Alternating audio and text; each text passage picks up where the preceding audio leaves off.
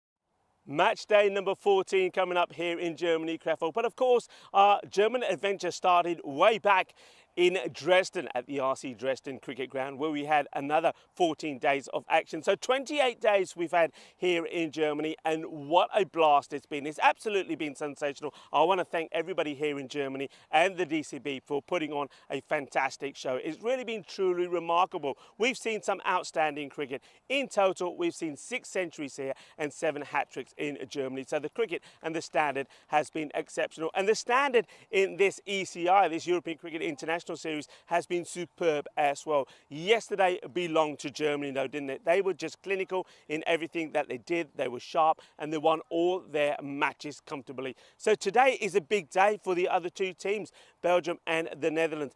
It's quite simple. Netherlands have to win every single match, win it well, and hope that Germany lose all of their matches here today. If that can be done, then we could see a surprise here. But the way Germany played yesterday, I don't think so. A little bit about this pitch before we talk about the cricket that we're going to see today. Hasn't it played well? It's been remarkable. I mean, a shout out to the City Hall here in Krefeld. The way that they've maintained and looked after this facility is absolutely superb. The outfield has been brilliant, and this pitch, I've loved it. I like the fact that it's nice and wide, and for a pitch that is artificial, it's very, very similar to a turf pitch.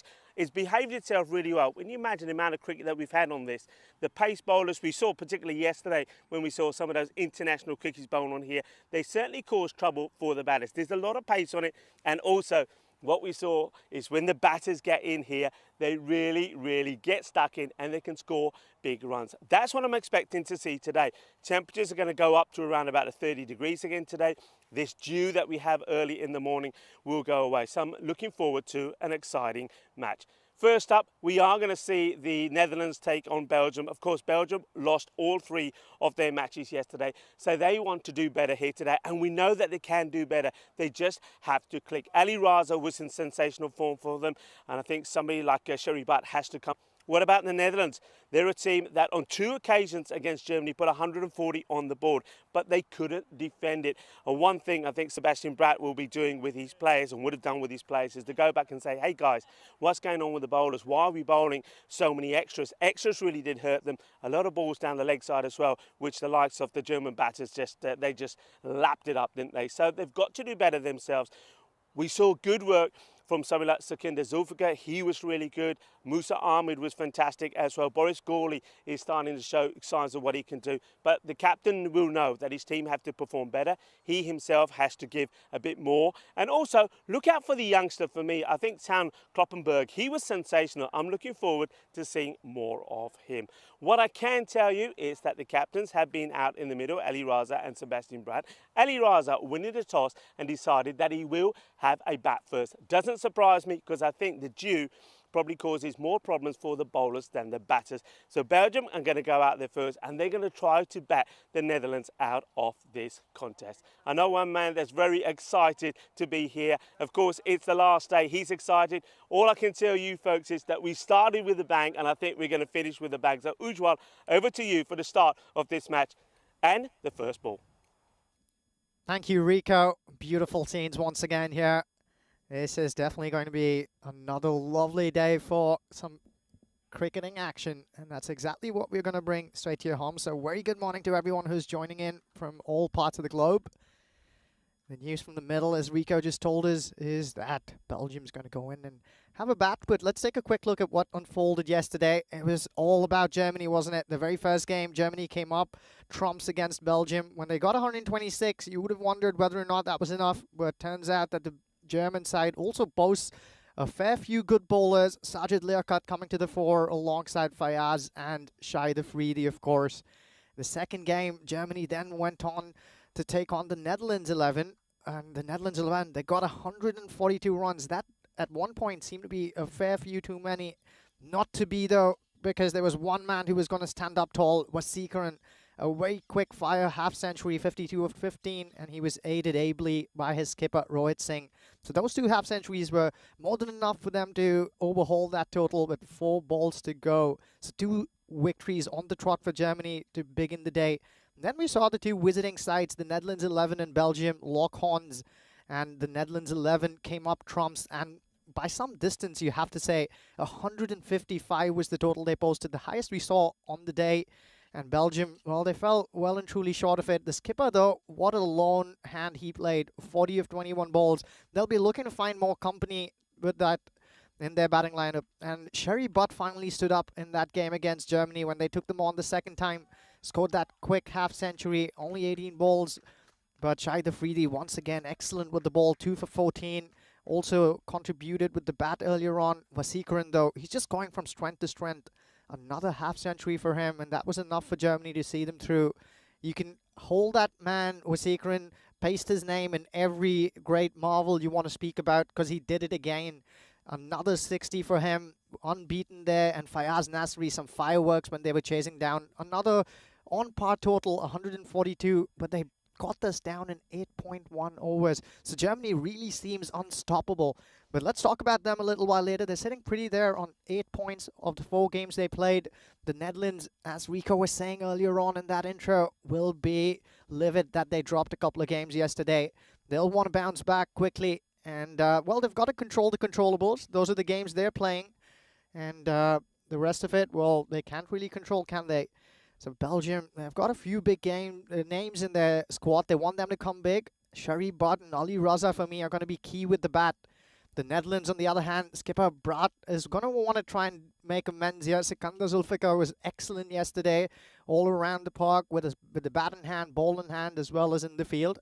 Musa Ahmed at the top will want to go ahead and make it a bigger knock. He's been firing away on the leg side, but he'll probably want to stick around longer. So at the start here, predictions, early predictions based on historical data, I pip the Netherlands to be up ahead. But we've seen how these things can change very quickly in the shortest format of the game. So all to play for here for both these teams who have been pegged back by a very formidable German side early on in this series. To begin the proceedings, we will have Oliver Erlen Baas, who's been handed the new ball once again, the new shiny Grizzly. He likes to bowl those and vary the pace. He's been a little short, though, to my liking. Perhaps they've had a chat about that. Try and make use of this ball. Skipper Ali Raza to face. Well, there's the Skyer first up. The keeper's in the game. Well, bounces just away from him. They're trying to sneak a second here. Wow, that was a risky one, if you'd ask me. Ali Raza, a lot resides on the shoulders of this man. Not quite sure that second was on.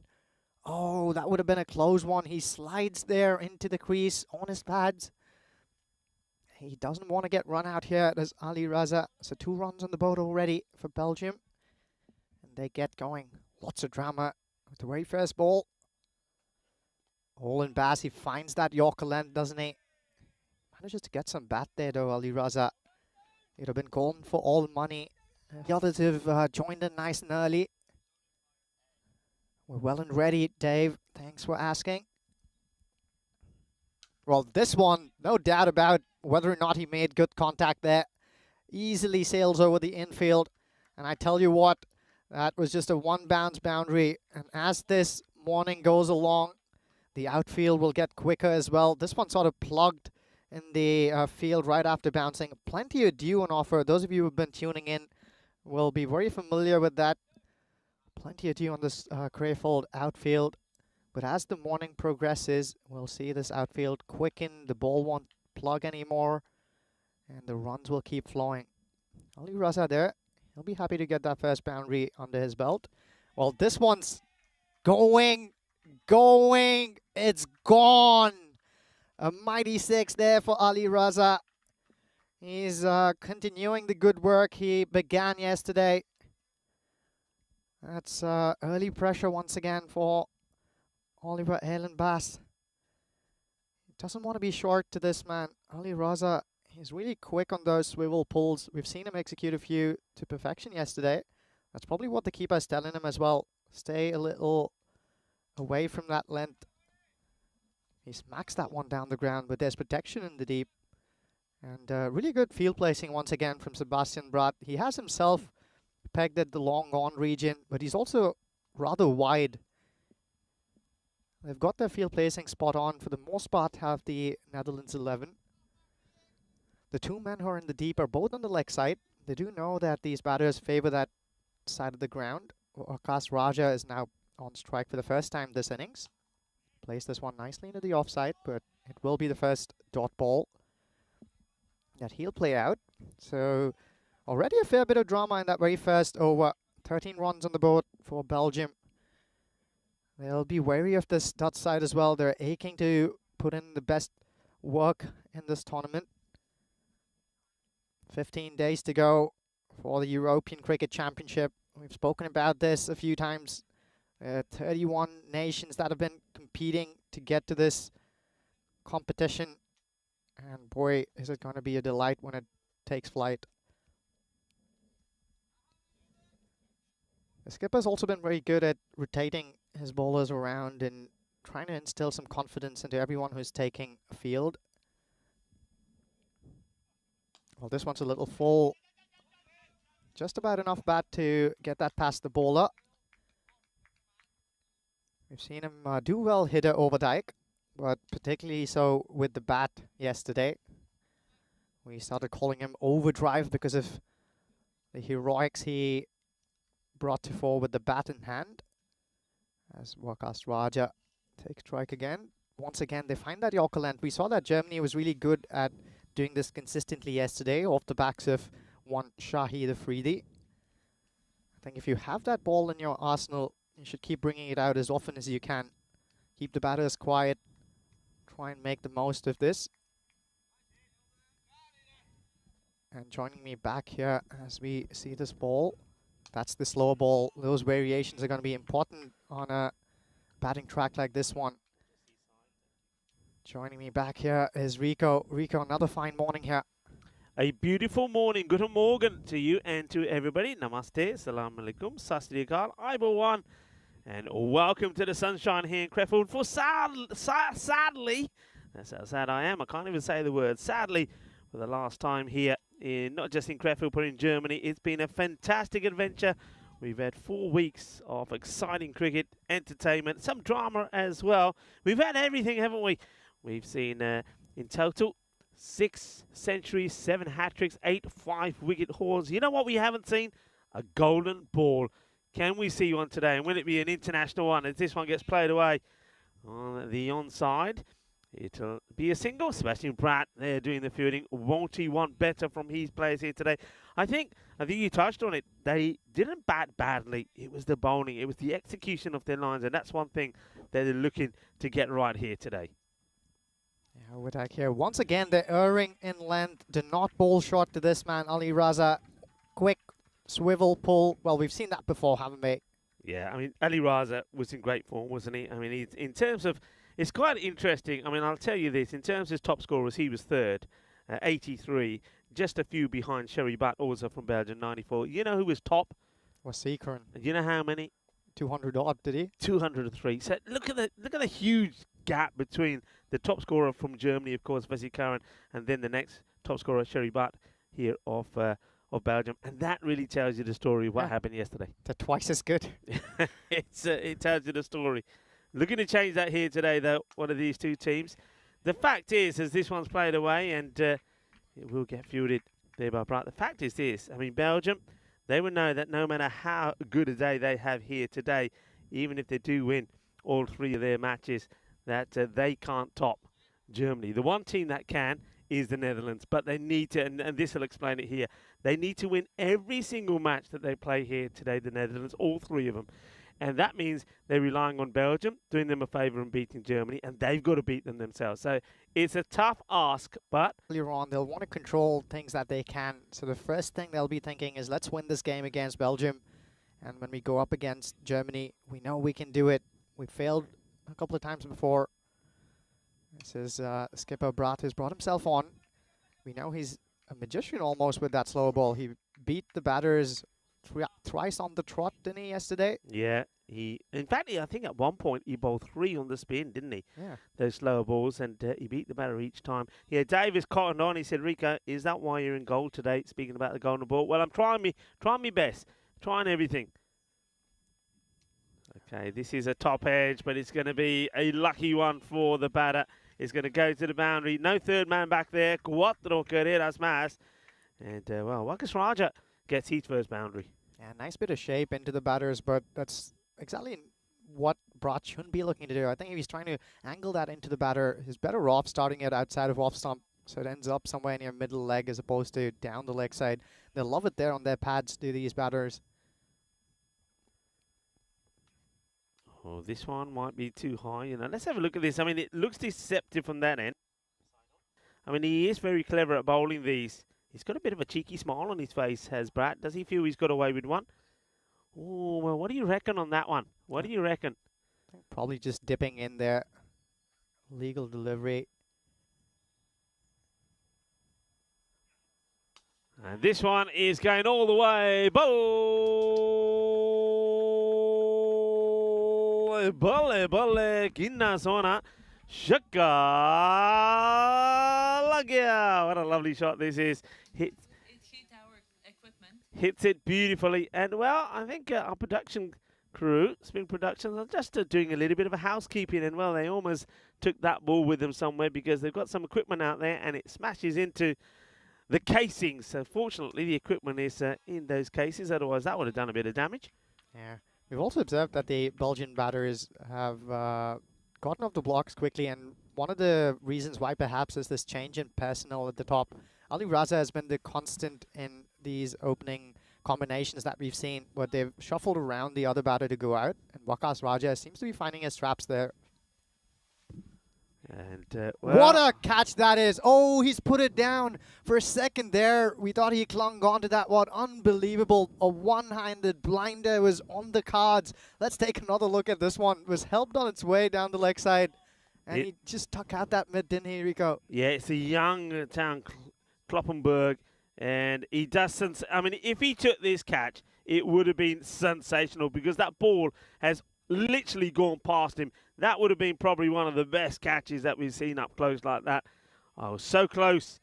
But the thing is, it goes down as a chance, doesn't it? It does, and I think it was the elbow hitting the ground that spilled it. He clung onto it for a fair bit there, didn't he? What a start here for Belgium. No loss of wickets. They'll be happy about that. They often lost a fair few at the top, and that probably threw the cat amongst the pigeons. Yeah, they're going along pretty well. The key thing for me here is that they haven't lost the wickets. So Raza's got started here well. Raja as well is making a good contribution. So keep going at this, and you can see the score could be anything between the projected score, 123, all the way up to 150 if they really get going here.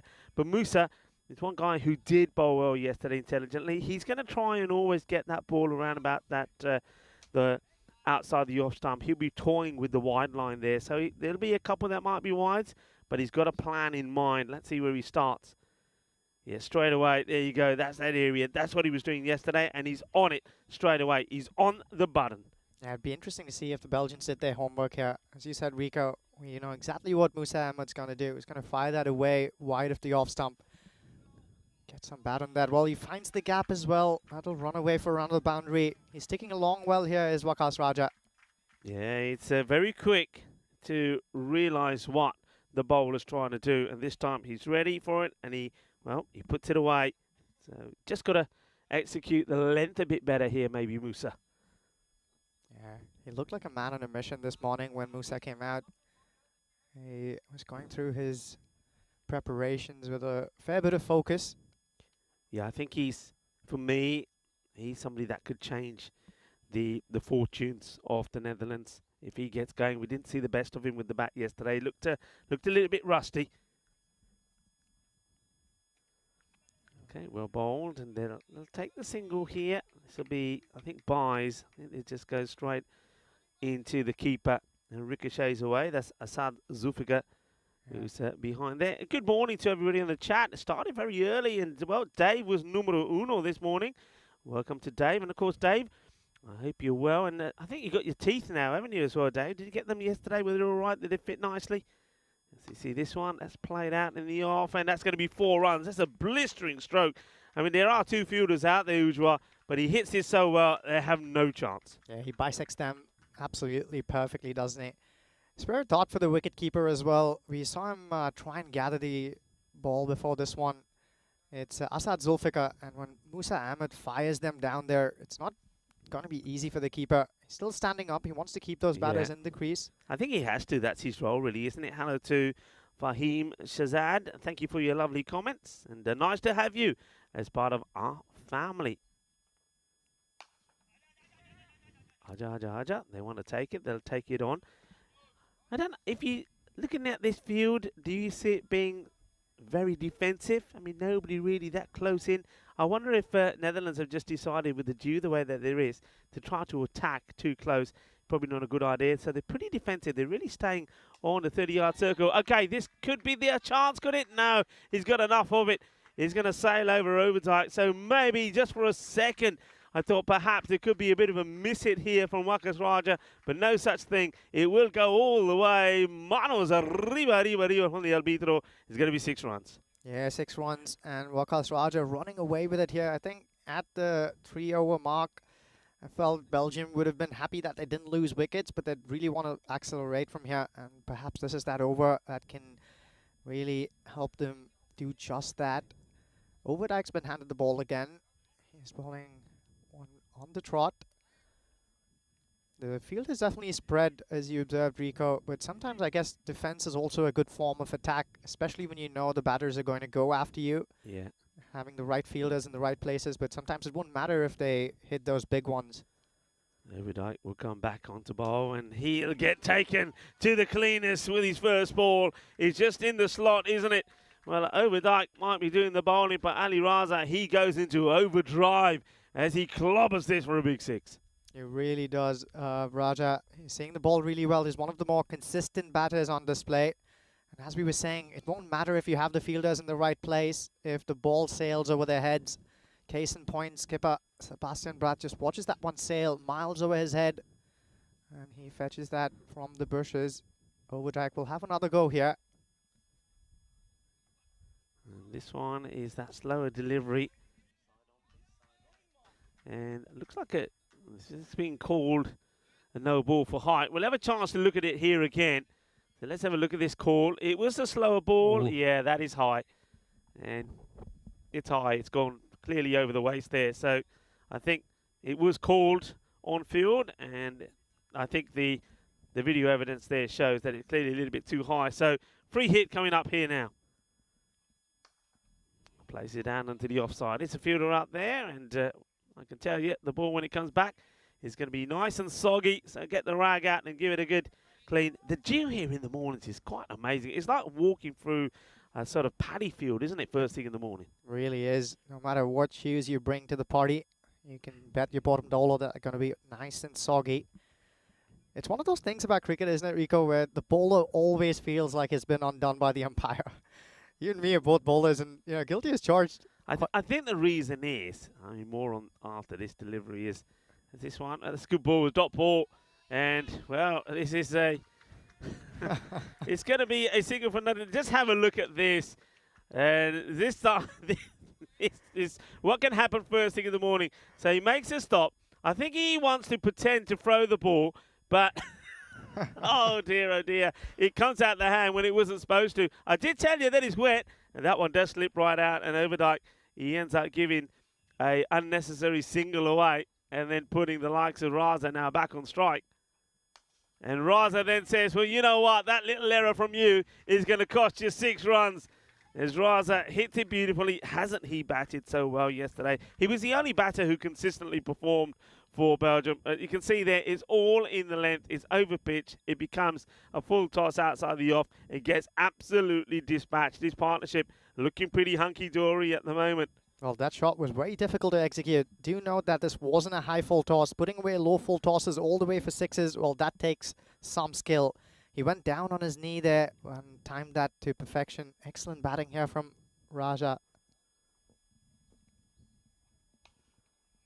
This is played out just for a single this time. So 28 off the spell from Overdyke so far. Nice to see that our very own Tyrone Peters, who of course was doing some tournament refereeing here during the European Cricket Series, is out there. Mr. Horns himself. We haven't seen that Horns signal yet. Well, we'll have to focus on him next time there's a big 6. Well, he was also telling me earlier this morning at breakfast that he had something to do with coaching hitter Overdyke. As we see another one run away to a boundary. He finds that gap behind square on the offside. This partnership is well and truly humming here for the Belgians. Yeah, it's going away nicely as the score moves to 77. Hello, good morning to you all. It's great to have you here in the sunshine with you again. It's the sun. Well, this is really the spot to be, isn't it? And you can see, I mean, already just in a few days, you've turned a different shade, haven't you? I tell you what, it is piping hot at the moment here as well. So it's quite unusual to see so much dew in the ground. It's really sunny. It's glistening. It really is. The ground is glistening. I tell you what, who else is glistening at the moment and glowing is the Belgium openers, because this is a fantastic start. Yeah, well, Raja and Raza, that's probably a partnership that they'll want to keep along and keep going at the top of the order. They've been trying a few combinations, as we said earlier on. There's by far the best combination in terms of what they've produced in the first 5. So really good work here from Raja and Raza. If they can double where they're at right now, they'll feel they can be competitive in this game. Because do remember, the Netherlands, they bat well. They've scored upwards of 140 on plenty of occasions already. Yeah, they do bat well. Now, this guy, the young man, is Udit Nasir, had a mixed day yesterday. He didn't have the best of starts, but then he did finish with 2 wickets. 2 for 6, I think, in one of his overs. So let's see how he starts. Well, he starts a little bit short, and it's going to be a good stop out there in the field. Nicely done. And, not difficult out there, but I think that's Tanlaya out there that makes a good stop. Nice bit of work from him. And that was where he erred yesterday, didn't he? Bowled a few short ones that were put away for biggies. He'll want to get that right here today. Okay, that one pops up nicely, so he gets a good bit of bounce. I think batters already probably thinking, okay, if that's the line, we've got to try and get forward and try to meet this fuller. But of course, you've got the wicketkeeper there, Saad Zulfiqar, who's ready to whip the bails off if he gets an opportunity. Okay, goes for it, and he's going to get it. Only just. So that's going to be 6 more. As well, Tanlaya, who is there. He can't do anything about this. So good shot. Once again, though, yeah, you're right. I think he's just a little bit too short.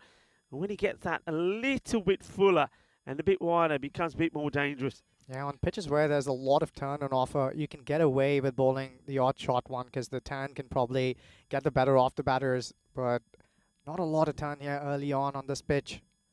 Oh, this one on the other hand is up in the air. One-handed effort there, diving towards his left. This, I think, will just slip away towards the boundary. And it has gone across indeed. So 4 more for Ali Raza. And this will bring up his half century as well. How well has this man batted? Well batted. And, well, Belgium, like the Netherlands, they didn't have the best of times yesterday. Belgium didn't win a single match. And if one man who has to come back with a response is the captain, Ali Raza, and hasn't he come out shining here today? Just look at that wagon wheel. He's hit shots to all part of the ground. A fantastic half century from Ali Raza.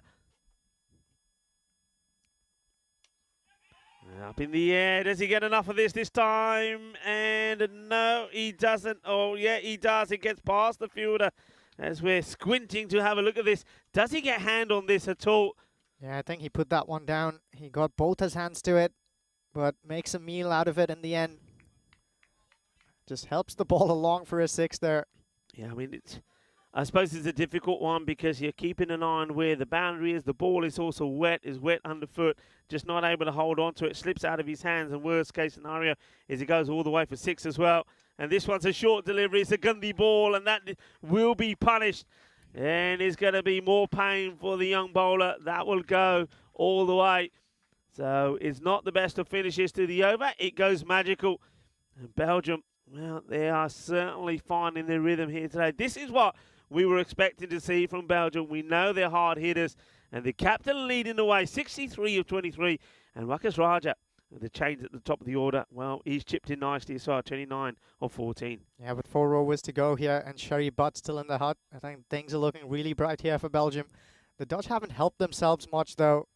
2 easy chances put down, well, relatively easy, that consider themselves capable of taking those 9 out of 10 times, and 1 half chance there at the fielder inside the third man area, so 45 inside the circle, diving towards his left. It was Van Vliet who failed to cling on, and he's been given the ball here. He'll want to come and do a job for his skipper. He bowled well in the first showing he had yesterday, but then fell away in his second game. Can he bring up his best work here? Well, let's see how he does here. Okay, this has been hit hard down the ground. It's going to be 4 runs. Just noticing here that maybe because of the wet outfield, that Masban Villet not really sort of coming in from what would be his normal run-up. So he just takes a couple of steps into this one, and the first one gets hit straight back over his head down the ground. 4 runs, lovely shot there from Raja. So the heat is on early in the morning here in the Netherlands. Remember the Netherlands, they need a perfect day if there's any chance of them taking over top spot from Germany. This one is going to be a test as well, and it's going to be 4 more. So this one a little bit shorter. He doesn't try and hit this too hard at all, does Raja? It's just about getting bat on ball, because he knows if he hits this straight, he's going to get 4. Yeah, we can see Boris Gorley inside the circle just signaling to his skipper, Sebastian Bratt, saying, hey, let's try and get another man straight down at long off and move this line of attack a little bit. Partnership worth 100, 103. Well batted to both the Belgium openers. So Boris Gorley gets out of the circle. He's not a straight long off. We have a very straight long off in Musa Ahmed. This one's going straight down his throat. Will he catch this? Yes, he does. Brilliantly taken in the end. Has to dive forward on that last dash, doesn't he? Gets his hand to pouch that one safely. So that change in field having an impact right away. And Mes van Vliet also delivers to his captain's wishes. Very good catch in the end by Musa.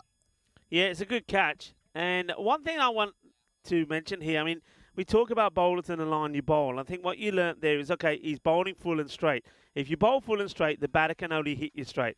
He got 2 out of the slot. They made a slight adjustment to the field. The next one's not quite out of the middle. The catch is taken. And then I think it's the basics, isn't it? Sometimes you just go back to the basics. Just get your bowler to bowl full and straight. Vary the pace a little bit. Get the slow ball in there. Wait for the miss hit and take the wicket. It's far better to bowl full and straight than bowl down the leg side or bowl short. And finally to get the breakthrough. Could this be the turning point in this one? Could this wicket slow things down? I don't know, though, because Sherry Butt, he was in sensational form yesterday. 94 runs to his name. He was one of the top 2 batters yesterday. So let's see how he performs here. Exactly, Rico. This might also be a blessing in disguise with only 21 balls to go in this innings. They're probably not unhappy that Sherry Butt's out there. The two most explosive batters that the Belgians have boasted of so far. Well, it's a dot ball to start off with. Yeah, but one thing we know, Ujwal, is that, you know, things here on the network can change so quickly. One day you could be the star and you could have the hot hands. The next day, nothing seems to work. That's the way it goes. That's the way the game goes. That's the way sport is. And the Netherlands, well, they'll be hoping that, unlike Ali Raza, Sherry Butt doesn't perform the same way. Well, if you're going to get a full toss down the leg side, of course he's going to get punished. That's not a good delivery. We'll have maybe a chance to have a look at this side on as well, on the height. I think the height is okay. It looks like he's dipping, but not a good delivery. And once again, you see what I was saying there before. He's bowled full and straight. He's got reward. Goes too full, down the leg side, full toss. He's going to get punished. And, well, when a new batter comes in, that's what you want, a gift to get you going. And Butt gets that.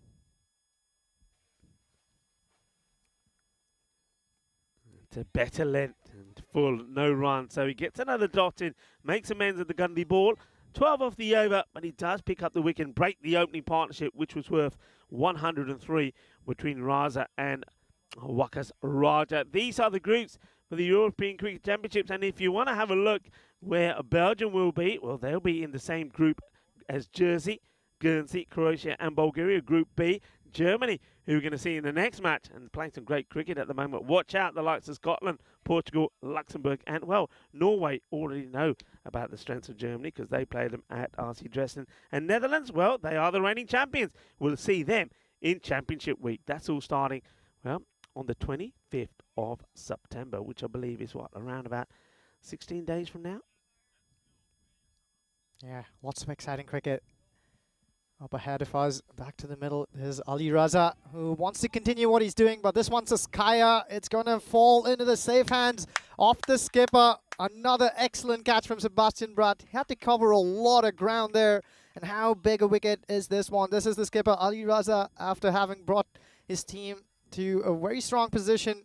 Tries to keep that momentum going. Only manages to get more height there, not the distance needed. Eyes on the ball there from Bratt, and he pouches that with an excellent slide to savor that. What a sensational catch, and what a bit of action on this one as well. Let's have a look at this catch again. It's worth looking at it again. He has to come from a long way. Now, things to consider. Wet outfield, so your feet are slipping underneath. Wet ball. Look at the way he takes this. Watch the slide. Sensational catch. That is fantastic. Well, anything that's come his way, he's taken. I think that might be his 5th catch in the series already.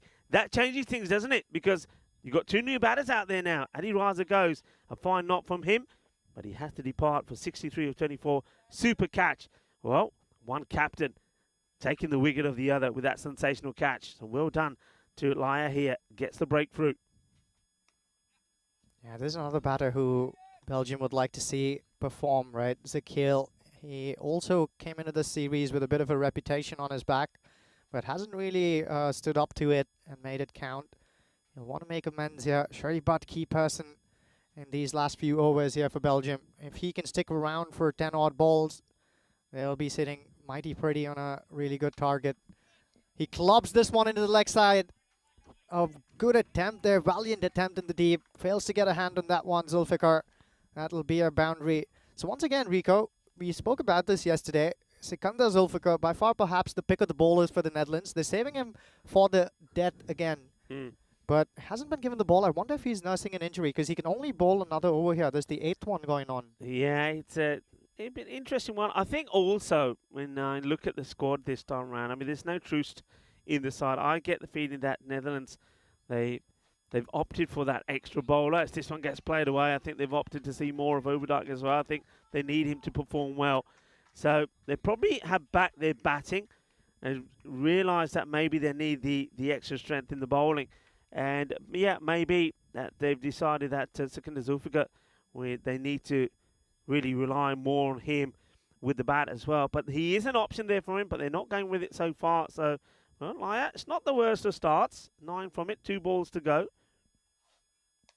And it's nicely played, and that's a lovely shot. It really is. We've seen some blasts, haven't we? We've seen some big hits down the ground, quite a few that have sailed over cow. But this is a proper shot. It's out of the textbook. A perfect cut shot, 4 runs. Yeah, I think he also prefers playing that cut shot to the short balls outside off. We've seen some prefer to pull those into the leg side, but Cherry Butt, he's onto that in a flash. He waits for that to come straight at him, meets the ball underneath his eyes. Excellent cricket. This one, just the opposite. He waits for that to come onto him. He pulls that almighty swing going along and takes it way over the fielder there on the ropes. So 6 more for Cherry Butt. Things looking good here for him. Too short, and also is going down the leg side. So batters that have this sort of hitting power, well, they're not going to miss out on those. So the end of the 8th over, and 126 for 2, 19 come off that one. It started well, he just couldn't finish well. And that's one thing that the coaches will always look at, how you start an over and finish. So there's going to be a, well, as Corey would say, probably a red cross next to the name there of Lyle to say, okay, didn't finish well with those 2 boundaries. I don't mind the 4, the cut shot, because that was a good shot. Wasn't a bad delivery. It was outside the off. It's fine. That's where you want to be. But the last ball, too short, going down the leg side, and the batter just says, thank you very much. I'll have that. Okay, we were talking about Zulfikar. Here he is. Zulfikar running in here to the batsman who spent very little time at the crease. Zakil, he's aerially played this one. Good attempt by the fielder at point. Tries to dive towards it, but this was always traveling away from him. So another streaky single here for Zakil, but he'll put the main man, Cherry Butt, back on strike with only a few balls to go here. Yeah, small margins, isn't it? If we have a look at that one there, there's been a couple of balls that have gone in the air from Belgium, fell just out of reach from the Netherlands fielders. Sometimes that's the way the day goes. This is blasted. Musa gets behind it. Superbly done from Musa. And you got to say that when you've got the likes of Musa at one end there at long off, and the likes of Sebastian Bratt at long on, you've probably got 2 of the best ground fielders in European cricket in those areas. That's the slower delivery. It's been crunched. But to the fielder who loses it for a moment but recovers. Keeps it to 1. Hidde Overdijk there. His ex-coach, Tyrone Peters, is probably going to have a word or two with him.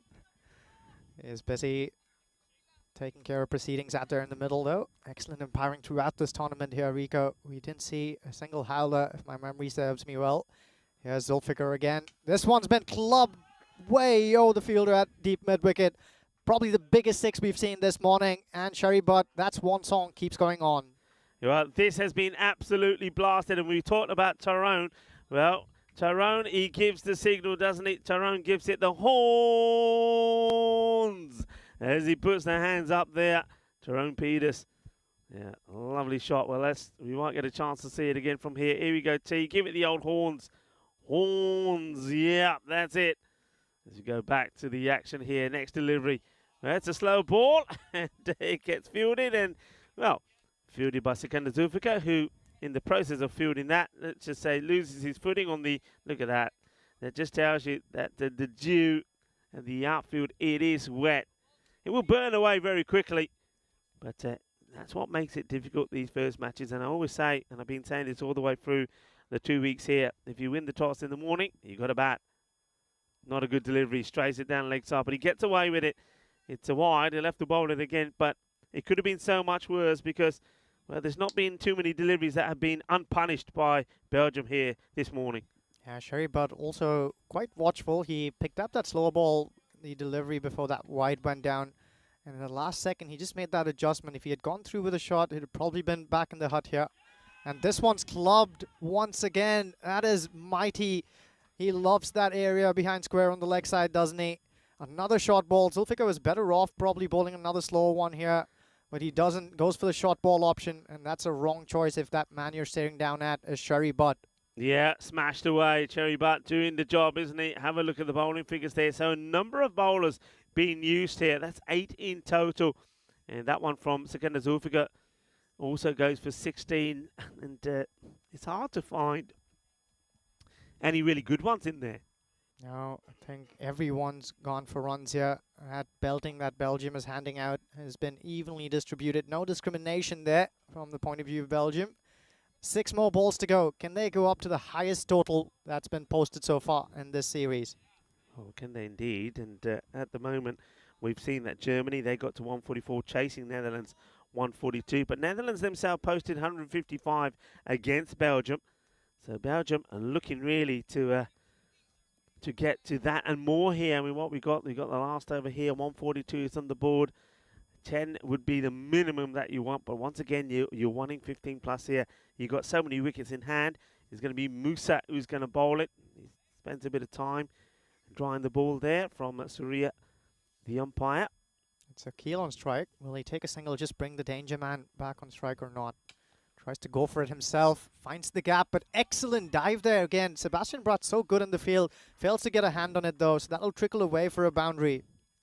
Yeah, well, there's one thing that this outfield is good for in the morning. That's diving. You can dive and slide, but even there's a great effort there from the captain, Sebastian Bratt, but he can't get there. Board अच्छी dive हमारी captain ने, Bratt ने, but चौका लग गया 4 runs.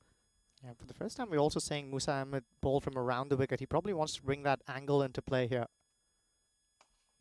Goes after him again, but this time it should just be a single. So I think that's the result, isn't it?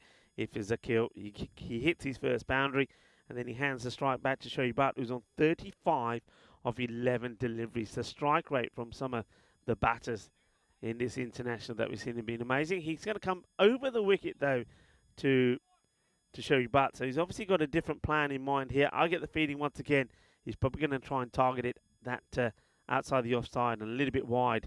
There he goes, and work to be done here by Sikandar Zulfikar, who takes the place of Musa in that important part of the field. He'll go back around the wicket here now.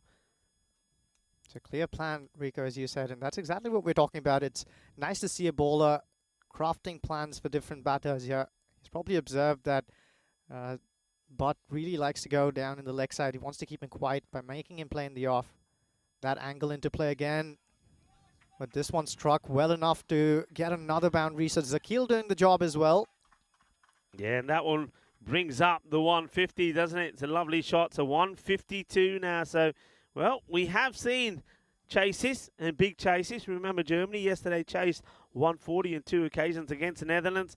The Netherlands, they're going to have to be there at their best if they're to keep their hopes and any chances alive of them being victorious here at the end of today. Yeah, another boundary here. That'll be the highest score we've seen. And, well, it will be another boundary. It's a bit of a full toss that has been lashed onto.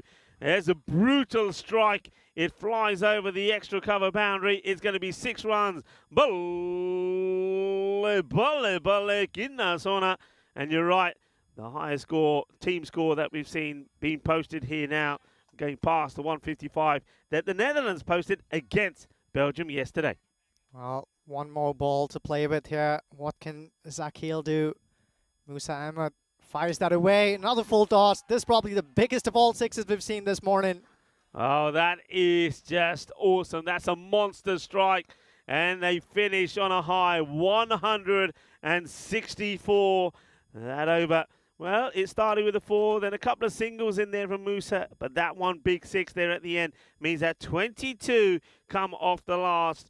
This is going to be some run chase here from the Netherlands. They've got it all to do. We know they've got the batters here to do it, but Belgium, they're going to have to be at their best with the ball. But they were off right away with the big shots, weren't they? I mean, just look at some of the hitting here. It was clinical. But once again, some of the lines that we saw weren't great. That one could have been an exceptional catch from Kloppenberg.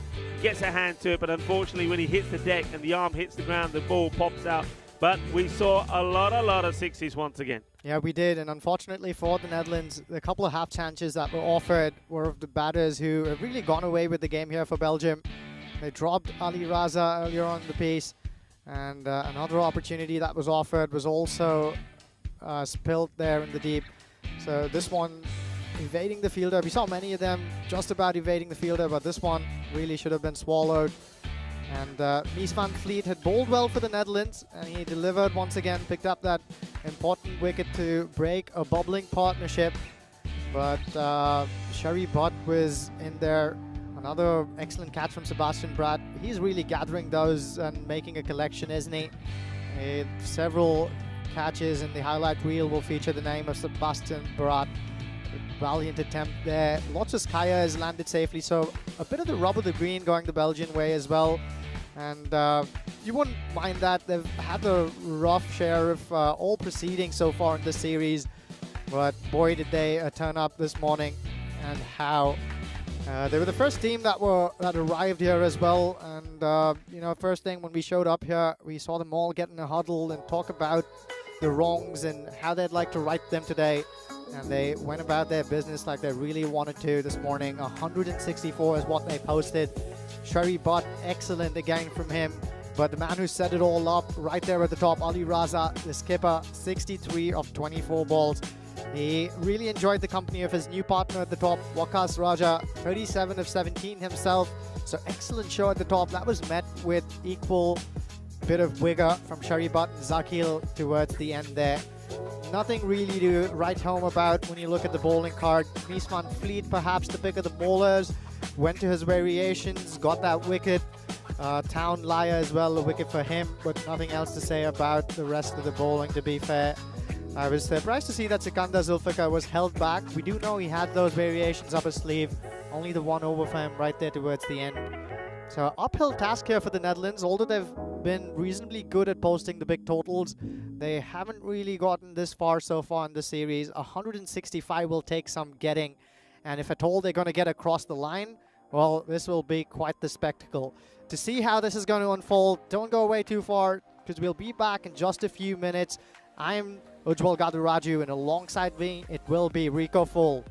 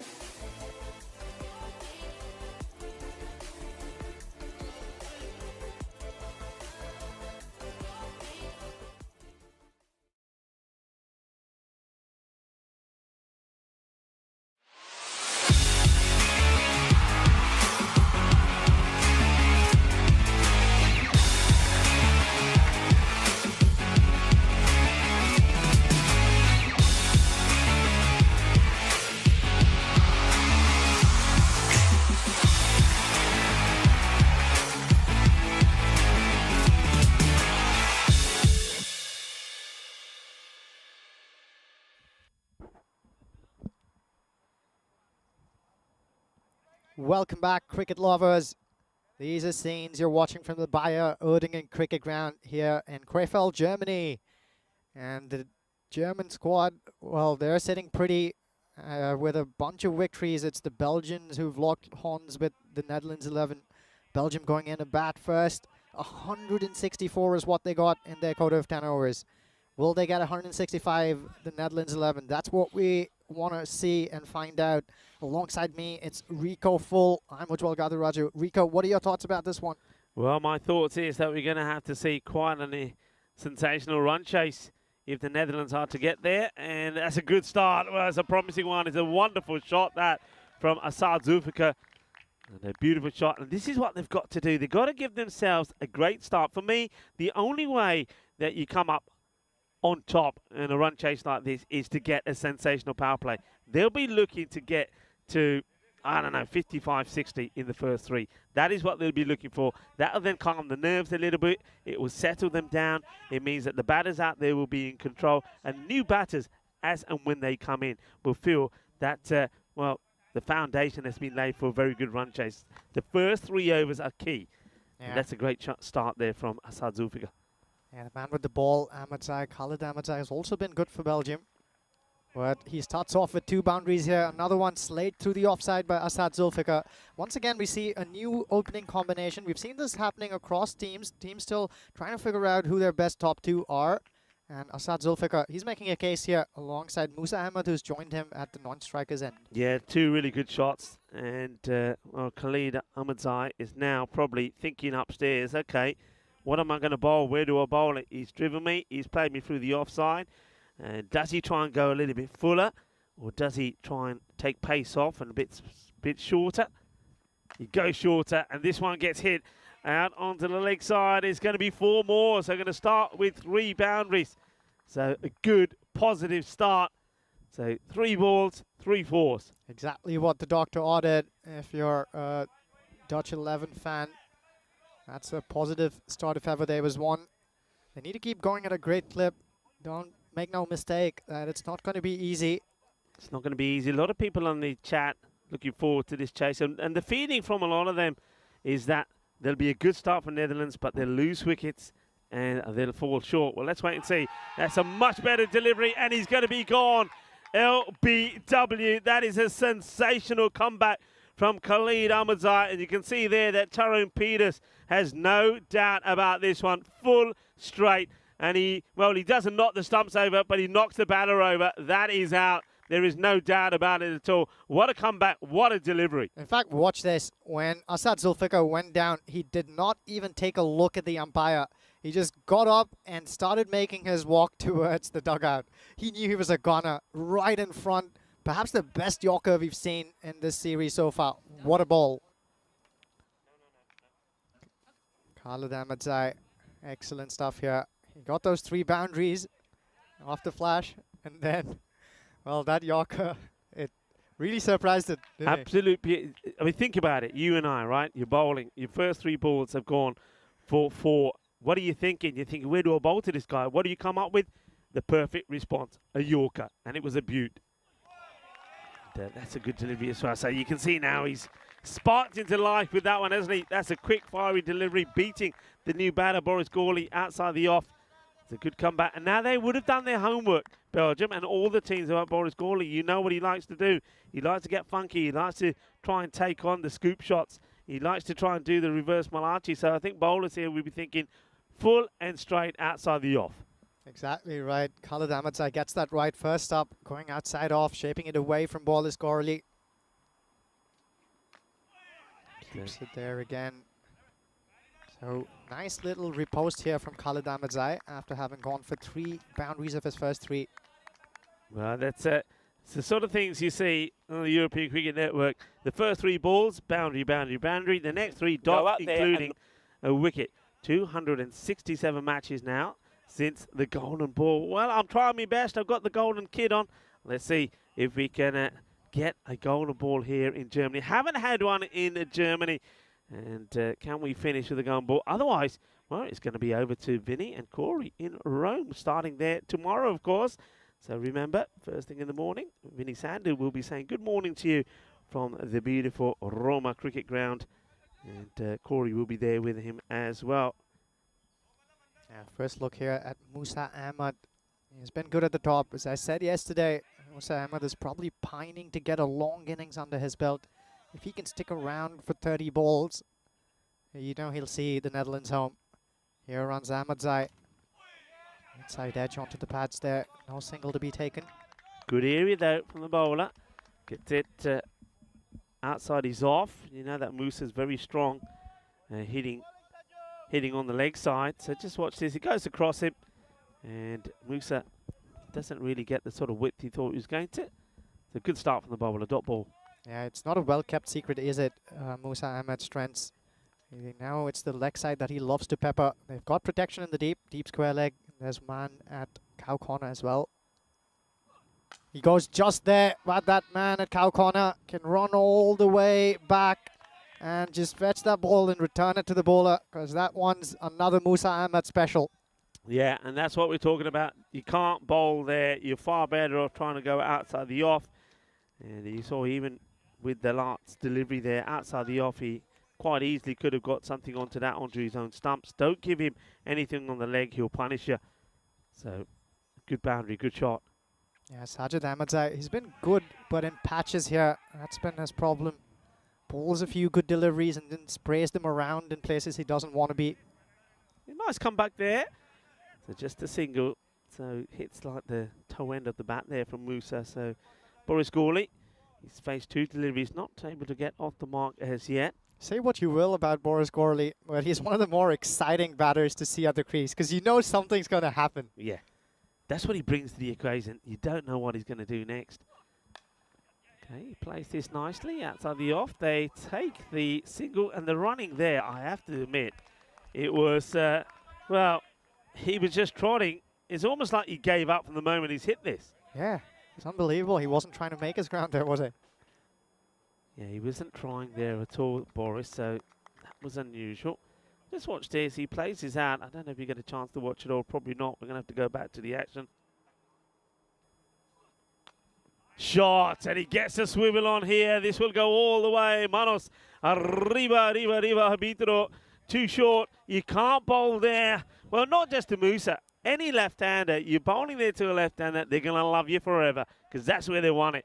The left-handers love the ball there. So he's got to get this game across Musa and outside the off. And if he can't, yeah, he's going to come around the wicket here now to have a go. Yeah. And if you see Musa Ahmed's wagon wheel from any big knock of his, you'll see that's the leg side that usually gets peppered. So really take this away from him. Pack your offside feel. That's what I'd be doing if I was the skipper here. Yeah, I think the captain's probably reluctant as well to do it, because he's probably saying and thinking to himself, well, I can do that, but really I don't want him bowling there, you know, because that's not the point. This is sliced away, and this will go all the way as well. I think he's going to have to put him up in the air once again.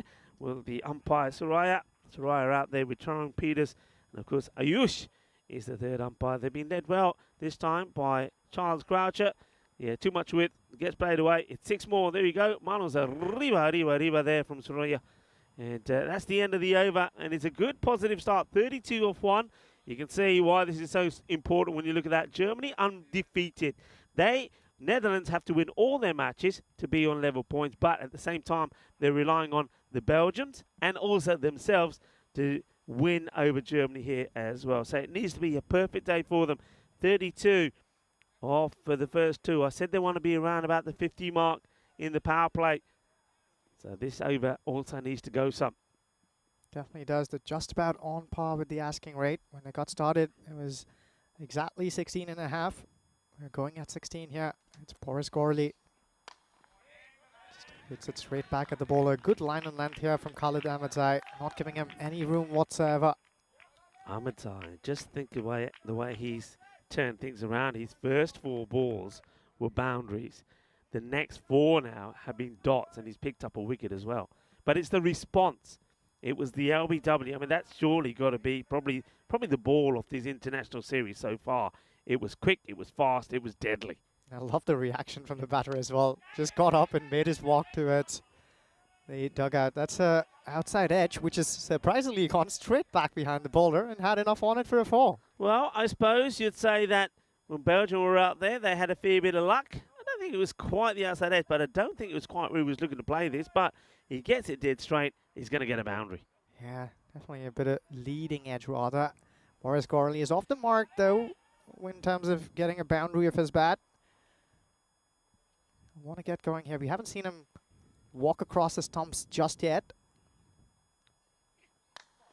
It's a nice looking one and take another single. I just wonder, I mean, he must be under a fair bit of pressure as well. He's got to be, I mean, from the cricket that he's played, he's got to be classed as one of the senior batters, so he's got to perform and score runs. I think both of these two guys out there have. So he probably does want to play those shots, but at the same time, I think in the back of his mind, he'll know if he doesn't execute it right, if he ends up getting out, playing that sort of shot, that he's going to probably get a bit of a grilling. So he's got to really get himself in first. He's got to get the partnership going before he can start to get too funky. Yeah, he probably wants to marry responsibility with the rapidness he wants to go about. And that one, again, easily helped into the leg side. It's probably also a little high. We'll probably take another look at this one. But how easily did Musa Ahmad put that away? Let's take a look at this here. Gandhi, and that for me should be a no-e. I think bowling at that pace, I mean, you can and ah about whether it is or it isn't. But when you're bowling at that speed, that's got to be called for me. Well, I think touch and go perhaps, wasn't that headed just below the hip? Let's take another look at this one. Yeah, I mean, yeah, you could and ah where it is. But for me, bowling at that pace, I don't think you should be bowling there. I really don't. And if that doesn't get called, I think he's going to be unlucky. And I think it is going to get called. So Tyrone Peters is explaining. And I think that's a really good call. First of all, fantastic work from our crew there from Spring Productions, from Elvira. And I know Marta Maria here as well, and Valentine. So has it been called? I haven't seen this. I haven't seen the free hit signal, even though I did see Tyrone giving a lot of talk to the bowler about. Yeah, there we go. There it is, the free hit signal. So here we go. It is a free hit. And he goes for it. It should be. Oh, loses his footing. It will get caught, but of course it's a free hit. So it won't be out. It'll just be one to the batter. Musa again looking at the bottom of his bat. He's probably not happy with the way that's going at the moment. So only a single from it. Just wondering whether he has a chat here with Tyrone Peters and says, "Hey Ty, I think I need to change this one." Good catch there taken. Yeah, nice recovery after having slipped there, Ravi Tapilal. Okay, so a couple of balls to go. They're on 45. Goes for it, and that'll take him to 49. So 4 more. So I said they want to be at the 50 mark. And it looks like they're going to be there or thereabout, aren't they, with the ball to go. They're on 49. So Khalid Ahmadzai, and he's been sort of on and off. Well, he thinks he's done, and his spell is done. I don't think it is. I think he's still got a ball to go. Yes, he does, because there was the no ball. So Tyrone Peters says, "Wait, where are you going? Come back. Give me back your cap. You've still got to bowl another." All right. Huge delivery, this. Yeah, definitely. Khalid Ahmadzai a little unlucky there. A couple of leading edges and outside edges that have found the boundary. They want to finish well here nonetheless. Bring out that Yorker. Yep, that's what he needs. He goes for it. And doesn't quite get it. The ball bobbles around. The batters don't take the... I'm surprised they don't go for this, you know. I mean, Netherlands normally are very good at taking these on. So it will be a single. Where is Boris going here? Boris is walking. Where's Boris going? Is he retiring himself out? What's going on here? It certainly looks like I see another batter coming out. What is going on here? Boris, well, he's made 10 of 8, and I think they've decided, and not for the first time with Boris, that he's going to come off. So Boris, that quite amazes me. They're on 49 off the 3 overs. Fair enough, Boris hasn't quite gone at the rate that we know he can do, but you haven't lost a wicket. But being retired out here, that's a big call. So Boris retired out, and it looks like that we're going to have Sukinder Zulfikar coming out there. So big call. So we're going to see the two. Oh, that is quite amazing. That's a tight call. What's your thought on that? I would have said, right, okay, Boris, we're watching you. Go big the next 6 balls, otherwise you're coming back. Yeah, I wonder whether they just felt Boris Corley is chewing up a few here and they need to go at a higher clip. But I'm with you on that one, Rico. As long as the team's doing well and they're on par with it, you might as well just keep going. Now that change in momentum, anything can happen in this game, right, Rico? A couple of good balls, 2 quick wickets, and then you'll just rue the fact that you gave one up yourself. Exactly. Full toss, it's a little bit wide, and that will get played away. So Well, Syed Zulfikar, Sikandar Zulfikar, beg your pardon, certainly capable of making us eat our words. He's probably going to go there and flay the next few away for sixes, but I'm definitely with you on that one, Rico. yeah, I mean, I just think, remember I said where you want to be, and they keep the rate to around about, well, just about the 16, or maybe they're just feeling that if he's there a little bit longer, that rate goes to 20, and it becomes, you know, a difficult equation. So they rather have Zulfikar out there. Yeah, I'm sure they have their reasons for that call. They must have thought long and deep about that one. They're probably out here with a plan in mind. I wonder, you know, the other thing is that, remember, we're talking about big teams here. We're talking about the Netherlands. I bet you any money that all the batters have probably already been told, look, you go out there, you'll face X amount of deliveries. If you're not on that score, then you might as well just come back, because this is what we need from you. And I get the feeling that Boris, because I didn't see anything signalled from the bench. I think Boris, in his mind, he knows what you can see from the scoreboard. He knows how many he's on. He's faced 8 balls. He was on 10, and he says, yeah, I know I'm going below where I need to be. So, yeah, I've got to march off. Yeah, interesting to see if we can learn more about that thought process there. Razak's been brought in, and he's bowled well here so far. Another chance here. Oh, probably close if he would have gathered cleanly there. He's bowled a good set of balls here. Rico, he's only gone for 4 so far. He's bowled very well, and the change, all right, we're going to see now Sikandar Zulfikar about to face his first ball, and now we're going to know if that was a good move or not from this, because if he's got to get going, he's got to get going here now. Only a run a ball from this over so far, only 5. That really stings you. So at the moment and time, even though I know Zulfikar hasn't faced any deliveries, that retirement, if anything, it's affected Netherlands more than it has Belgium. Okay, goes for it high up in the air. Could be goal first ball. And it gets taken. It will be first baller for Sikandar Zulfikar. Yeah, just like that. What we were saying, Rico, they gave up Boris Gorley and Sikandar Zulfikar. Lots of pressure on him as well. It's not just the fact that the batter's coming off. The one who's replacing him as well, Rico, that's probably going to put some pressure on him. Yeah. Zulfikar goes for it first ball. Yeah, and he's going to get a goal. And so the first time we're going to see Derek this morning. Going to have to pack him up and ship him off to Rome pretty quickly. But he's still here for the moment, and he's going to quack off Sikandar Zulfikar. So that little change doesn't work. And now, well, the captain, Sebastian Bratt, comes out to join Musa. Yeah, lots to do here for Sebastian Bratt. They were going really well those first 3 overs with the Netherlands. They got a good 4th one as well. They were on the uphill climb, and that one has just dipped a little bit here after those 2 wickets, one of their own doing, and one of the man they replaced Boris Gorley with. So, okay, Musa Ahmed has to get going here now. 31 of 12. Diaz has been good with the ball. Another inside edge here. Well done by the keeper there. What a good stop that is. That's quite outstanding, because he's looking for the ball to be going one side of the stumps.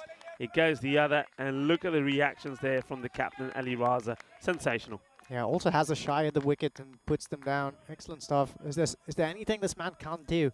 He's been in form, hasn't he, the captain for Belgium. And, well, Belgium, after 3 straight defeats yesterday, are looking to come back with the win, and against the Netherlands as well.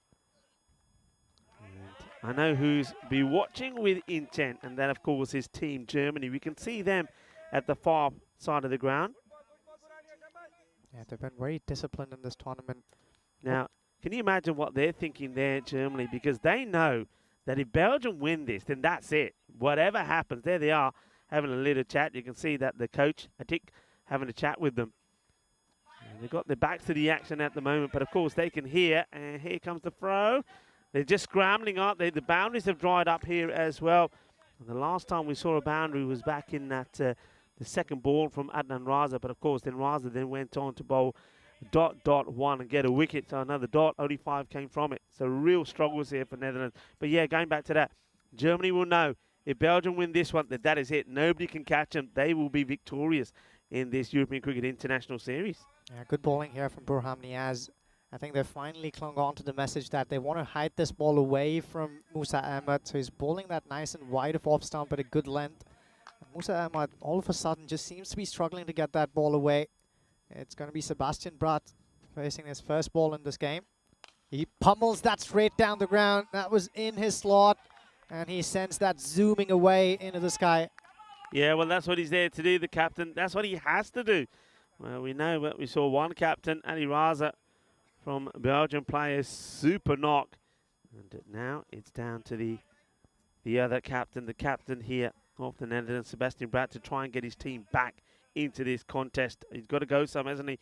Because that rate is approaching the 20 mark. Yeah, it really does have to go. And we know that 2 good overs can make a big difference. He'll be looking to make this one of those. Bratt clubs this one into the leg side. He'll not find the gap, so it'll be down to a single here. Burham Niaz, very cool and calm and collected there. He has clear plans in his head. Let's see if he'll try and do exactly the same thing to Musa Ahmed, who's struggling to hit those good length balls wide outside of off stump. They still have protection in the deep on the leg side for him. Runs in again, Niaz. Use of feet, he smacks that one really far, does Musa Ahmed. After a few quiet deliveries, he's back in the game. Yeah, and he has to be back. He can't have these little periods where he switches off. He knows that more or less everything that comes his way has to sort of go to the boundary. They can't have dot balls and singles. They don't really gain anything from singles. So big hit. So approaching the halfway point here at 69 for 3. They would love another boundary just here now. And they go for it, and this is going to drop just short of the fielders running in. It was interesting that ball was bowled without the player who went to receive the ball even being back on the field. He only just made it. They never obviously cottoned on to that. We saw that the fielder was running back into the field of play, and well, the thing is, if he carried on running, he might have got to this one because he gets pretty close to it. End of the over, he finishes with just a single. So they're on 70, so they're sort of at 140 pace. Of course, that's not good enough. They need to get that acceleration in. This is where we are. Remember, last day here in Krefeld, and what a time we've had in Germany.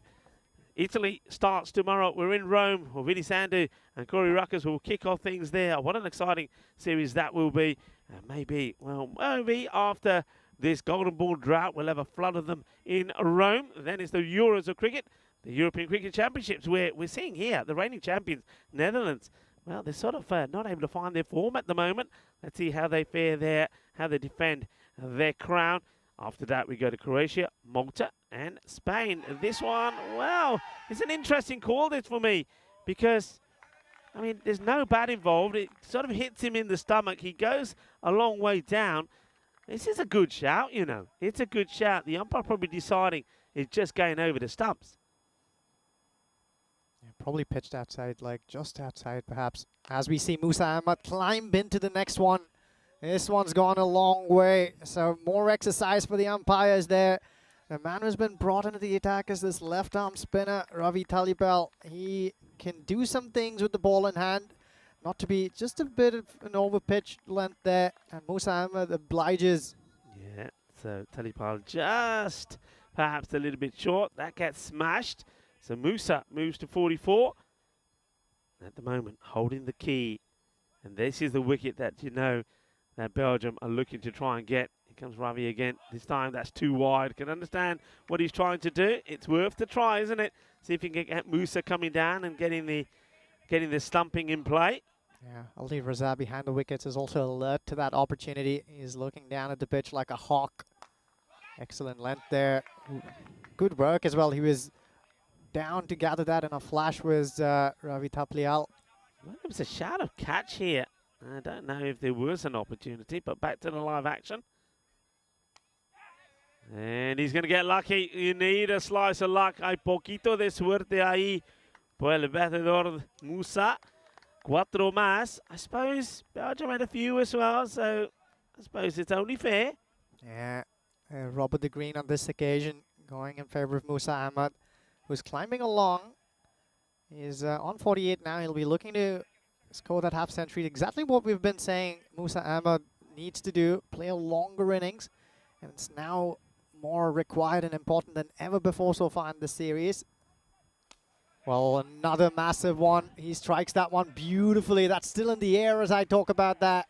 Excellent batting here. That brings up his half century of 21 balls only. Yeah, well batted to Musa Ahmed. What a good knock it's been under pressure. Once again, though, just sliding this one down or drifting it down the leg side. Musa gets that foot down, plants it, and he absolutely smashes it. 54 of 21. Goes straight this time. The result will be just the same. 6 more, just the over that the Netherlands 11 have been looking for. Good use of his feet again. We saw for the other one, he went down on his feet on this occasion, goes across his off stump, but smashes that straight back down the ground. So excellent cricket from Musa Ahmed just when they needed it. Yeah, 23 come off that one.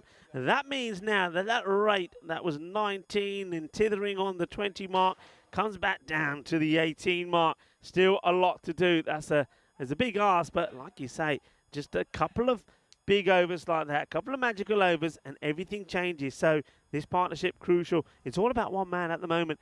Musa Ahmed, Sebastian Bright on 7 off 2. I still do think that retirement. I mean, because if you think about it, if he was going too slow, okay, I mean, if Sebastian Bright over the next 2 or 3 balls doesn't get any boundaries away, you could say that he's going too small, too slow. But at least those two had a partnership. It was unbeaten. Yeah, Zaki Shah has been brought back into the attack. Pulls this one to middle and leg. Nice bit of shape back into Brat. He drags that down the deep square leg fielder. Only a single. Positive there is Musa Ahmed's back on strike. Brat, you can see disappointed. I can tell you why. He's had about 3 deliveries in this short innings so far, which has been short, but he hasn't been able to find the boundary. Yeah, I think that last bit of shape back in him. He was onto him quickly too. Musa Ahmed here.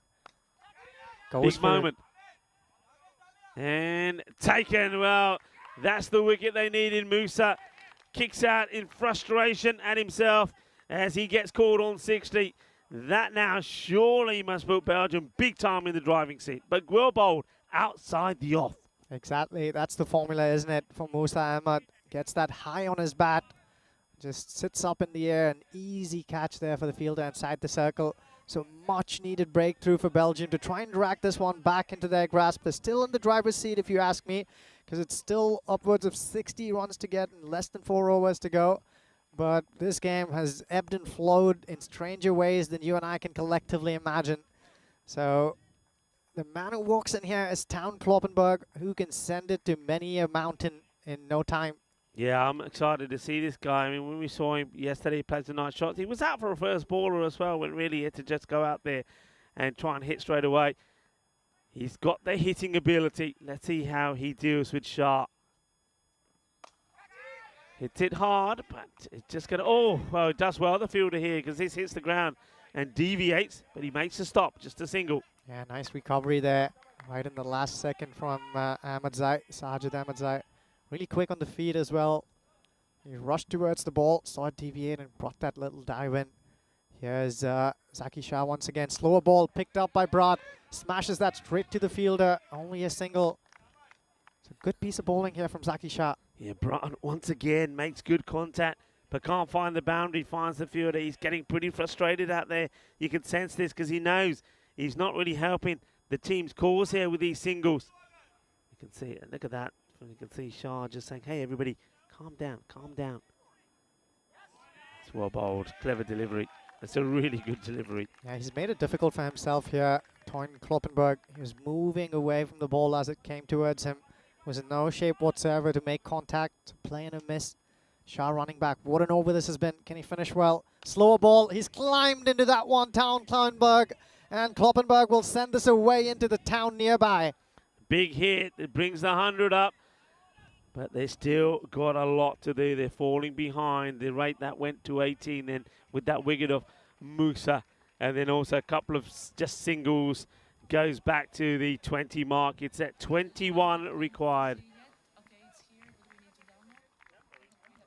They nearly need to go at 20 and over here. Last 3 overs.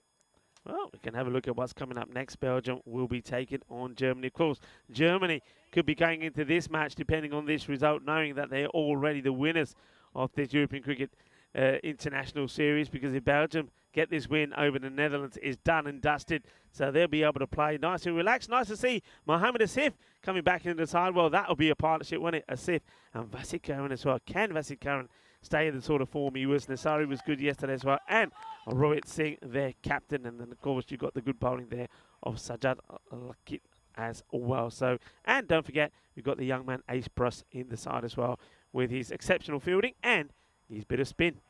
Yeah, lots to do here back in this game for the Netherlands 11.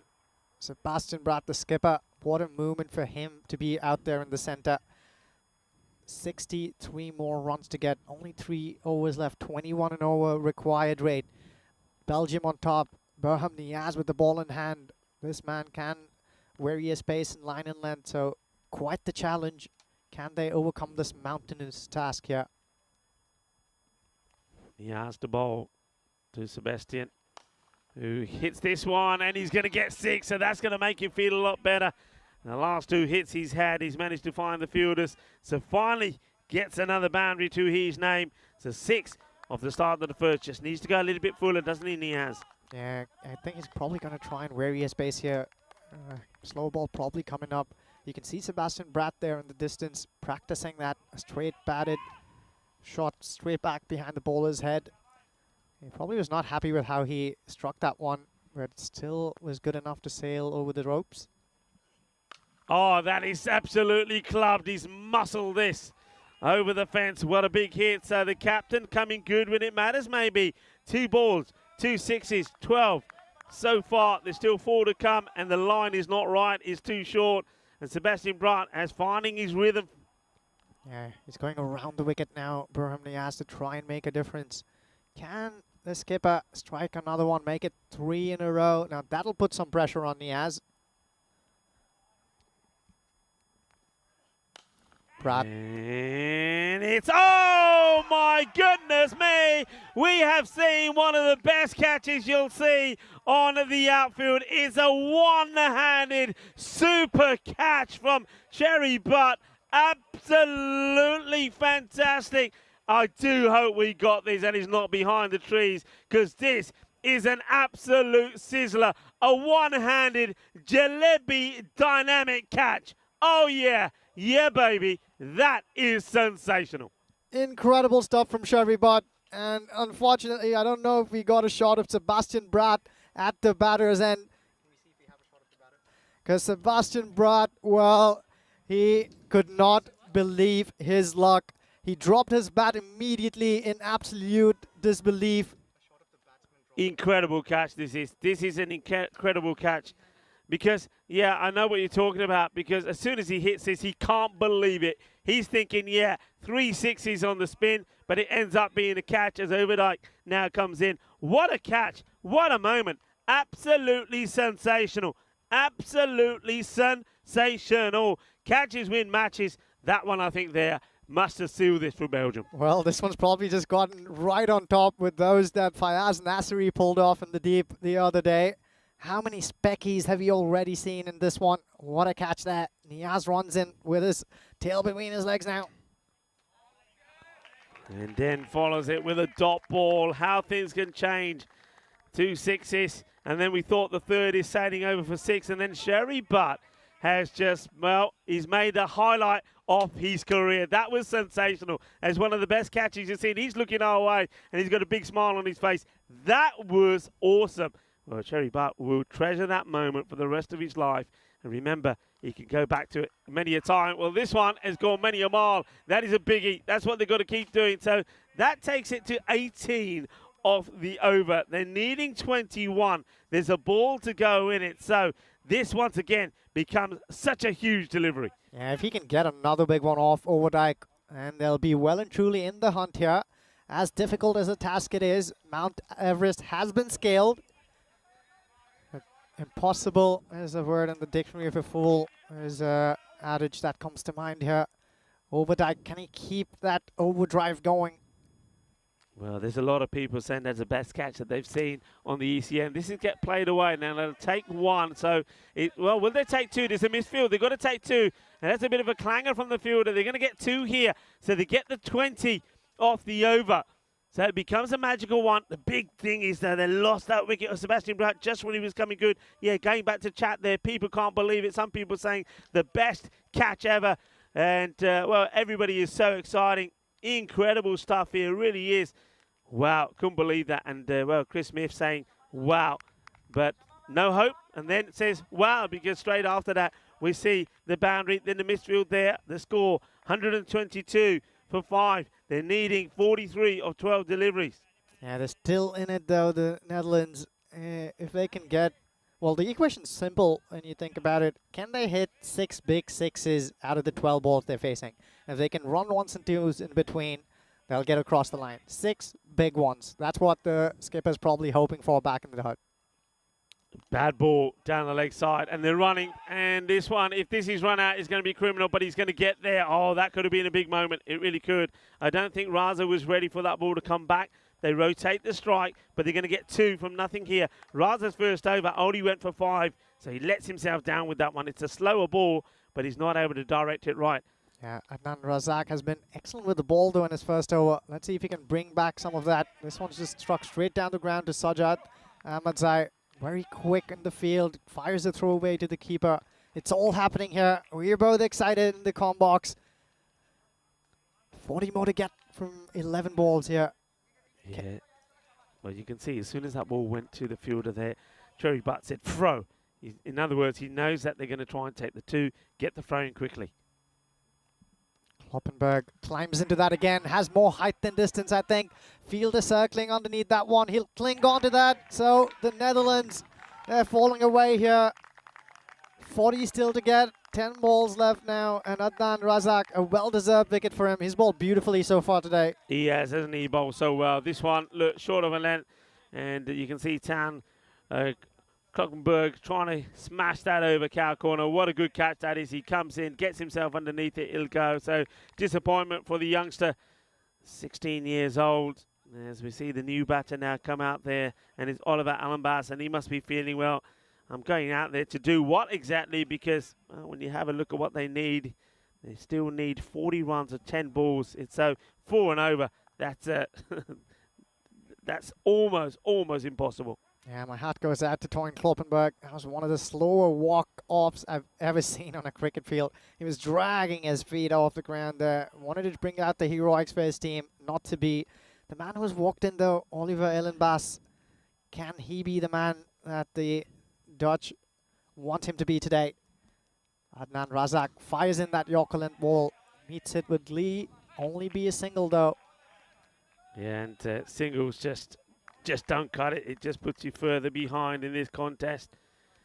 So what's going through the minds of these batters here now? Because surely they're feeling that it's going to be an impossible task. Well, these 3 balls have to go if the Netherlands are to pull this off. Razak runs in. Firmly hit, and the man who took the one-handed Jalebi catch is not going to drop that, is he? Sherry Butt takes another.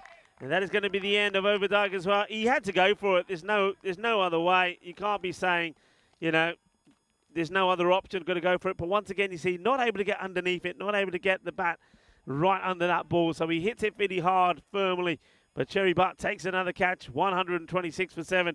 The Netherlands are going down here. They got a win against Belgium yesterday, and it was a convincing one when they put plenty of runs on the board, 155, and the Netherlands, they were 123 for 9, a win by 32 runs. But Belgium are getting their revenge over the Netherlands, and I bet you it's feeling pretty sweet. Definitely is for the Belgians here. And a collective show. They put on a really good show with the bat in hand, but with the ball as well. Multiple bowlers putting their hands up and saying, well, I'm going to do the job for you, skipper. Adnan Razak, 3 for 9 of 10 balls in a T10 game in the context where the batters have to score at nearly 16 and a half an over. Incredible stuff from him. Yeah, he's bowled really well. Sensibly, what he's shown here is not about how quick you bowled. It's not about banging the ball in. It's about getting the ball in the right areas and bowling to your field, and he's done that so well. Starts off with a full toss here, and I think we might have a look at the height on this one, but I think it's going to be okay. And Rico, now probably a right time to talk about that decision with Bowlers Gorley, right? 7 wickets down. The man who walks in is Udit Nashia. Yeah. We don't know too much about his big hitting ability, but would have been handy, wouldn't he? Boris Gorley still being around. Yeah, the thing is, let's see this delivery first as the last one from Razak, and what a spell of bowling it's been. Well, that man there, those bowling figures, that's won you the match. With that and one of the best catches I think a lot of people have ever seen on the European Cricket Network, or maybe ever seen anywhere on the boundary from Sherry Butt. A catch that was taken and could remove the captain. Yeah, probably the spell of the tournament so far for me, Adnan Razak. 3 for 9 of 2 overs. That is absolutely magical. Yeah, and what we've seen here, I mean, we see that spell of bowling there. So we're talking about the best catch in, well, that we've seen in a long time, that from Sherry Butt. I'm talking about the best ball that we've seen, that one from Khalid Ahmedzai to get that wicket early on. The LBW, of course, when he was hit for 3 boundaries on the spin by Asad Zulfikar. And yeah, so going back to your question, I just think, again, it's about team tactics. If you've got a plan and a tactic in place, then you follow that. And I think if the tactic was, well, if you're going too slow, no matter what the match situation is, whether we've lost a wicket or not, if you as an individual are going too slow, then you come back, then they follow that pattern. Me, though, I like to look things at the pattern of play and the way the match is. I think the way the match was going there at the time, with 49 on the board, it was a good partnership. I wouldn't have retired him out. I would have said, all right, you know you're running a bit slow, but hey, Musa at the moment is carrying it, is carrying us. Just get going. So, yeah, in hindsight, that's what I would have done. But, of course, teams, they have plans, and you've got to be ruthless to be winning. And I think Netherlands always felt that if they felt behind, to try and come back into it was going to be very difficult. And that's exactly what's happened. The only qualm, though, that I have with that is the fact that Boris Gorley had already played 8 balls. So he'd had his eye and he spent some time at the wicket. It's pretty hard to get going from the word go. I know these batters train for the T10 game to go from the ball 1, but easier said than done on most days. I would have, been happy to let Gorley go for it. You could send out a message saying, man, you have 4 balls, just keep going for them. I'm not quite sure if that happened, though. This is all just going through the motions at this point. This is only not even a theoretical prospect at this stage. 29 more needed. Zaki Shah will be happy to run back, deliver these 2 balls, and celebrate with the rest of the team once this is done and dusted. Yeah, so Netherlands are getting some late boundaries here. Alan Bassi moves to 11 or 5, 2 balls to go. So they're looking that they might get once again to that 140 sort of score. But one thing we've learnt here, as you see this one, and it's pretty wide again, so they will get 140 with a ball to go. So Netherlands, when they batted, let's just think about this for a moment. When they batted first against Germany, 142, it wasn't enough. They lost with 4 balls to go. Germany getting them. Vasikaran was superb in that one. They made 155 against Belgium. They won by 32. Then they scored once again 141 against Germany, and they lost. So they're scoring runs. They're getting into 140. So the thing that comes down to is the bowlers have not been executing their lines. And just another one that's been hit. Obviously, Sherry Butt, you can make that 3 for the game for you.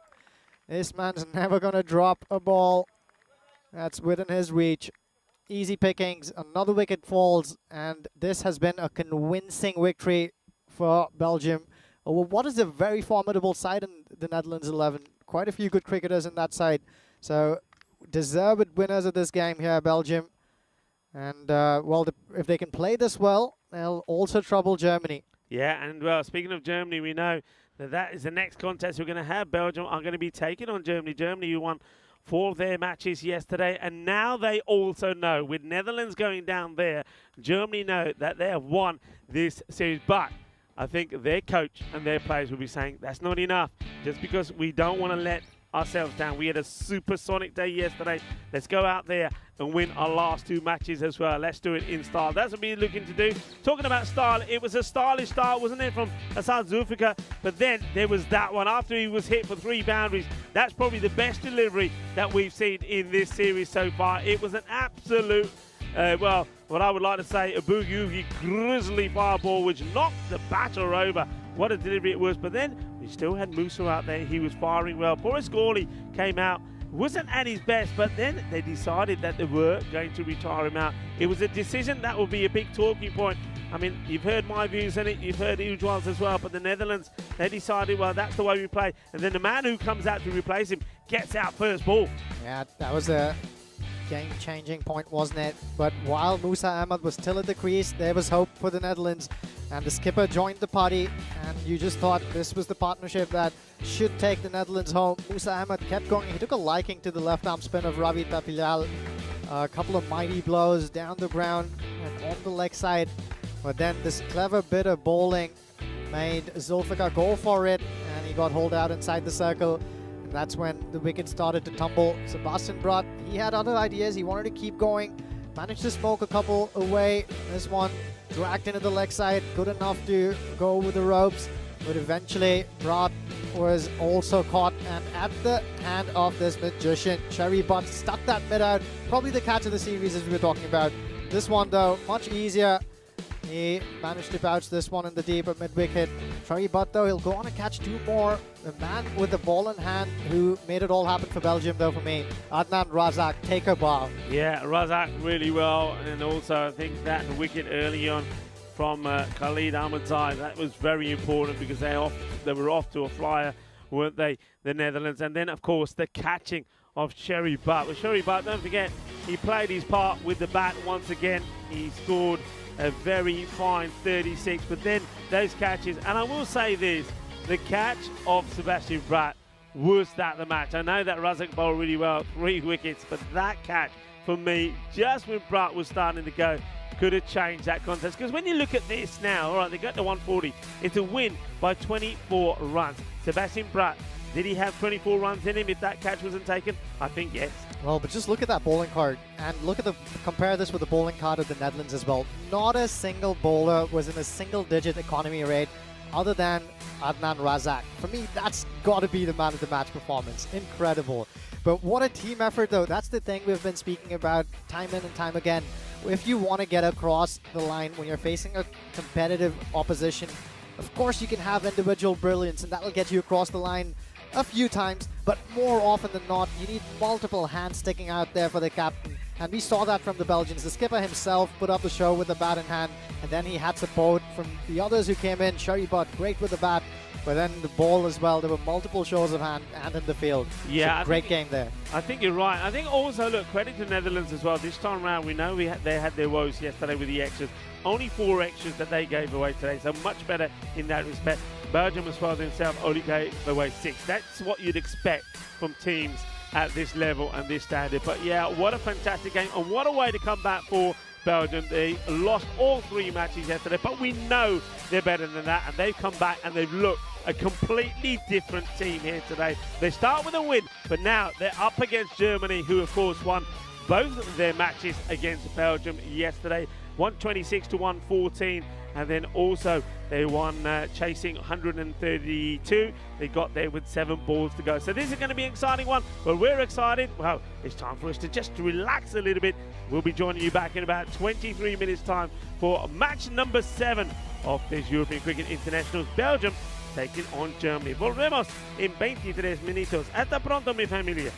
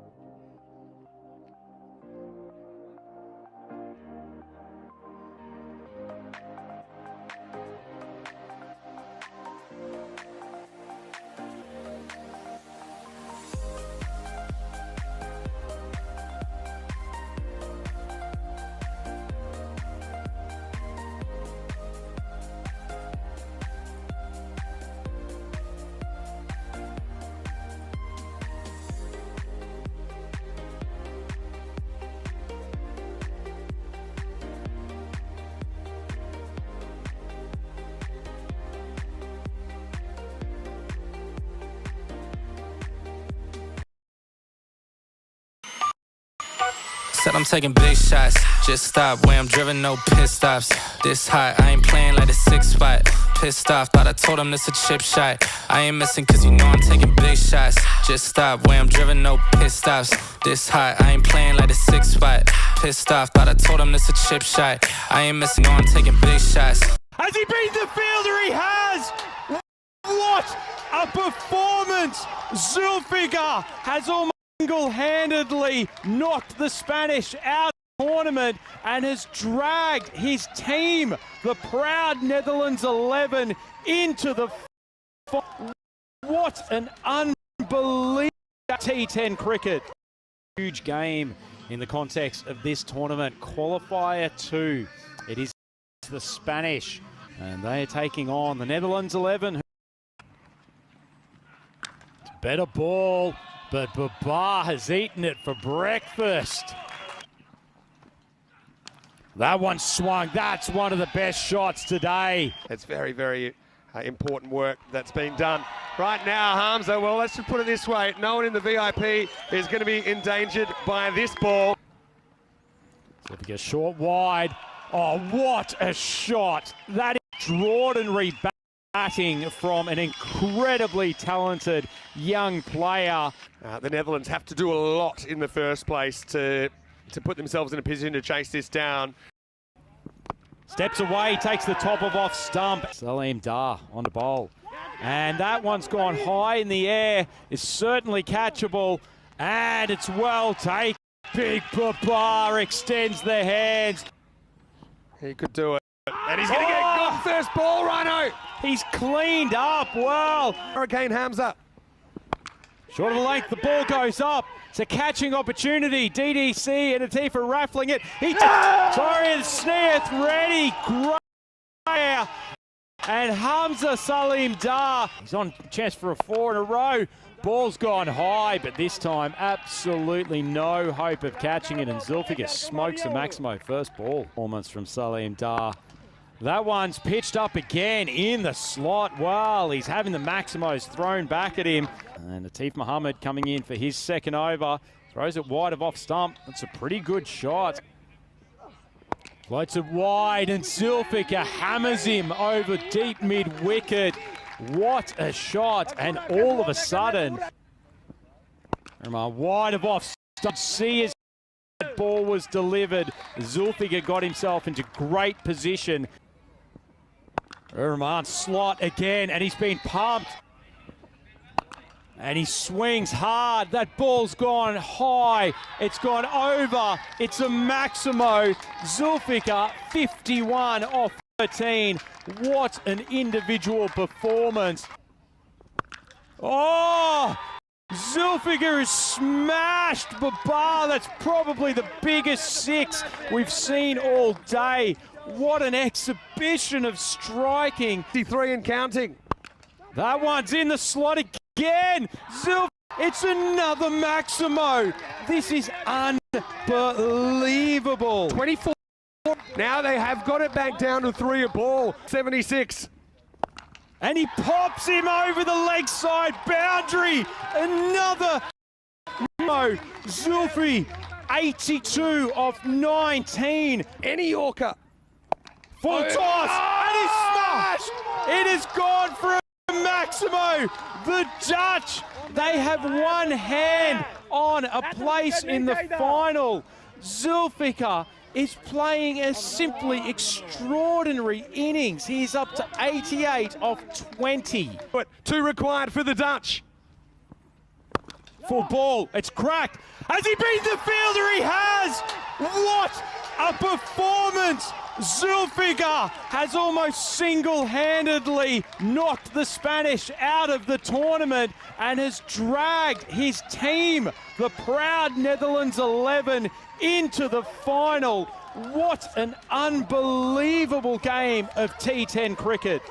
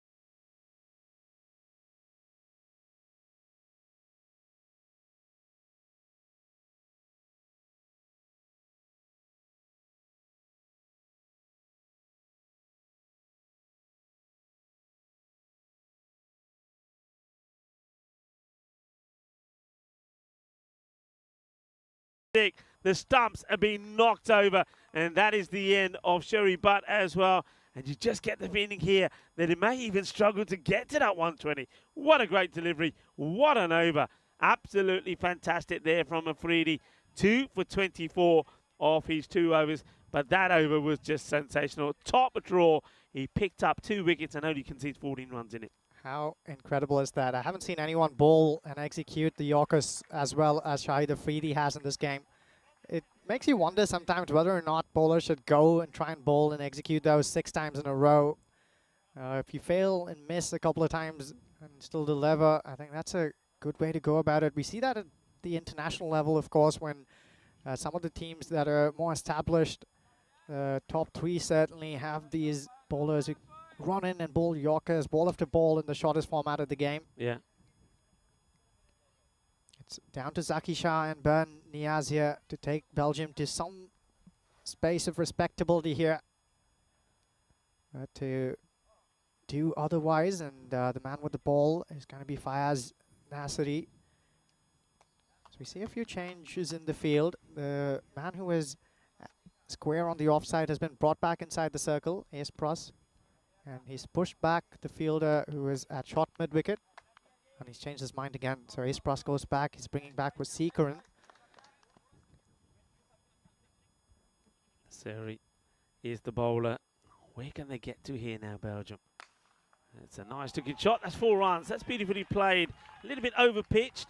It gives the batter a little bit of room. And Zaki Shah says, yeah, I'll have it. Thank you very much. Yeah, he's standing a long way outside leg stick. So you can see already from that, from me, that he wants a little bit of room to be playing out in that area. So I get the feeling here that Nasri needs to sort of go a little bit wider and angle the ball into the batter. Yeah, he'll be looking to do that here. Really changing and chopping these plans of the men in red in this last over. Ace Pros has now been sent back again, as has with Seekeren. Offside line is what he's looking for now. This is worked down on the leg side. Chases on for the fielder, and he'll get there. The batters will go for 2, and they'll get there as well. Yeah, excellent throw there from the deep. That's Ahmed Shahzad there. Great arm on him as well. Yelps of support here from the field.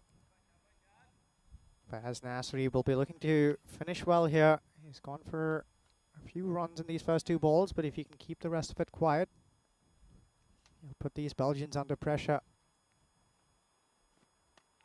Well, there's that Yorker again. How many times have we talked about this?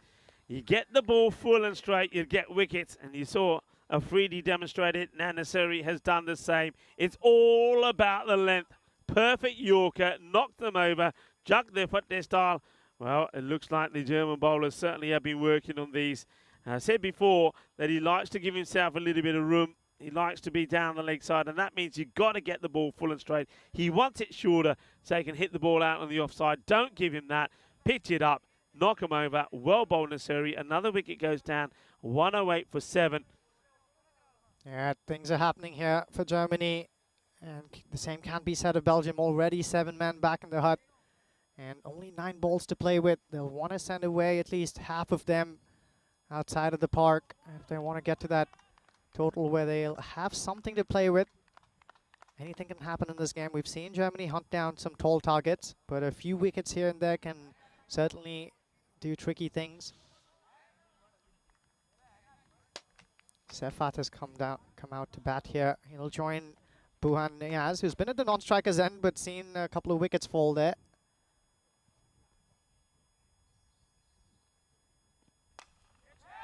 Goes up in the air and taken. No mistakes from Arithran Vasikaran, the man who's always smiling. And he just, he takes these in his sleep, doesn't he? He takes this in his sleep. It's nicely played. So another wicket. So another batter will go.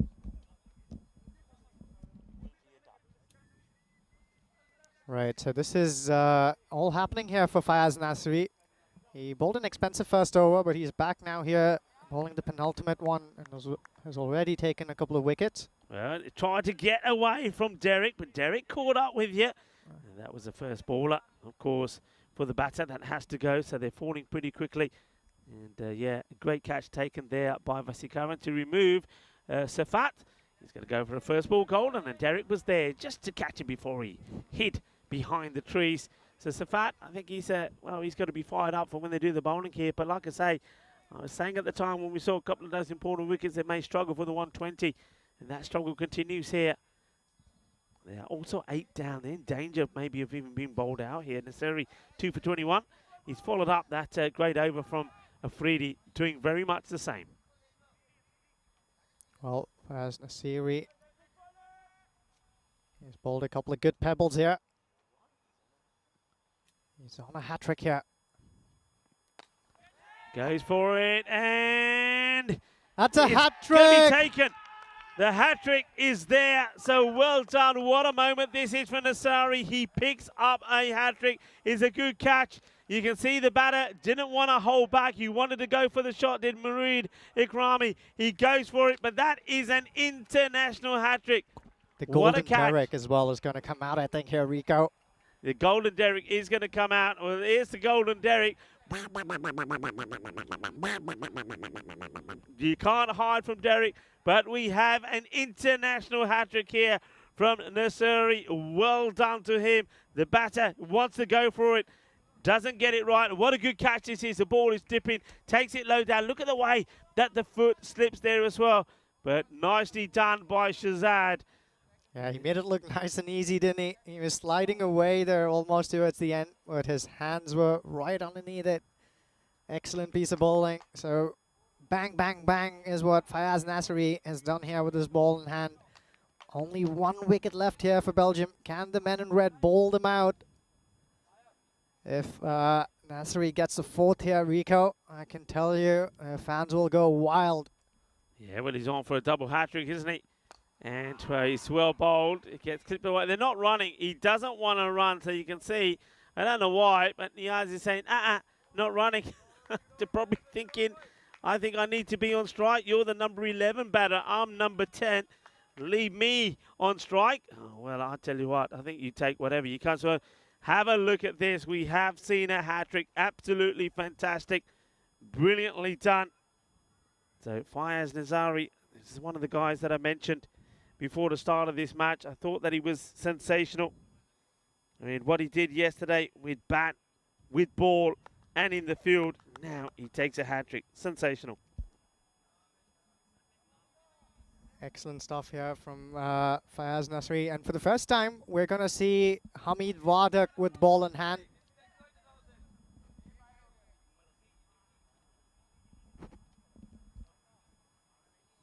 And Fayaz Nasri here, just walking here across us and says that one's for one of his lady locks. Mercury, I think is the name he's chanting as he walks along to his mark. Well, this one's an almighty heave across the line, Niaz. Nice to see Hamid Wardak back with the ball in hand. I've played this man many a time, very capable of swinging the ball both ways. He's been nursing a shoulder injury for a long time now. I think that's really what's held him back. We've seen him play for the German national team plenty of times before. Try to shape this one away. Well, he bowls that at the Yorker length. Not a lot of heat on it, so easy pickings for Niaz. He was behind that one quite nicely. Times it to perfection as well. Hands go through the ball. One bounce over the rope there. So Hamid starts off nicely with one that was angled away, but I think he went for that Yorker length, only found the slot that Niaz likes to put away.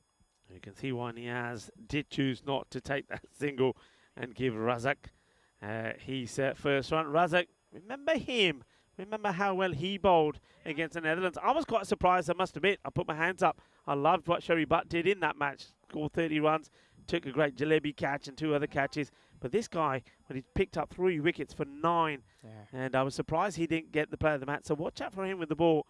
But how many can they get to here? And that's nicely played out on the offside, so there's going to be 4 more. So these are really valuable runs at the end of the innings. Remember, they are, well, 9 wickets down. It's the last pair that are out there. These are important runs. They're getting close to the 120, but remember, Germany are a team that have been chasing 140 for fun.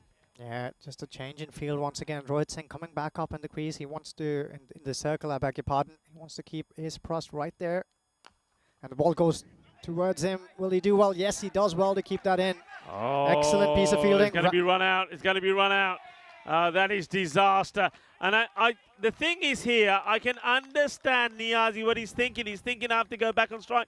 But there is no way there's 2 runs there. Even if Razak goes here, have a look at this. Keep an eye on the batter. So Razak's running fast. He does turn. He says, there's no way I'm going to make it. Watch how quickly the ball comes here. Razak is not going to make it in here. I don't think he's going to get there. I think they would have lost the wicket anyway. And that is the end of the innings. That is a real disappointment because the innings comes to an end with, 2 balls to go. They've left 2 balls out there. And I know that he's complaining big time, is Niaz. I don't think Razak would have made it back. I don't think the 2 was on there. But brilliant fielding there from Ace. We said this before when we saw him in the European Cricket Series playing for the Auckland Rising Stars, that he's a bit of a gun in the field. You don't take him on. They took him on, and in the end, they left 2 balls out here. This was disappointment for Raza. We haven't seen too many failures from him, but he didn't start well. He got out quickly. Then Ahmed Rahimi came out, and he went first ball as Rohit Singh continues his good form with the ball. But they've got a bit of a partnership going, but I think it was a cagey one. Yeah, it was. Good work there from Germany in the field. The shots came from the Belgians, but there were few and far in between. Yeah, they certainly were. And yeah, I just felt that was a little bit of luck there as that one spun away and went to the boundary. But they took a while to get going, I think, Sherry Butt and also Sabir Zakil. And here's Ace coming on the ball. That was a thunderous shot, first ball from him. And there was a few that went up into the tower, and Ballantyne said, yeah, I'm okay, don't worry about it. And then this one, well, this is the run out. Rohit couldn't get there to take the catch, but he gets the run out, and it was Sabir that went, and that was a changing moment. Great work there from the captain, Rohit Singh. He has been on fire. Of course, he'll be looking to go out there and do the job with the bat as well. But then, like I say, you still had Sherry Butt out there as well. You saw some big hits when we saw the likes of Khalid come out. And, well, there was an opportunity for Ujwal to take a catch, and Ujwal then, well, he's given me all the excuses. He did this, he did that. Well, no excuses needed, and there's no excuses here from Afridi because what he was able to do was knock him over because he bowled 2 superb Yorkers, and they were too good for the likes of Shah there, and also, well, a ball before that, too good for the likes of Sherry Butt as well. Afridi bowled really well. Then the Surrey came on, and he thought, well, you know what? I could do the same as well. First of all, there was that catch there from Vasi. Vasi doesn't make any mistakes, and then this one was blasted out on the off. Well, this was a great catch, and that also was a hat-trick. We saw a hat-trick, an international hat-trick. Well done there to the Surrey. That'll be a moment he'll remember for a long time. Well, European Cricket Network making players' dreams come true, and also sometimes your nightmares, as that is going to be a run out right there towards the end for Niazi. He'll be complaining about that all night long and saying to Razak, you should have made it. That would have been 2. I would have been back on strike. I would have hit the next 2 balls at the boundary as well. We would have got 130. I don't think so. I don't think it was worth taking a risk when you are 9 wickets down. So they're going to be all out, the first time that we've seen a team all out. That's going to be disappointment for Team Belgium. Remember, in the first match on day 2, match number 6, they were sensational with the bat. They scored 164 and they batted the Netherlands out of the contest. This time round, they get bowled out with 2 balls to go for 117. Let's have a look at the bowling figures there. And 3 wickets there from Faiz Nassari. It's a hat-trick, an international hat-trick as well. 2 from Afridi, who bowled brilliantly, got the Yorkers going. And another man who got the Yorkers going there pretty well was Nassari. But don't forget the one over there from Walter Bear. They didn't even use him back again. I thought for a moment with Hamid Warda getting an opportunity when there was a couple of boundaries there. I thought, well, if that over went for, I mean, all right, there was that run out there, but let's just imagine that they got the 2 and a few more boundaries there. Those extra runs getting past the 120 mark could have been a bit of a risk that Rohit Singh takes, but in the end, it works out in his favour because they bowled out Belgium with 2 balls to go. Sherry Butt 40 of 20. Wakas Raja did make an impact, as did Sabir Zakil, but that run out of Sabir Zakil, great work there from Rohit Singh, certainly did make a difference in this one. Well, the reply from Germany trying to make it 5 out of 5 coming up in around about 10 minutes time. Join me then, Rico Full, and also Ujwal the Professor, as we're back for the conclusion of match number 7 in this international series between Germany, Belgium and the Netherlands.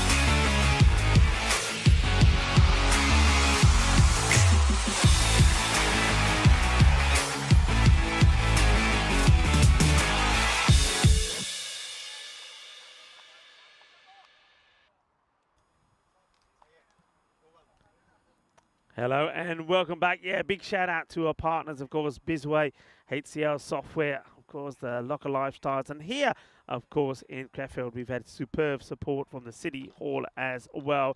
And Fan Code and also Grizzly Bear Sports for providing us with one of the balls. And we certainly needed plenty of balls during this series because a lot of them have been lost, haven't they?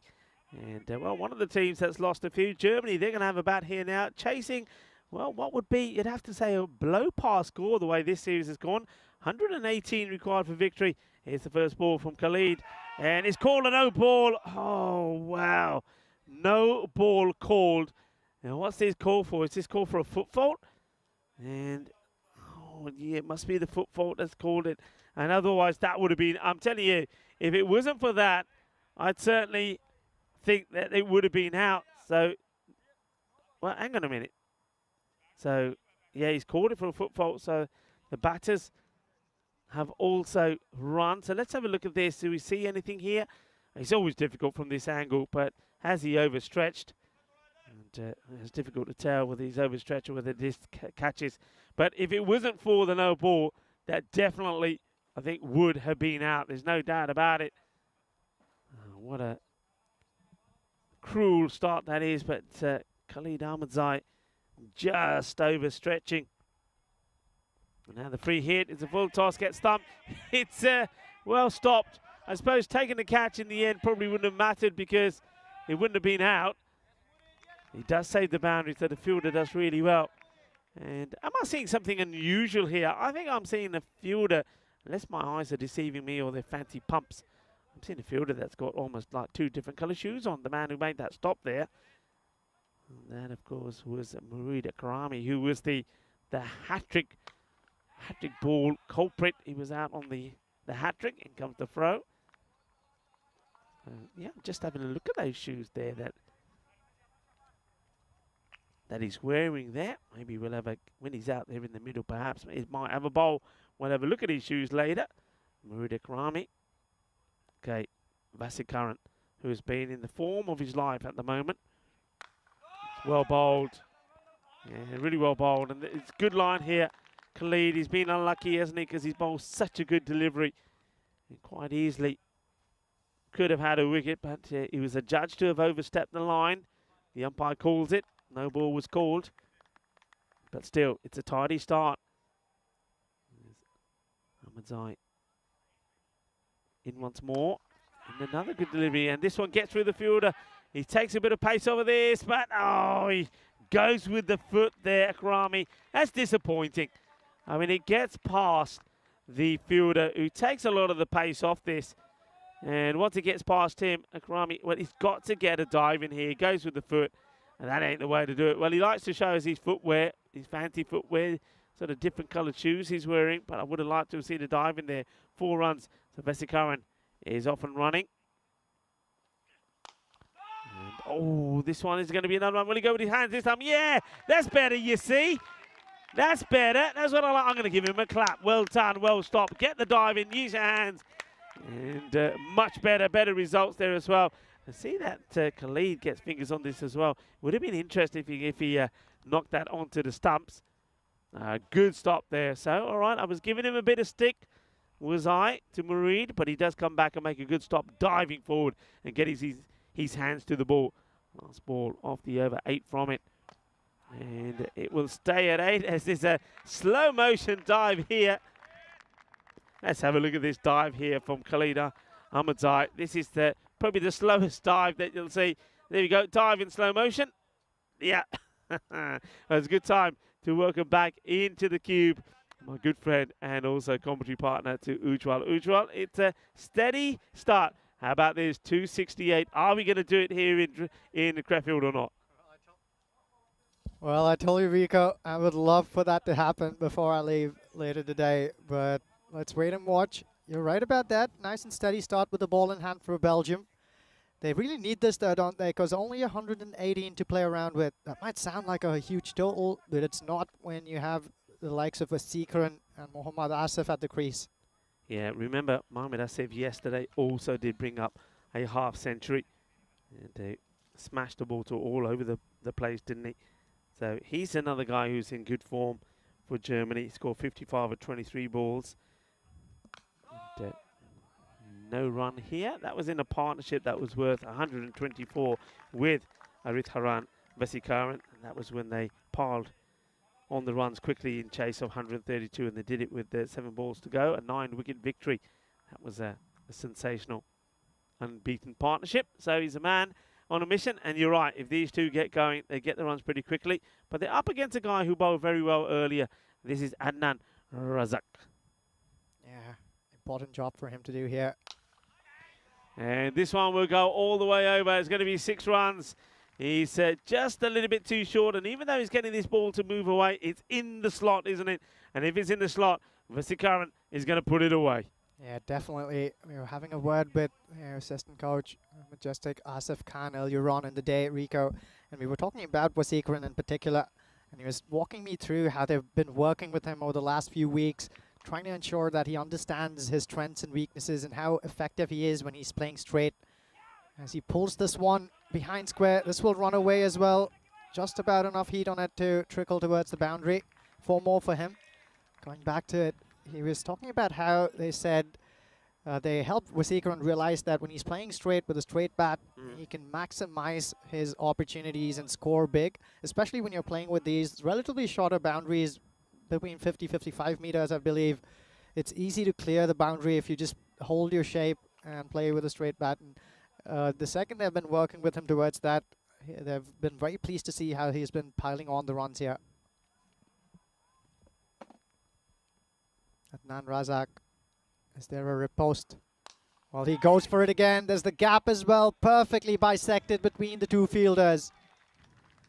4 more here for Vesikaran.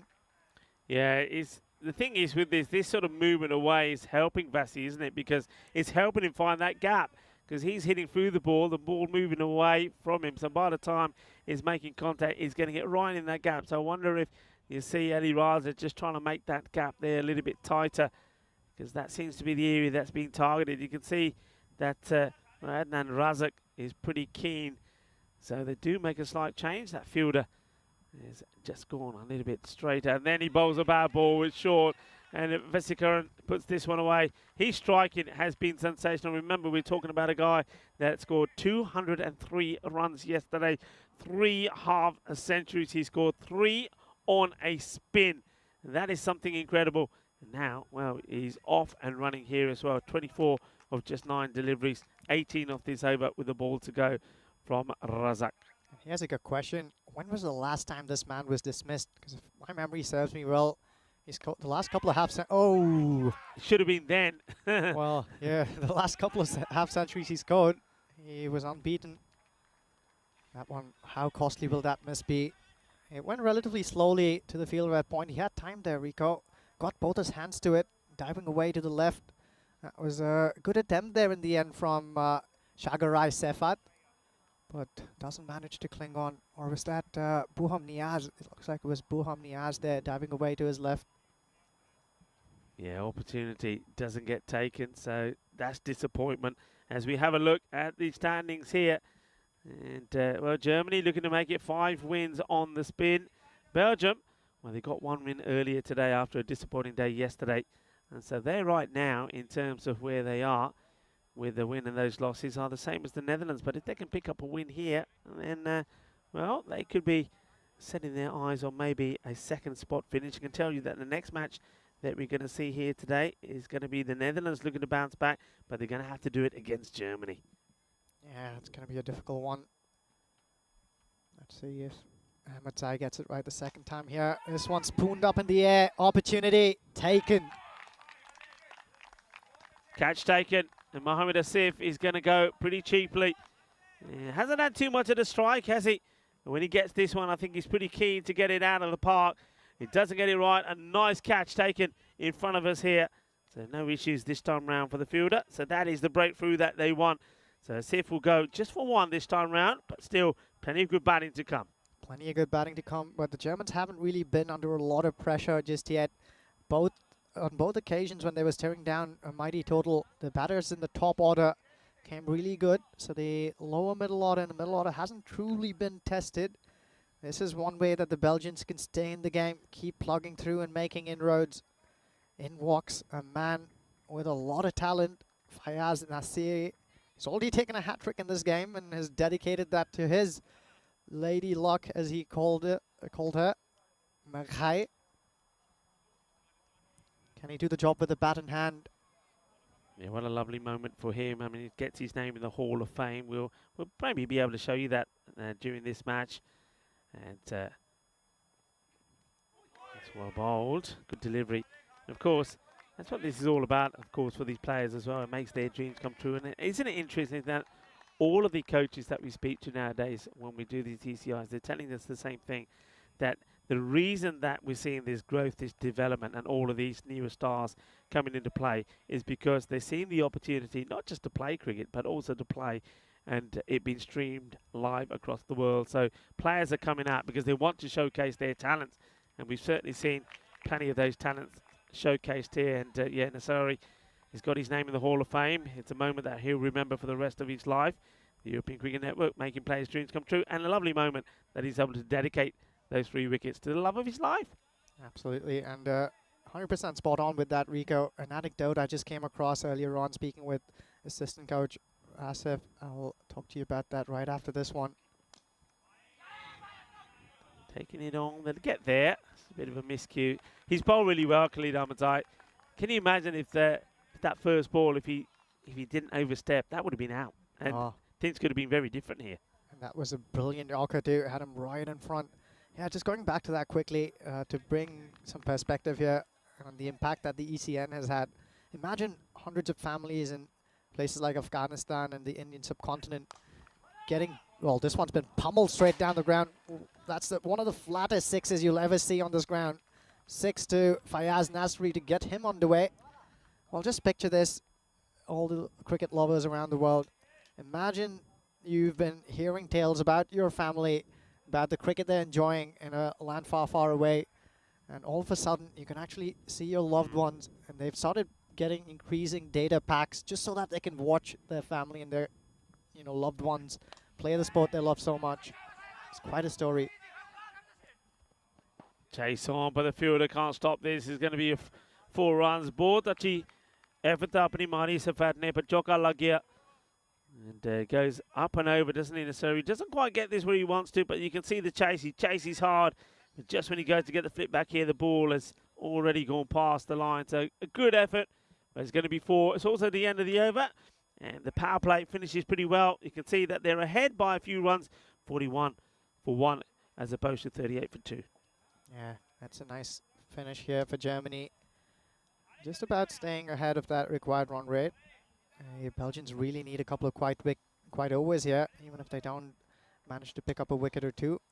Wasikran, though, that story goes on. 27 of 11, and he's looking like he's hungry for plenty more.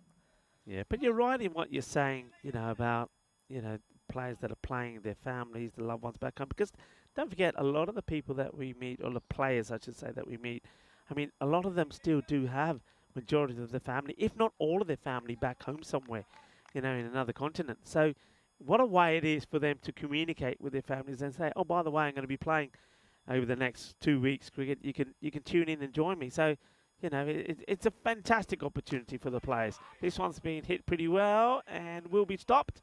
Nicely done. As the fielder comes across, that's Sherry Butt, who's, patrolling the part of the boundary areas he is. And, I mean, we talked about Nassiri, who's out there, who's got a hat-trick. He'll be showcasing that to everybody that he knows. But what about Sherry Butt? That catch, I mean, that catch, that's going to go, I'm telling you now, that's going to go on the social media, and it might even go viral because it's one of the best catches that I've seen. It's just amazing catch. So you got already there, you got another star in the making, another internet sensation there. Yeah, that was absolute brilliance there from Sherry Butt. One-handed blinder there. Bastian Bratt, the Netherlands 11 skipper, could not believe his luck. Yeah, well, that's the thing that we didn't unfortunately catch on the camera, did, because we saw it. The way that he just hit that ball thinking, yeah, 3 sixes on the trot, thank you very much. Catch is taken. He just stands there, drops his bat in disbelief and says, you're kidding me. How? It's Nasri again, back on strike. Sefat goes straight at him, an inside edge, but he's got enough meat on that Fielder does well, or does he? No. He lets that one slip. Just got a hand on that one. Well, a bowler will consider himself unlucky. First, that was dragged off the inside edge. But this man's so strong, Fayaz Nasri. Yeah, Raja there. He gets a hand to it, but unfortunately, I think he's played that onto his own knee, and then the ball ricochets over the boundary rope. He's a little bit unlucky.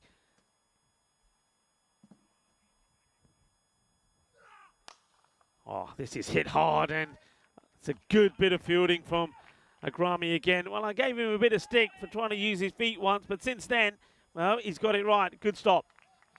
Yeah, sharp piece of work there in the field. Getting his body in the line as well. That went really quickly towards his right. These slow-mo pictures sometimes don't do justice to the speed at which this ball's traveling. This Grizzly is just herring through the air and on the field more often than not. Waseekaran back on strike here. Smashed, and that would go all the way. Bully. Ginnasona Shaka Lagya. Well, this has been hit sweet out of the middle of that bat. Sweeter than a bowl of glad jambu. What a big hit that is. 6 runs. Where's the Ras Malai, Rico? Pull that up. That's my favorite dessert when it comes to Indian sweets. Yeah, a lot of people always go, what's Ras Malai? And I try to explain to them. But you know what I had, and thanks to, Sandeep Kamboj, if you are tuning in, is of course the player for RC Dresden in Dresden. More on that after this delivery from Safat. It's a good delivery in the block hole. Well, he came up, he was known as the Jalebi man because a couple of days before the day I'm talking about, he turned up with jalebis for everybody, and they were delicious. But then a day or two later, when he wasn't even playing, he came up with this mixed box sweet selection, and in there, I've never seen them before. So there were gulab jambus, right? And can you imagine, they then had a little slit in them, so they were opened up, and inside them was a ras malai as well. That sounds delightful, Rico. I was in heaven. I literally was in heaven. All I needed was a few aloo prawns, as I would have thought. Yeah, that's it. This is the best day ever. I just hope no one's eating too many of those. That would be a straight, easy way to get like a heart attack. But, well, that does sound delightful. I'd like to go get myself some of that, though. Giving heart attacks for many people out there, fans especially, or these two are out there in the middle. Fayaz Nasiri and Haritaran Waseekaran. Okay, miscue, opportunity. You got to take it. And it's been taken. That's a really good catch. Backs himself to take this. You would have thought that the fielder running into it, Khalid Ahmadzai, would have been screaming at Sabir Zakir and saying, it's mine. I'm in the better position to take this. But he says, no, I've got my eyes on it. I've got the shades on. I'm looking the business. I'm going to take it. And he holds on to it. That's a really good catch. And, well, it is Fayaz Nasari that would go for a quick 4-18 of 8 deliveries. Yeah, that was a brief stay at the crease for Fayaz Nasiri. Has a bit of an impact, though, with the bat. He'll be happy with that. The man who walks in here is the skipper, who's been in fine form. Scored a quick fire half-century alongside the man who's going to join Waseekaran earlier yesterday. And I had a nice long chat with him as well, Rohit Singh. And he seems to be evolving into a skipper that he'll want to be one day. Definitely been playing with more responsibility. He was talking to me about how this responsibility that's been handed to him has also had an effect on how he's just been looking at life outside of cricket. And that was refreshing to hear. A young man spewing wisdom that's well beyond his age. Yeah, he's grown a lot in the 2 years from when, I think I was with you when we did the T20s right in Dresden, where I think Norway were there, and what was the other team? France. Yeah, it was Norway and France, yeah. And, I saw him there. I don't think he was he the captain there? I don't think he was the captain. I think Ganeshan was still around. Yeah, but he came out and he played some, well, Germany then, they were a completely different side to this. They were in trouble, and on 2 occasions he came out and he got them wins from nowhere. But from there, he has grown as a person, his personality, and he's become a bit of a leader, as this one has been absolutely clobbered from Waseekaran. That's going to be another 6. He now moves into the 40s. You know what, Rico? I think we need to come up with a new word to describe a Waseekaran 6. That one's been absolutely wasigged. Yeah. I like that, wasigged. Now, Are we going to see? I mean, I'm not going to say it. Not going to say it because everybody will say it's you, Rico. You did this. But no. But just going back to Rohit, yeah, he's developed into a good captain. His people skills are good. I like seeing him out in the middle there. He's one of those captains that has a way with his players. He talks to them. He's got a calming influence on them. When the bowler looks like he's having a bit of trouble, he's there having a chat. He supports the field. And I think you also mentioned it. He's also puts himself in the firing line as well, where a lot of those catches are. We see him take catches. We see him get involved with run-outs. So he's a key player, and he's certainly getting the team to gel. And one of the things that when we were talking to some of the setup, the management setup there of the German side, one of the things that we both said is that what we like about this German team at the moment is the team play within themselves. They all respect each other. They all fight for each other. And they are playing as a team. And if you can start playing as a team, individuals will get better and your performances will get better as well. Yeah, the sum of many of these individuals is greater than the whole. As Wasikaran, beautiful wrist through that ball there. Watch him climb into that cut shot. Waits for that nice and late. Meets it right underneath his eyes. Look at him wait there. Excellent piece of batting. Does that so effortlessly there, Wasikaran. That one was seeked. Yeah, it's a lovely shot, isn't it? He's been on such good form. And the good thing I like about him is it's a Sunday. His family are here. His friends are here. They're watching. They're just watching a guy who at the moment is in the form of his life. Oh, tries to heave that one away. Just loses his shape ever so slightly. He'll not want to do that again, Wasikaran. But this man's bowled well. Although he went for a few here, Burham Niaz picks up that important wicket. I think he's been a reliable bowler, though, on the whole for Belgium. They'll go back here, Belgium, and take a few learnings from here as we take a look at what you can watch tomorrow. It's day 1 of 12 in Italy, Rome. It's going to be Vinny Sandhu bringing you all these scenes alongside Corey Rutgers. And, well, 5 tantalizing games for you to watch out for. Roma Sisi, Royal Roma, the Asian Latina, Roma Campanella. Lots of teams in action there. What's to watch out for? And going back to the action in the middle, I think Wasikaran's been one shining star here throughout the last few days. But what's been the difference here in this competition is that he's found able allies consistently. Look at that one go high and wide away from that fielder. He's done it again. I cannot believe it. This is the first time for me that I've seen a batter who has scored 4 50s on the spin. Sensational. He's gone past 250 runs. He is a run-hitting machine at the moment. Rithran Sakaran, take a bow. You are the man. Look at the wagon wheel as well. He hits it in the V. Yeah, he does, doesn't he? Hits it in the V. He's got shots all around the park. 4 biggies for him already here. And how quickly does he get these 50s? Was there some bat on that one? Loud appeal there. But I think it just got something along the way, not as bad. It Yeah. sounded like wood there. Yeah, you can see the bowler afterwards saying, no, I think he's hit his arm. And I think that's what it does. You can see there, Vesikaran as well. Look at that. Not that you should take too much note of what the batters tell you. They're often telling you the ball hits the bat when it doesn't. But Vesikaran, you believe what he tells you because he's Mr. Nice Guy as well. Well, he might be a nice guy, and that he is.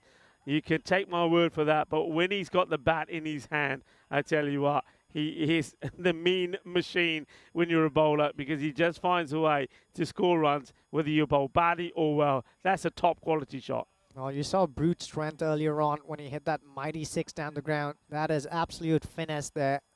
You're spot on there. The only murders he commits when he's facing that white grizzly and's got that blade in his hand. Absolutely murderous cricketer here. Got to get him out, haven't they? Got to find a way through. And maybe this could be it. No, it's going to elude the man who's there at third. So it's going to be 4 more. Well, sometimes you need the rub of the green as well. And Vasi, he has that too. Hay poca suerte ahí por Vesikaran, pero también hay 4 carreras más. ¿Qué fuerza tienes esta hombre? Es increíble. Tienes ahora 450 carreras. 4. Incredible stuff here from Wasikaran. He's remained unbeaten and gathered many runs on the trot here, as you said, Rico. This one's just played away softly into the offside. Almost anticlimactic, just a single. And they're doing it quite easily here, Germany. Required rate well under 9 now.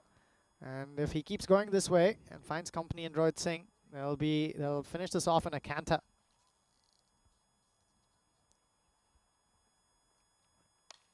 And a bit more misfortune for Shah. The over will end with 19 from it. Is another wild swing. Not quite where Rohit wanted this to go, that's for sure. It, loses his shape there a little bit, and the bat sort of swivels in his hands, but he's going to get a boundary. 86 for 2 at the end of 6. Well, I think the formula here is if you have Waseekar and help him face 20-odd balls, he's going to take the game away. Look at the rate at which he scores. 60 of 23 balls. That's the game for me.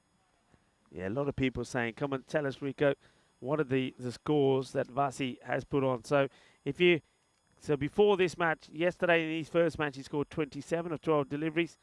Then he scored in match number 4. We saw him score first, let's have a talk about match number 2. That's when his first 50 was 52 of 15.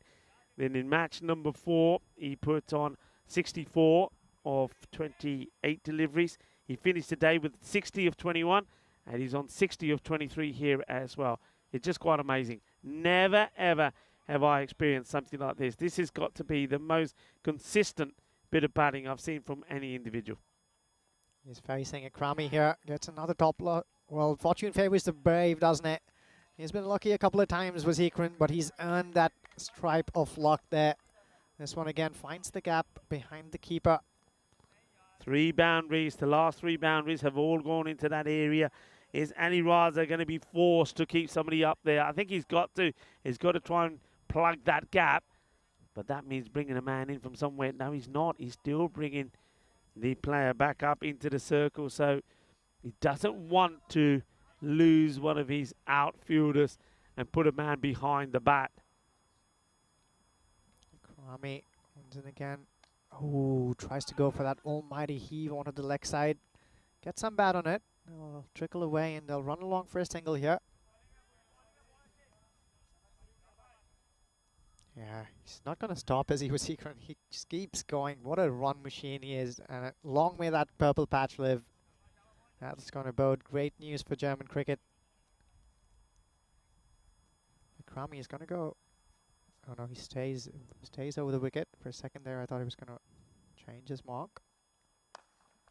This one gets played out into the offside. Yeah. Have a look at, I don't know if we can have a close-up of Ikrami's shoes now that he's out there and he's not on the boundary. I mean, it's got, there we go, look. There's different ones. One's red and white, the other one's got a bit of blue to him. So I wonder if he woke up pretty early in the morning and he thought, Rico, that's just Gen Z. That's just Gen Z, mate. oh, what is going on here? I wouldn't allow it. I wouldn't allow it. Would never have been allowed. Would never have been allowed 15 years ago. This is a no ball. It's called straight away. It's a full toss. He probably can hear us talking about him. We probably put him off. Yeah, it would never have been allowed, would it, before you'd say, hey, what are you doing wearing those? Go and put some proper white pumps on. Got to be all white. Of course, things have changed with T20, and then the coloured kits came in. And now we got, look, multicoloured shoes. What are you calling those? Gen Z, well, I'm just talking about the generation that's got a completely different sense of fashion than, you know.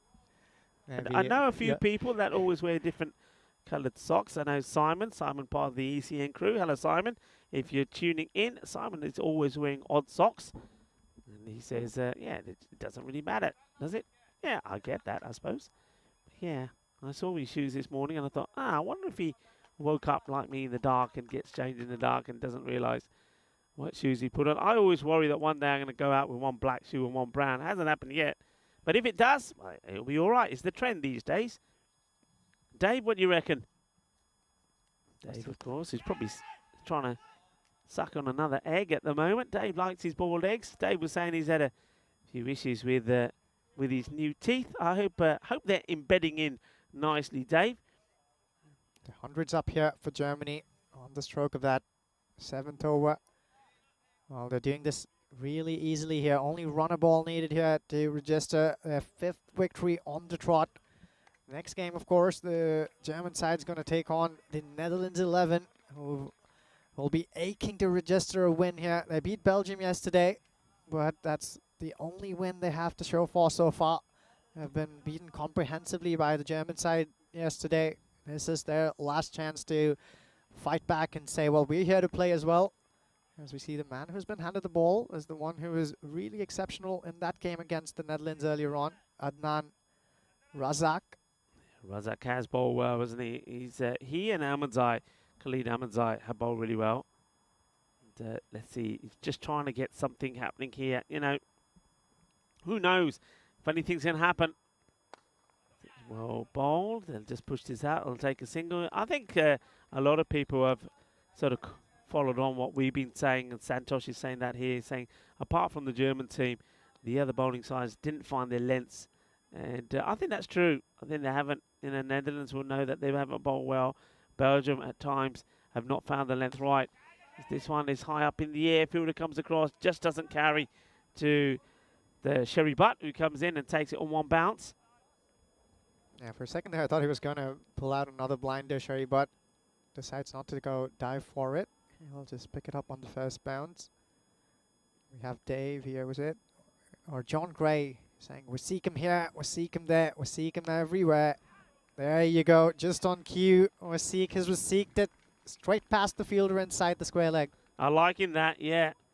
And being on song, isn't he? And what a lovely moment from him. I was talking to him yesterday, and I was just saying to him, look, how do you do it? Because he's here. When we turn up in the mornings, he's the man here unlocking the gate. So he's here in the morning. He's sorting everything out, getting the rope sorted, getting everything ready for the ground team to get the grass cut and mark the lines. He's then making sure that we're getting our water. He's making sure we're getting our lunches. So every day for the last 2 weeks, he's been here every morning. He's been playing, of course, for the bio boosters as well. And because it's holidays, his kids are coming, so he's looking after his kids. His lovely wife has come along to the ground as well. So there's a good family atmosphere around the ground as well, a lot of supporters. And he has been really Mr. Cricket, and he's been setting the place alight at the moment, and he's been blazing shots all over the place like he does here again. This one goes high, it goes mighty, it goes long, it goes for 6. And now, well, he just keeps on going, doesn't he? Going and getting stronger and stronger. Quite exceptional. How hungry is this man for runs, and how humble is he? Just gotta love this individual. Incredible stuff from him. He keeps going. You know what, Rico? The only thing I'm upset about right now is that Germany has too few runs to play with. This man's well on song to score a well-deserved 100 here, but only 5 more needed. He might finish it in this ball, you know. I think the odds on that are pretty high. There he goes. Thank you very much. And Vesikaran will finish on 89. Incredible stuff from, well, he's a hero, isn't he? He's an absolute hero, a hero of this Bio-Erdingham cricket ground. Listen to the screams, listen to the cheers. That's his kids, that's his wife, that's his supporters, that's the home supporters. There's a star in the making here for German cricket, and that is Vesikaran. Superb finish to the match. And Germany, they do it in style, and they do it with 13 balls to go. And all the congratulations once again to Aritharan Vesikaran. Vasi, Vasi, Vasi is what they're shouting. He's been absolutely superb. Well done, well played. And once again, well done to Germany as well. They make it 5 on the spin. Well, you can't be more clinical and comprehensive than this. This German team has absolutely dominated all the 3 facets of this game in the competition. Another similar performance here, dominating with the bat. This is funny there. Look at the Belgians. Take a look at Vasikaran's bat, trying to check if there's something special about it. You see Burham Niaz taking the bat from him, giving it a little tonk with his elbow and with his knuckles. Well, this is absolutely legendary. Every now and again, you know when something special is taking place in front of you. And I get that sense now, Rico. We've seen a lot of cricket, called a lot of games. There is something special unfolding here in this gigantic story that is called Aritharan Vasikaran. Yeah, and remember, I mean, you mentioned this guy when he was playing, and you mentioned people telling you, well, you don't know what this guy was doing 10 years ago. He was sensational. Well, we know what he did here back in, I think, 2021, when, remember, he hit 6 sixes on the spin. We knew then that he was special. I think then he was a little bit shy, a little bit camera shy for some reason. He didn't back himself going up to the top of the order. He used to come low down, sometimes number 4, sometimes number 5. We always knew that he was better than that. This time round, even playing for the Bio Boosters, he's been opening the innings. In the European Cricket Series, he scored an incredible 477 runs. And then here in this series already, he's had 5 knocks and he's almost on 300 runs. He's been quite incredible. 291 he's got to his name. And once again, he's the star of the show. And once again, I can tell you that the player of the match for Germany will once again be Massey Kevin. It's gotta be him. How else can you top that man there? Incredible hitting. As I said, honestly, if there were 12 more runs available, this would have been a Wasikaran 100. What a special that would be. Well, this one's already incredibly special. Look at him smoke them all around the park. We took a look at his wagon wheel at the stroke of his half century. It was all around the ground, Rico, using the Wii beautifully. Excellent square of the wicket. We saw a couple of sixes behind square there. This man is on a song here. Yeah, when you look at the scorecard, you'll see that he's the guy you got to get out. He's the guy you got to get out. Because when you look at the rest of the scorecard coming up here, you'll see all the other batters, even the likes of Rohit Singh, even the likes of Mohammad Asif and Nasari, they all struggle a little bit, but not him. And he's managed to keep the winning streak going for Germany. Here we go. So have a look at that. You can see Rohit out there never really gets going. Asif this time doesn't go.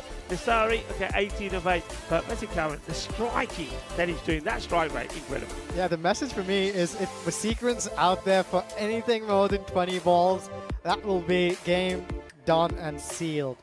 Well, what can you say about that bowling card? I feel for the bowlers, honestly. When you're up against a challenge in the shape and form of this man, little can you blame the bowlers about. Yeah, Niaz, he bowled a good one. I think Grami as well didn't bowl too badly. But once again, when you've got one guy there who's hitting good balls, decent balls out of the park, it's very difficult to sort of come around that. So there's the match summary there.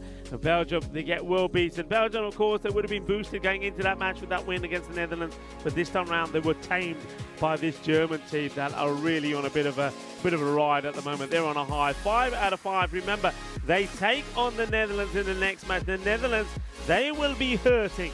They lost badly yesterday to Germany on 2 occasions. They lost this morning to Belgium as well, where Belgium put the highest score in the series on the board, 164. Netherlands got to 140. They'll be looking to fight back hard here. They would want something out of today. They'll want revenge over Germany. That match coming up in around about 23 minutes time. So join us then. Rico Full, Ujwal the Professor. We'll be back in, you see there on the counter, just over 22 minutes time for match number 8. Germany taking on the Netherlands.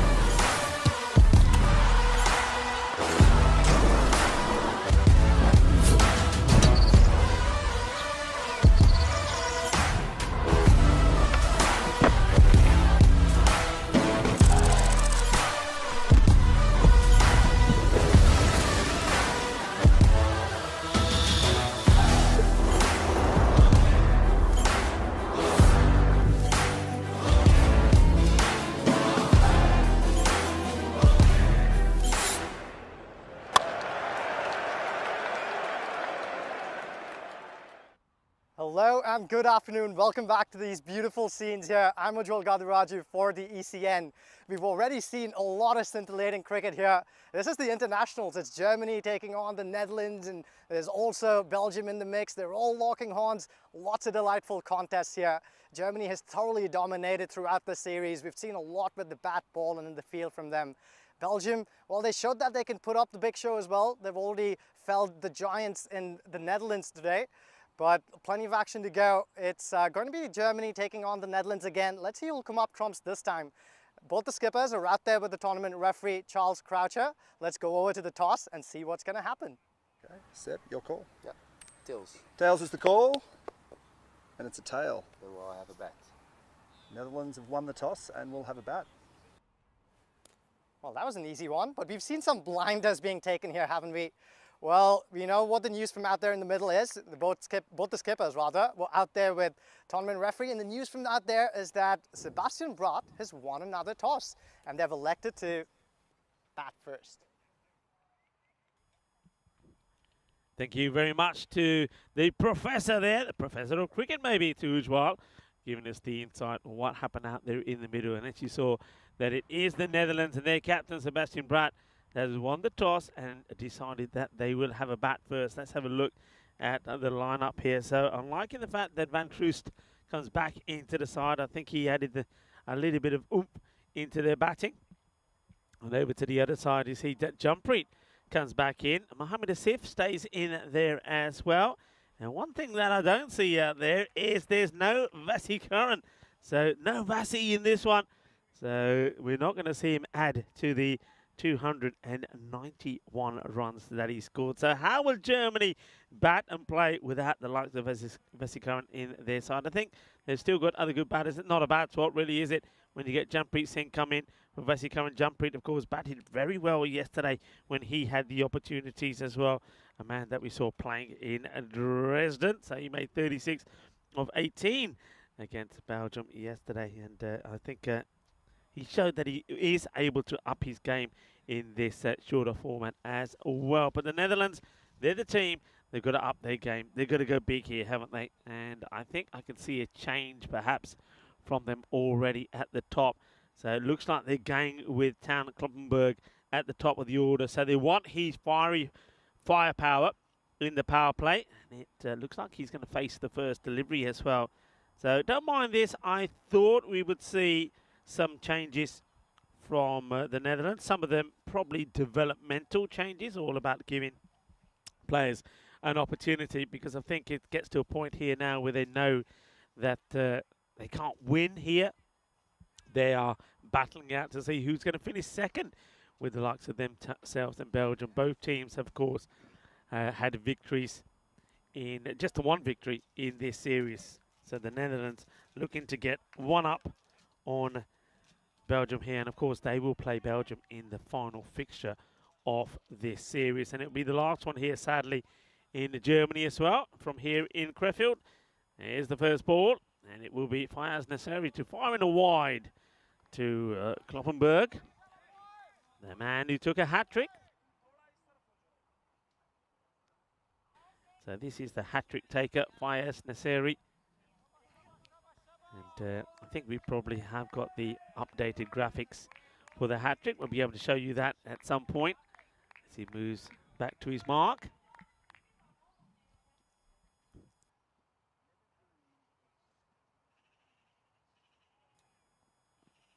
And playing with that line, he's going to just squeeze this inside. And there you go. Oh, that was quick. Page 1, page 2. We've gone on to page 3, I think, now. So let's see page 2. Coming up. Oh, he's there. He's on page 3. Fayaz Nasseri, 3 for 21. What a moment it is for him. And he's up there in the 2023 Hall of Fame. Hat-trick number 31 to this man, Fayaz Nasseri. And that's up and over. It might even go all the way over, actually. The umpire having a good look. He says, no, it's 4 runs. He's a big, strong man. He fancies himself to get something on this and gets a big, thick chunk of the bat onto it. 4 runs, so they're up and running on the first runs off the bat. Young lad, out there at the moment. You can't believe, looking at him, and he's well, 16 coming on 17 is Kloppenberg. Certainly one of the stars of the future. He's out there with Musa Ahmed, who's the non-striker. Smashes it, gives himself a bit of room. I mean, it's quite wide from his body, so he's not going to be able to get all the power in it, but it's a good shot to play in the power play. Nice shot to play, gets it over the fielders. Not being forced into making a change here is Rohit. Then he just goes over and has a little chat here with Nasiri, and I think this is probably a bat break. Yeah, it is. So the bat has been broken, and a new one has to come out. But I hope that wasn't his favourite. That one is broke, and he says, all right, which one you want? He says, well, I don't think that's one of mine, but all right, I'll have it. Even the bat looks a little bit small in his hands. I don't think he's happy with the choice that he's been given. He's looking at that one like saying, yeah, I don't really want this one. I don't like this one. And he had a couple to choose from, and this is the one he went for. Okay, let's see how this one goes. 2 boundaries to his name to the young Kloppenberg. And he takes himself away from this one. A little bit too much movement. And necessary, just an extra few steps to go up to the batter and say, really? Well bowled. A little bit of extra movement here, I think, from Kloppenberg. I think he's far better off just standing a little bit still and trying to get the power in the shot. See how he deals with this one. I think necessary might even fancy banging one in, you know. No, he sticks to that area wide of the batter.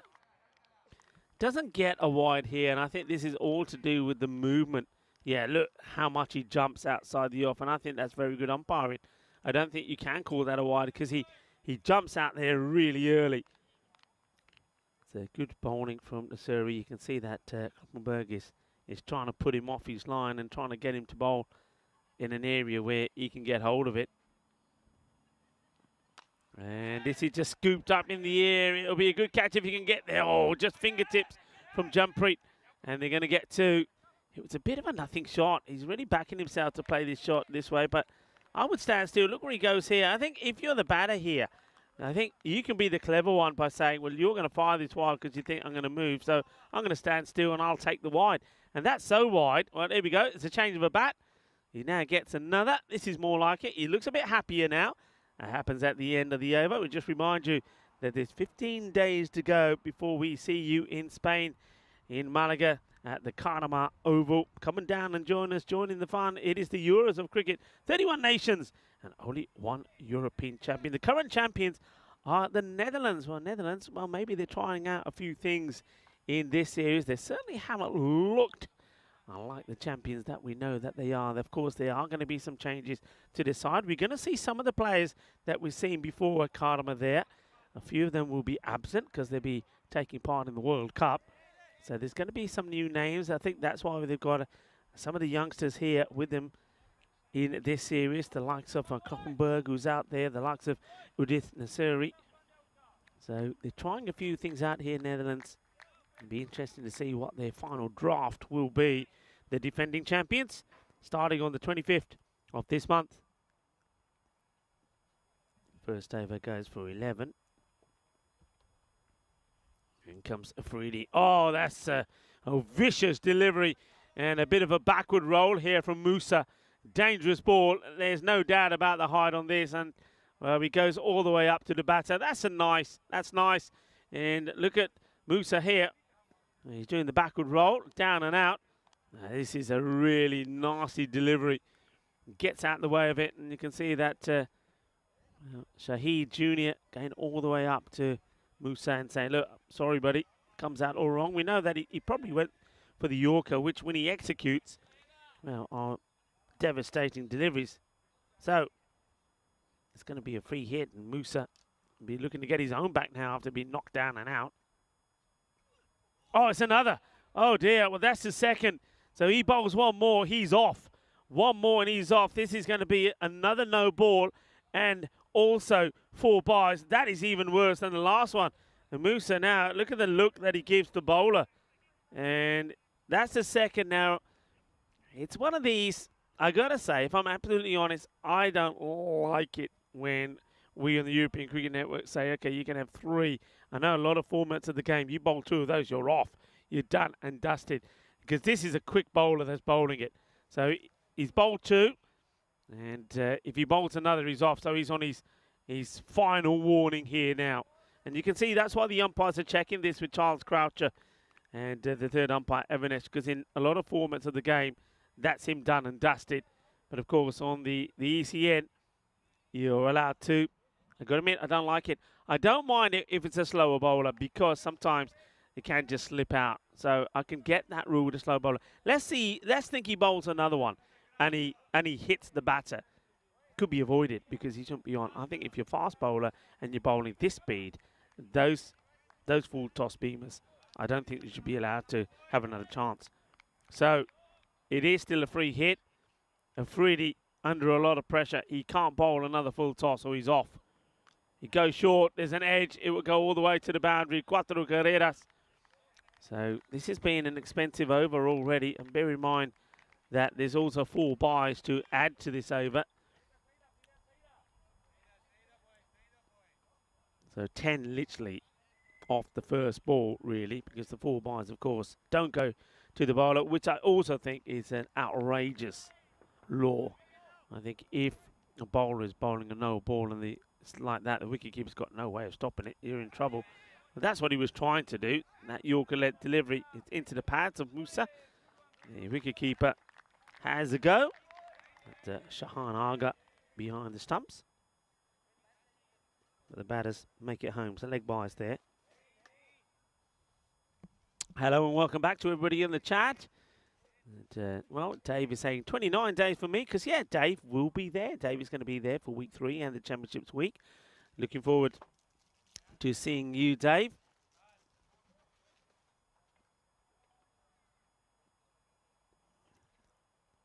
In comes the next delivery, and this is in the pads. A bit of an appeal here.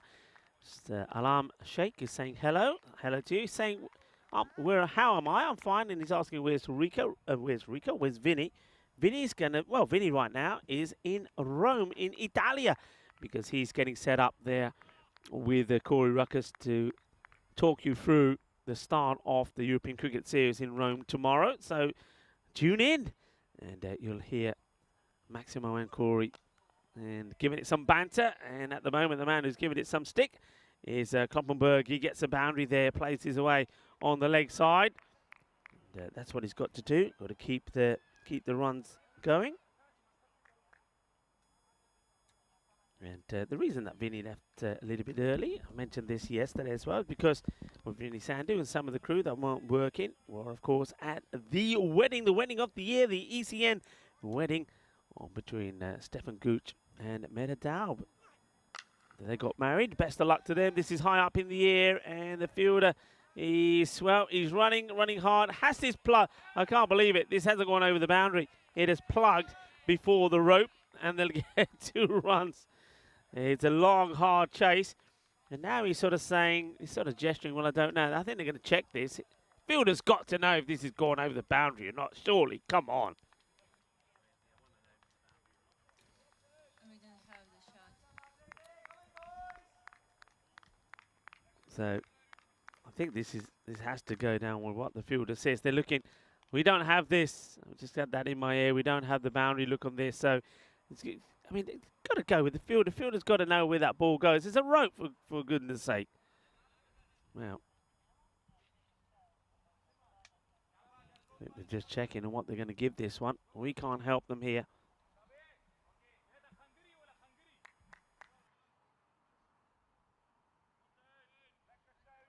So they're still waiting. Well, we're seeing that in the end. What's been caught? So 4 has been given in the end. So, I mean, I don't like that. I've got to say, I don't like it. If it's 4, signal 4. And, well, I can signal this one from here. For that fielder who doesn't know if the ball went over the rope or not, well, this is 6 for your reference. Yeah, good hit, nicely struck. As, well, Town Kloppenberg gets this right out of the middle. Yeah, I mean, sometimes, come on, fielder, you're running, chasing after the ball. You see it go over the rope. You've gone over the rope to pick it up. How can you not know? And if it hasn't gone, turn around and say it hasn't gone. This is what we're looking at here. Germany, 5 out of 5. The Netherlands are second because of net run rate. They've won 1. Belgium have only won 1 as well. So it's a big match this for the Netherlands. They can get a win here. And then basically, if they can maintain a good net run rate, and when they go head-to-head with Belgium later on, they get a chance at least to finish in a respectable second in this European Cricket International. Rico Full here of the European Cricket Network, and joining me back after a spot of lunch, it is of course, Ujwal. Ujwal, welcome back. How was your lunch? Thank you, Rico. As good as yesterday's. There's a nice little bite in between to keep us going and refuel ourselves. I think that was one of the more expensive overs you'll see. Shy the freebie ball. Nearly got called off, didn't it? 2 beamers that were honing in onto Musa Ahmed's head. He did well to get out of the way. Yeah, he did do well to get out of the way. And the thing is, remember that those warnings stay in place. So if he's to bowl a full toss in his second over, he will be off. There's no doubt about it. And the ball's been handed to the experienced campaigner, Sajid Liaquat. Well, speaking of Liaquat, Shahid Afridi was just running around to us. But let's get back to that in a second. Who tries to hook that one from way outside of off, just an inside edge. And he wanted to ask us to give a shout out to his brother Liaquat, apparently, who is also tuning in from far away. So just what you were saying earlier on, Rico, how does the scenes being brought from ECN are being enjoyed by families far, far away. A case in point there. He's sending his love to his brothers Siraj, Miraj and Liaquat. Another Liaquat, though, has a ball in hand. Okay, well, thank you for tuning in. And this one really does take off. Yeah, almost looked like he had some bat on it on the way, but that was just that steep bounce that we've gotten used to. Musa Ahmed there tries to get some bat on that, but that just rose up out of nowhere. Sajid Liaquat has certainly seemed a more determined man today. Trying to keep it nice and tight, bowling the right lines. This one's up in the air, opportunity. 2 fielders, Fayaz gets there. He will catch it. Fayaz Nasiri. And boy, does he like to blow those kisses to the cameras as well. Watch out for this strapping lad. He'll be up and about in the scenes of German cricket. But just as I was saying, Sajid Liaquat, he seems like a man who really wants to deliver today. Must have gone back and realized that he sprayed it around a little bit yesterday after having gotten it right initially. Nothing about that today. Spot on with those first 3 balls, and he's got that mighty important wicket of Musa Ahmed. The man who's going to walk in is one who'll want to give this ball a hiding. It's going to be Hidde Overdijk who'll take center stage to join Toyn Kloppenberg. Things are beautifully poised here. The Netherlands clearly want to post a big total here. They were on 36 at the end of 2, going at 18 and over. Well set to make most use of this power play. And then walked in Sajid Liaquat. 3 excellent balls so far. But we've seen how overs can get pear-shaped towards the end of them. Is he going to make a meal of this one or stand up tall and come up trumps? Overdijk here will be looking to get off the mark right away. Well, he does just that. Just about enough bat on that one to carry it away from Hamid Wardak. That will trickle away to the boundary as well. The boundary of the first ball. Doesn't have protection in the deep at long on. The 2 men were outside on the boundary ropes. The one at long off. And there's a man at deep mid-wicket as well. But they're having a thought about that. And on this occasion, Sajid Liaquat says, well, I've had a change of heart. Why don't I move the man back to long on? And Hamid Wardak will just cut across to field inside the circle. Liaquat to Overdijk. Use of feet again. This one's uppishly played into the leg side. Has that gone all the way? And we'll wait and watch. One bouncing over the ropes. So back-to-back boundaries here for Hidde Overdijk. He does like to go into overdrive. That is a good piece of batting right after he got to the center. Sajid Liaquat will want to bowl a good last ball of his over. It's already gone for 8 after that fine start. Exactly what we were talking about.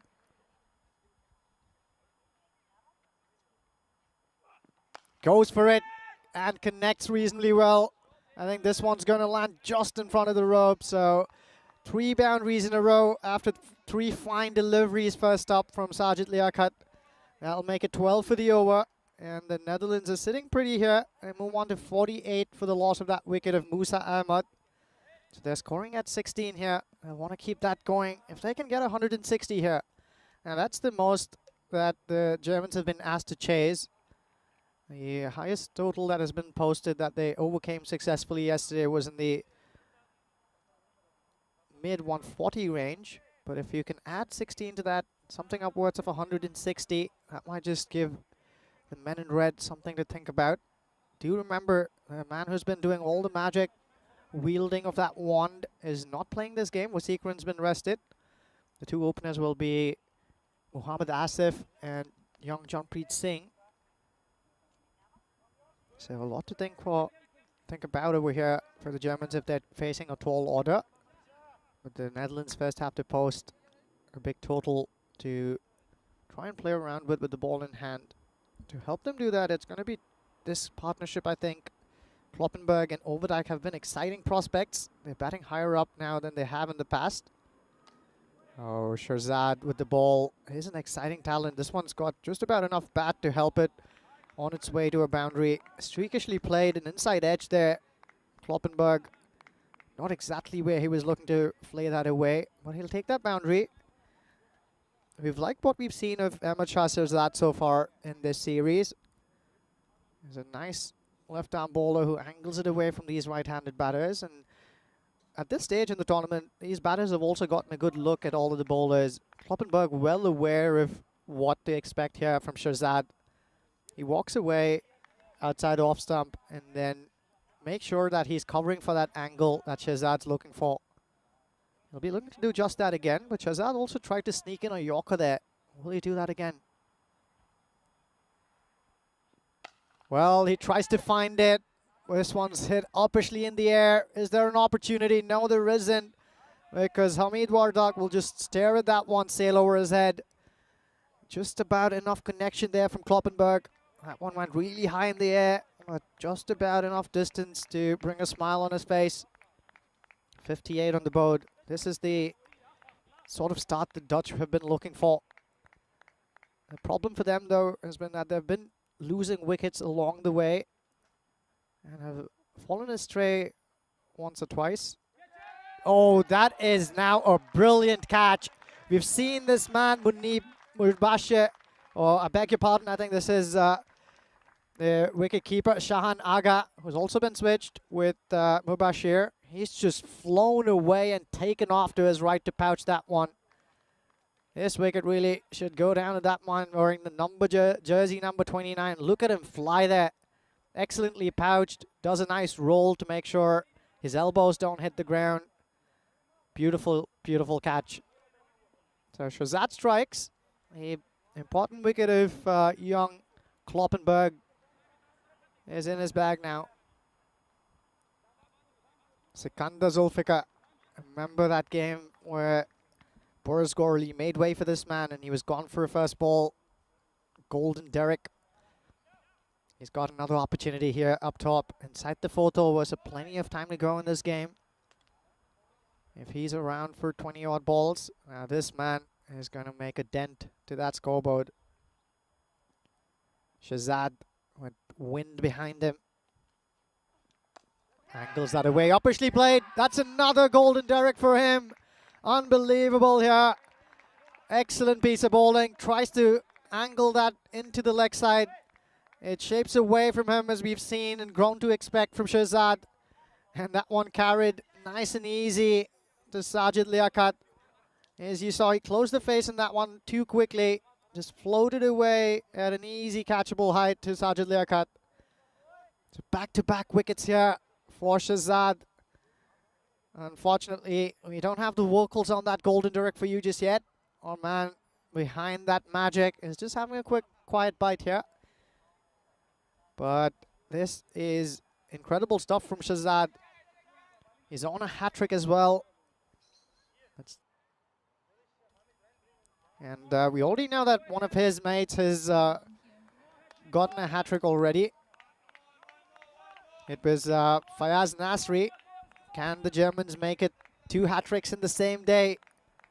Ahmad Shazad is going to charge in here. The man who's walked out is the skipper, Sebastian Brott. If he's got to stay here, he's not thinking about giving his wicket away, but about a mighty 6 that he can shoot off. Let's see what's going to happen here. Oh, nice ball there. It was honing in onto those stumps. Brott good enough to put that out.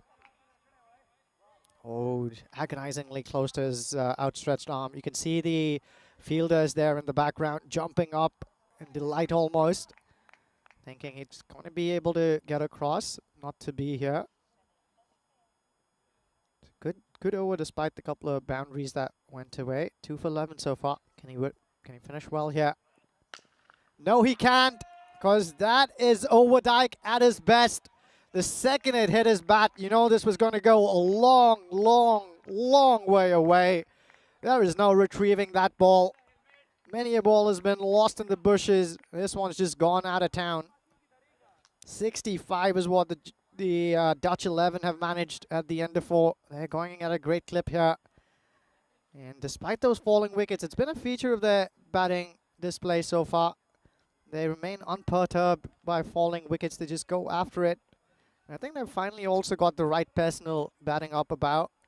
Hitter Overdyke has been incredibly impressive, and it's nice to see that they've given him the go early on in the piece.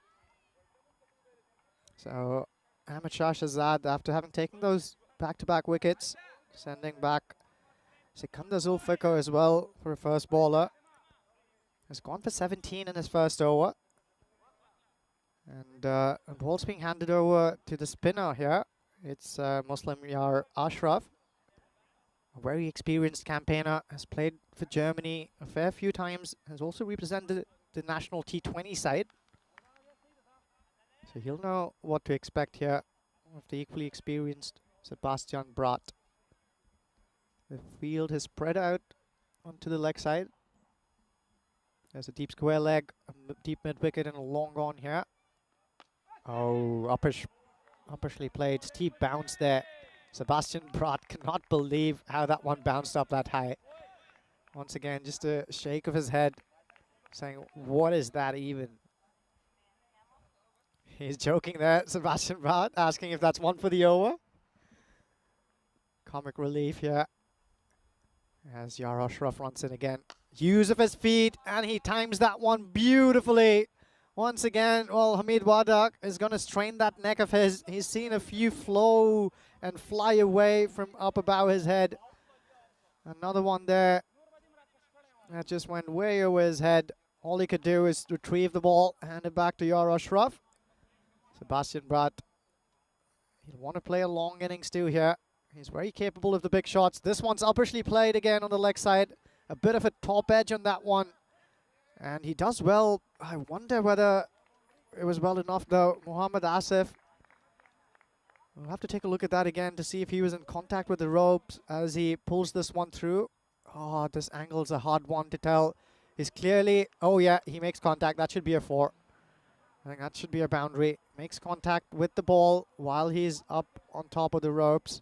So full points for the effort, but I think this should be called a boundary. He was up and about to get behind that sprightly. Oh, no signal here. So I guess they probably... There you go. The signal comes out. The signal comes out. It was a little slow, but it came out there surely. They've spotted that on the cameras. Brott, looking good here, Brott. Well, he's dancing around, isn't he? Yar Ashraf just stops in his stride there. He's just about to go ahead and bowl, but he saw Sebastian Brott dancing around there, changes his mind. This one struck away again. You cannot bowl there. But Sebastian Bratt, he's already walking away towards the offside. Wants to make room to swing his arms into that direction. There's only one man there, deep at square leg. So anything to his right will be a boundary. Oh, this one spins into him again. He finds that gap. It's Ace Bros. He'll run towards it at express pace, but even he can't catch up. It's this very interesting action that Muslim Ashraf has. When you usually look at his bowling action from behind or even front on, you'd expect that ball to turn away from him. That's typically what slow left-arm bowlers do, but he has an unusual knack of turning it into the right-handed batters, almost like a right-handed off-spinner. Makes him a tricky customer, but it looks like Sebastian Bratt is reading this well over here. Do you want pumpkin? So the game is incredibly well poised here. My partner in crime, Rico, has just gone out to grab a quick bite. The Netherlands, we've seen that they wanted to get off the blocks right away and very quickly. They've managed to do that for some part. They've also lost a few quick wickets. The Germans will be saying, well, let's put more pressure, and wickets is one way to do it. And we saw that they fell away a couple of times in the past, the Netherlands, despite heroic starts at the top. Let's see whether they can keep going. I think the man who's really key here is Sebastian Bratt. The captain's looking good here. He is in fine company in the form of hitter Overdijk, who's also going great guns. So if these two are here at the crease for 3 more overs or so, I think they're going to run away and post a mighty total here. Germans need a mighty total if this is going to be a challenge. They've been riding away and dominating this competition otherwise. Oh, Ace Pross has been brought into the attack. And he does well here to hook that and keep it on the ground. A little more bad on that, and that may have carried over all the way to Hamid Wardak. Is waiting there for one of those. He's mostly seen ball sail over his head. Sebastian Bratt, another short ball, but he gets that turn on it and also a bit of bite off the pitch. We've seen Ace spin a few on this track. So very capable of spinning that cricket ball. White little grizzly. Bratt's taking a close look here. Walks across his stumps. Oh, he nearly hit that one back onto his stumps, didn't he? That one goes curiously towards the fielder inside 45. Let's take a close look at this one. Oh, that is an incredible scene there. Look at how he gets some bat on it. It just quirts away, very square of the wicket. It'll only be a single. Ace Bruss pulls this one slowly. He's also a intelligent cricketer as Ace Bruss, picking up things very quickly, learning on the job. Slows his pace down, lowers his trajectory. He's weighing it nicely here. If he can add some drift to his arsenal, this bowler will become a handful. This one's just clubbed straight down the ground. That's what I'm talking about. If you see that ball again, it just went straight up in the air. Nice bit of flight there, but no drift whatsoever. It just went straight down, and Sebastian Bratt, too good a batter to let that one slip. Waits for it nicely, lets it turn straight onto his bat. Flies away for a big hit there. Oh, this one's absolutely was seeked. This was in his arc, and he smashes that out of the park. Sebastian Bratt down on his knee. He likes that one. And he lights up this bright sky. So they're going well here. 100 on the board already. This is only the 6th over. So they're looking mighty good for plenty more here. Hitter Overdijk's on 20 of his 6. And Sebastian Bratt has really gotten going here. These guys will be telling each other to keep going. And if they're together at the crease for 2-3 more overs, this is going to be a tantalizing contest. What adds more flavor to this is the fact that we won't see Wasikaran out there with the bat. If you're joining us just now, we've seen him score 4 back-to-back 50s. Action-packed performer. He's just gotten some well-deserved rest. And I guess there's also an opportunity for Germany to give some of their players who are warming the bench more action out there in the middle. So they're going to go out there with Mohammad Asif starting at the top with Janpreet Singh, a young lad who's just getting accustomed to the short format of the game, but has already shown a lot of signs of growth and talent. back to the action in the center. It's Overdijk. It's looking good. The Magician has been handed the ball. The Yorker man, and he does it again. This is, I think, number 3. He has done this a few times in the last 2 days. He runs up, look at that. He's a tall lad, and his knees and thighs rise up with every stride that he takes. He's knocked the ball off his hands a fair few times, yeah. Oh, he got those 2 beamers. Keep an eye on that as well. He doesn't want to bowl another beamer here. He's the Yorker man. That's probably why it's happening. Goes for that again. Doesn't find it. But, well, Hyder Overdijk, I beg your pardon, does find it and sends it into a hiding. This is good batting here. All he needed to do was just get some bat on that one. There's nobody there. The protection he's got is largely in the deep on the offside. He has 3 fielders here. Square on the off. There's a deep cover and a long off in place as well. That's a skied ball there. It's hurtling away towards the boundary. Ace Prost does well to try and get his hand there. Not well enough though, so another boundary for Hyder Overdijk. This is just the partnership the Netherlands 11 needed. They wouldn't want to leave Krefeld without a victory over the Germans. They're really determined to try and pull that off. That'll also be Overdijk's 4th boundary already, I believe. Well, this one's hit uppishly in the air. A little bit of outside edge, but I think there was enough bat on that to carry it all the way. So Overdijk is just finding ways to keep these runs coming.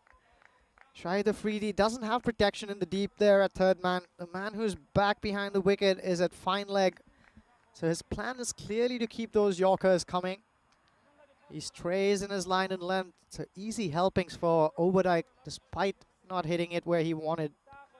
He only needed to get some bat on that one and it would sail over the fielder inside the circle at short 3rd man. So those of you who are joining in, thank you for keeping up with all of this glorious action. Chris Smith, ever loyal and is always around. Wayne has joined in as well, along with John Gray. Hello to you, sir. Hope you're enjoying all of this action. Shahid Afridi here comes in again. This one's up in the air. Opportunity for Janpreet Singh, who's circling underneath that one, and he puts it down. That should really have been taken. Disappointed there as Janpreet Singh, as he should be. Overdijk, this would have been an important wicket. He slices that one, doesn't get all of it. Just goes up in the air, but you'd expect this to be taken. An agonizing shot there from Janpreet as soon as it spills. And as we see Brat take another good look around the field. Rico is joining me back in the cube. Afridi is running in here. That's the Yorker he's been looking for. How was your bite, Rico? It was very good. And like you said, a bit of salad like we had yesterday, a bit of chicken salad, a bit of spice to it as well. So, yeah, very nice. It's, well, this little innings so far for the Netherlands has been very nice as well. Especially when you think that they mixed things up a little bit. Musa didn't really get going, but, well, Overdijk here, batting really well.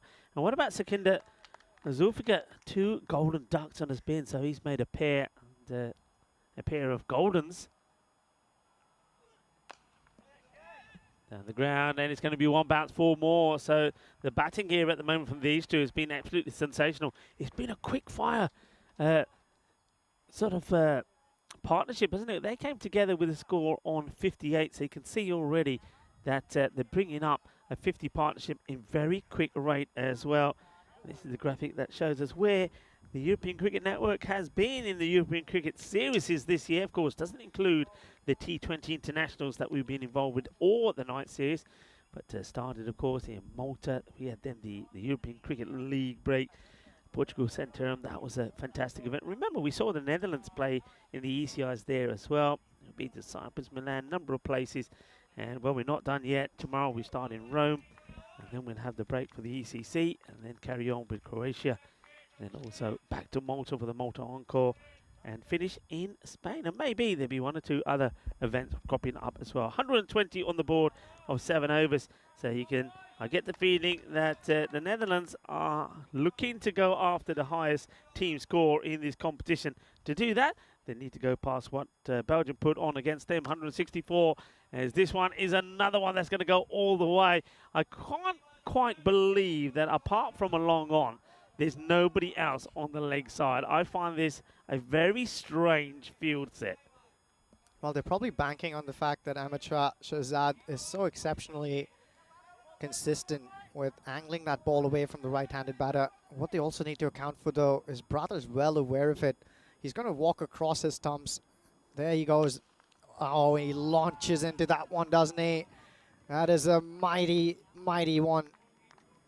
It's a huge hit, and you just look at the way he gets right across. You can see he's across and he's waiting for anything short. He knows it's an easy hit on the leg side, but if that ball's not doing anything, he's going to hit it straight down the ground. He absolutely clobbers that. 6 more. And Brat, well, the captain, who's been a little bit unlucky today, on his way to a half-century. Finds that Yorker Shahzad. Will be a single. Yeah, you can afford, when you've got 2 batters that are batting so well, you can afford to play that one out, respect the good ball, take the single and hand the strike back to him. But I want to say big shout out to Wayne. I think Wayne on the chat again was putting a donation in the chat, $20 from Wayne. Thank you very much, Wayne, indeed, for your generosity. This one has gone right across the umpire here, right in front. I think the umpire had a word with the bowler already. Now, be interesting to see how the umpire deals with this, because you can't be going right in front of him. And the man in black out there is Ayush and Surya. But at this level, bowlers can't be doing this. They've got to be thinking about this, because don't forget, Germany, the way they're playing at the moment, pretty soon they'll be playing on a lot of their cricket on turf wickets. You can't be doing this on a turf wicket. Let's see where he goes here again. Shahzad has been guilty of this. Yeah, look, he can't be there. I mean, this is just not good. This is not good. I know he did it in the match earlier, and I was informed by the tournament referee that the umpires did have a word with him and gave him a final warning for it. Now he's still doing it here. I reckon that's the walkie-talkie here from Charles Croucher. And now, yeah, I want to see this. I want to see that the umpire starts to deal with this. He's doing it too much. If he does it again, I mean, let's go by the laws of the game. If you keep doing it, if you're ignoring the umpires, you come off. Yeah. It's as simple as that. You take him off. I think he's received his official second warning there, and he lets a beamer go here. So, well, third beamer here from the man in red. Yeah. Also goes in front again, can I say. He's still in front. He shouldn't be there. He can't be there. So he's just been given a warning for that, and he's done the same thing again. So my question to the umpires are, why aren't they dealing with this? Why is he being given a warning and allowed to do the same thing again? He should be off. I know it sounds ruthless. We're playing international level here, international cricket. There he is again, right in front. No ball being called. So now what is he calling a no ball for here? I want to know, what's the no ball call for? Because if he's calling a no, that's not a no ball.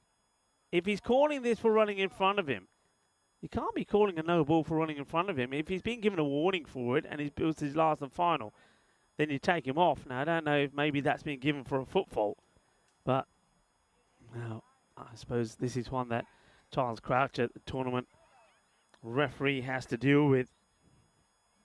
Runs in here, Overdyke on 42. That's the Yorker length, just short of it. Gets a lot of bat on that one though, Overdyke. He's hitting it beautifully. Races on to 46 here with that boundary. And that'll be the over for Ahmed Shahzad. One way or another, it was quite entertaining and prolonged thanks to that no ball as well. How often have you seen this? The extra delivery disappears. And that worm there for the Netherlands, it's climbing. It's climbing, and it's now almost at the 18 run, an over mark. If they stay up there, Rico, they're definitely going to go way beyond the highest score that we've seen so far in the tournament. Yeah, that is their plan, of course. This partnership certainly is been a superb one. And it keeps on growing all the time. So just keep an eye on the time as well. They should be okay. They've got 4 minutes to get this over in. There's a bit of discussion happening about something here with the umpire just having a chat with one of the fielders about something. So we're ready to go. Gonna go back to the likes of Fayaz Nasiri to bowl. Yeah, Nasiri is going to look to strike here. Skipper's on 49. He laces this one. Enough bat on it to carry way over Muslim Yar Ashraf. That is 6 more and a welcome half century for Sebastian Bratt. He strikes that one beautifully. He's seeing it well now as Bratt, very still at the point of contact. And times that one beautifully. Under pressure here is Fayaz Nasri. Well batted from the captain, but just have a look at the wagon wheel. You can see where he's hit most of his runs, can't you? So they haven't really bowled well at him. This is pretty high as well. And the umpires will have a look. You can see Sebastian Bratt straight away saying, hey, wasn't that too high? He's deep, he's back. Where's this one? Okay, you make up your own mind. I think he might just get away with this one as it was dipping. It wasn't quite above the waist. Partnership is worth 92. 150 is on the board already.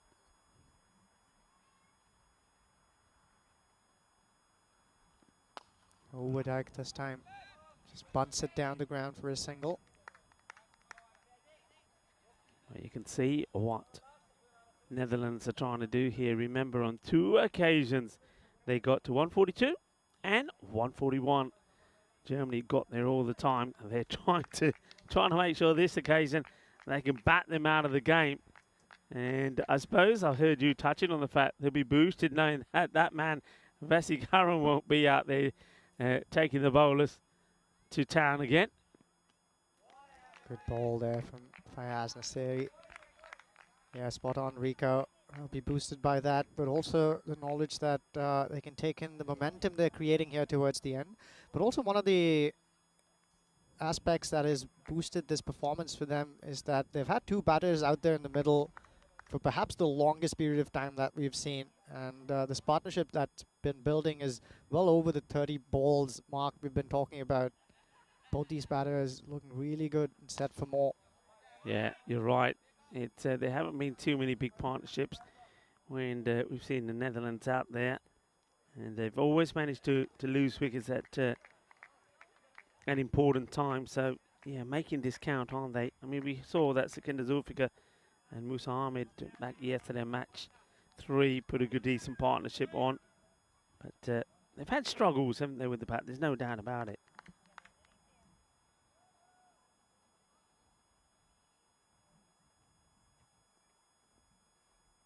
Nasri to Overdyke. Oh, he tries to club that one into the offside. Only gets in inside half of the bat. So another single. He's inching towards that half century is Overdyke. It's a very good over though, isn't it? Considering it started with a big 6. He's come back well, and after that, it's just gone. So 6, then it's gone single, single, a dot ball, and then 2 singles to finish. So good comeback there from Nasiri. 153 for 3. So that sets the Netherlands back just slightly. We said that they were on the hunt for a sort of 170 score, trying to get past 164 that Belgium put on against them this morning.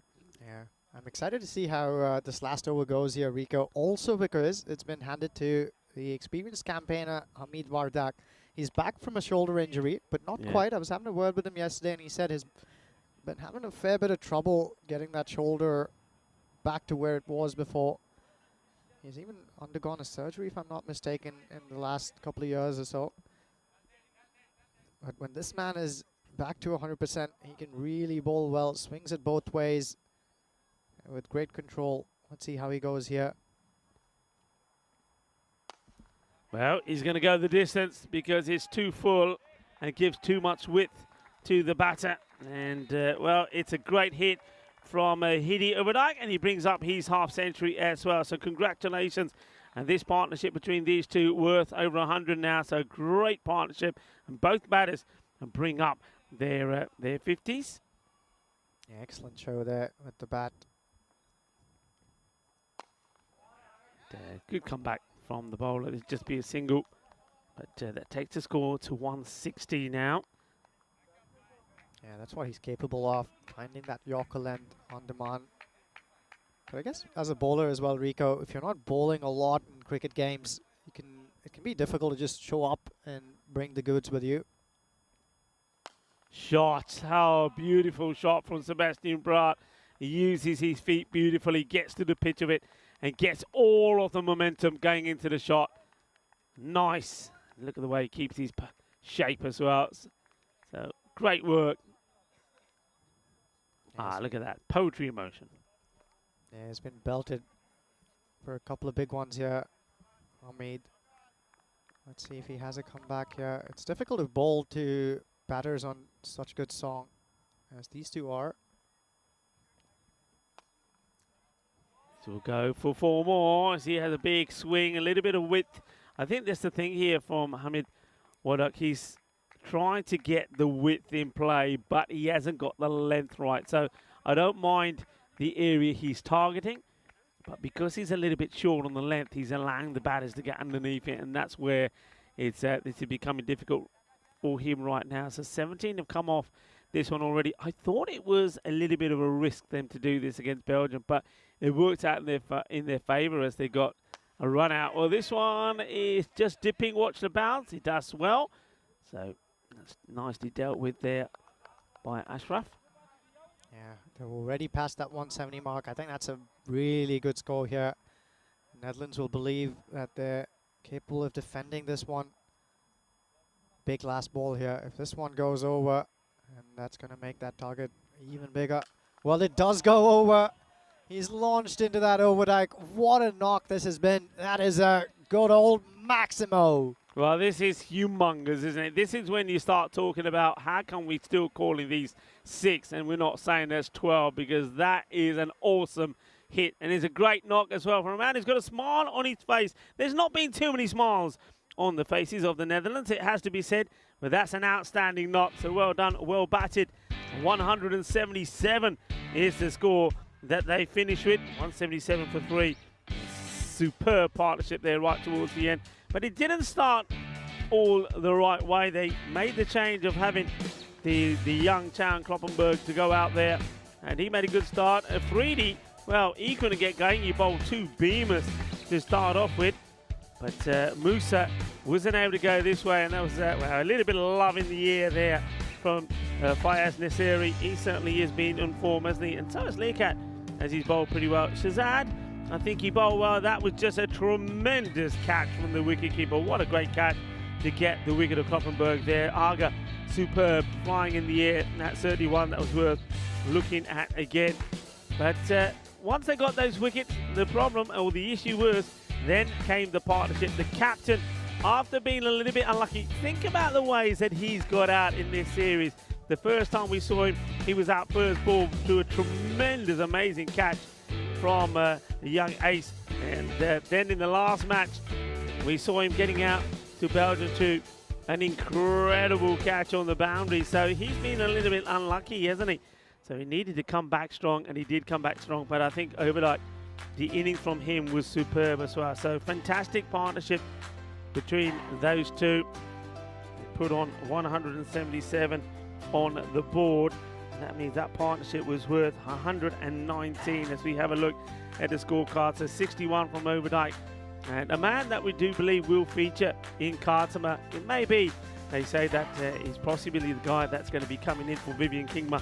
So keep an eye on Overdyke. Though he hasn't bowled at his best, but certainly he can show what he can do with the bat. And Sebastian Blight, the captain, well, we know all about his talent.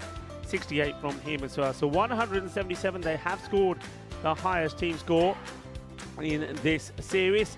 A number of bowlers used, 7 in total, and 21 for Fayaz Nasseri.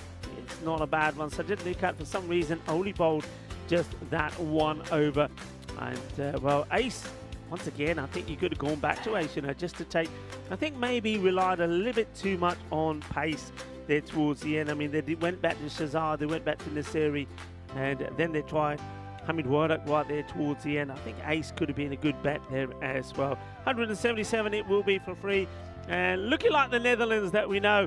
The thing is, though, are we going to see the Netherlands that we know in the field as well, especially with the ball? That's where I think they've let themselves down a little bit, haven't bowled a good length. Maybe they've got used to this pitch here now, and we're going to see a very good performance from them. Remember, they got 2 matches here. They got this one to complete against Germany, and then they will end this European Cricket International Series with match number 9, the final match of the series. And also, sadly, the final match from here in Crefeld when they take on Belgium.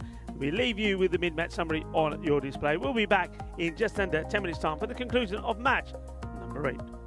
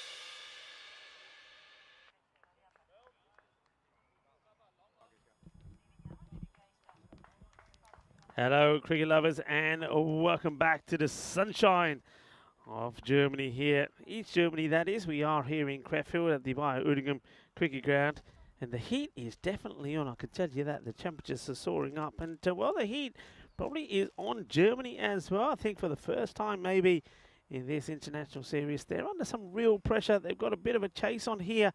178 will be required.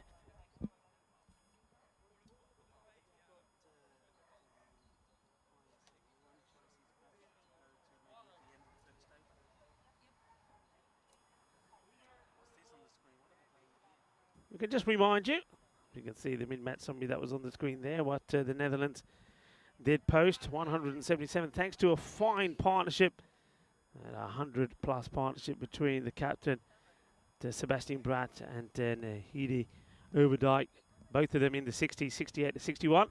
That gives them a good position. Let's see how they start. And, well, we're going to go with, man, we haven't seen that much of Kyle Klein, who's going to come onto bowl, the brother of Ryan. Let's see how he fares. Starting with the first here. And, well, they attack him straight away. There's nobody out of that part of the ground. And this is going to go all the way. So, manos arriba. Portuguesa es 6 carreras. Well, not messing around here. It's a big start. Well, that's nice, isn't it? It's, there's some of the spectators in. I get the feeling that that might be the family there of Fassi Current who are out supporting, and some of the Bayer booster supporters. So a little bit of a change in the batting early on. It looks like that Shahid Faridi Jr. has been given a thumbs up to open up. So just making a few changes themselves. And Faridi hits one for 6 and then misses out on the next one. We go full here, and joining me back in the cube, a very hot and sweaty cube, is Ujwal. Nice to be back, Rico, as this one's flayed away onto the leg side again. Shahid Afridi, well, he accepts that offering with Lee, doesn't he? Quick hands. As you said, Rico, Germany using this opportunity to try a few new things, perhaps just giving the batters who didn't get a show with the bat an opportunity here. Yeah, I mean, I don't mind this at all. I mean, you know, you've won 5 matches on the spin. You've got the victory in this series. So yeah, just go for it. Try something new. And I think the batters that they've gone for, I mean, we know Shahid Afridi Jr. You'd have him in a power play, no problems. This one is a short one. It's the one for the over from signal by the umpire. So just staying below the shoulder. So yeah, interesting cricket ball. And well, that quite easily could have been called a wide as well, but the umpire saying definitely one for the over. And this one, he goes for it, and he's trying to get it in the gap between the two fielders, and he will do. So 4 more.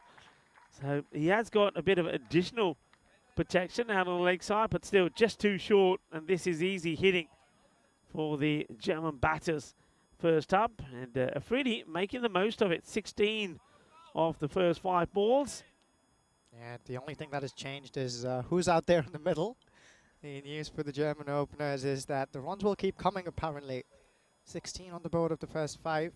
And this man, Afridi, who was just letting us know that all of his brothers are tuning in from miles away, is giving them something to see. Maybe that's why they've sent him up to bat. Yeah, he's saying, well, look, hey, I got people watching me.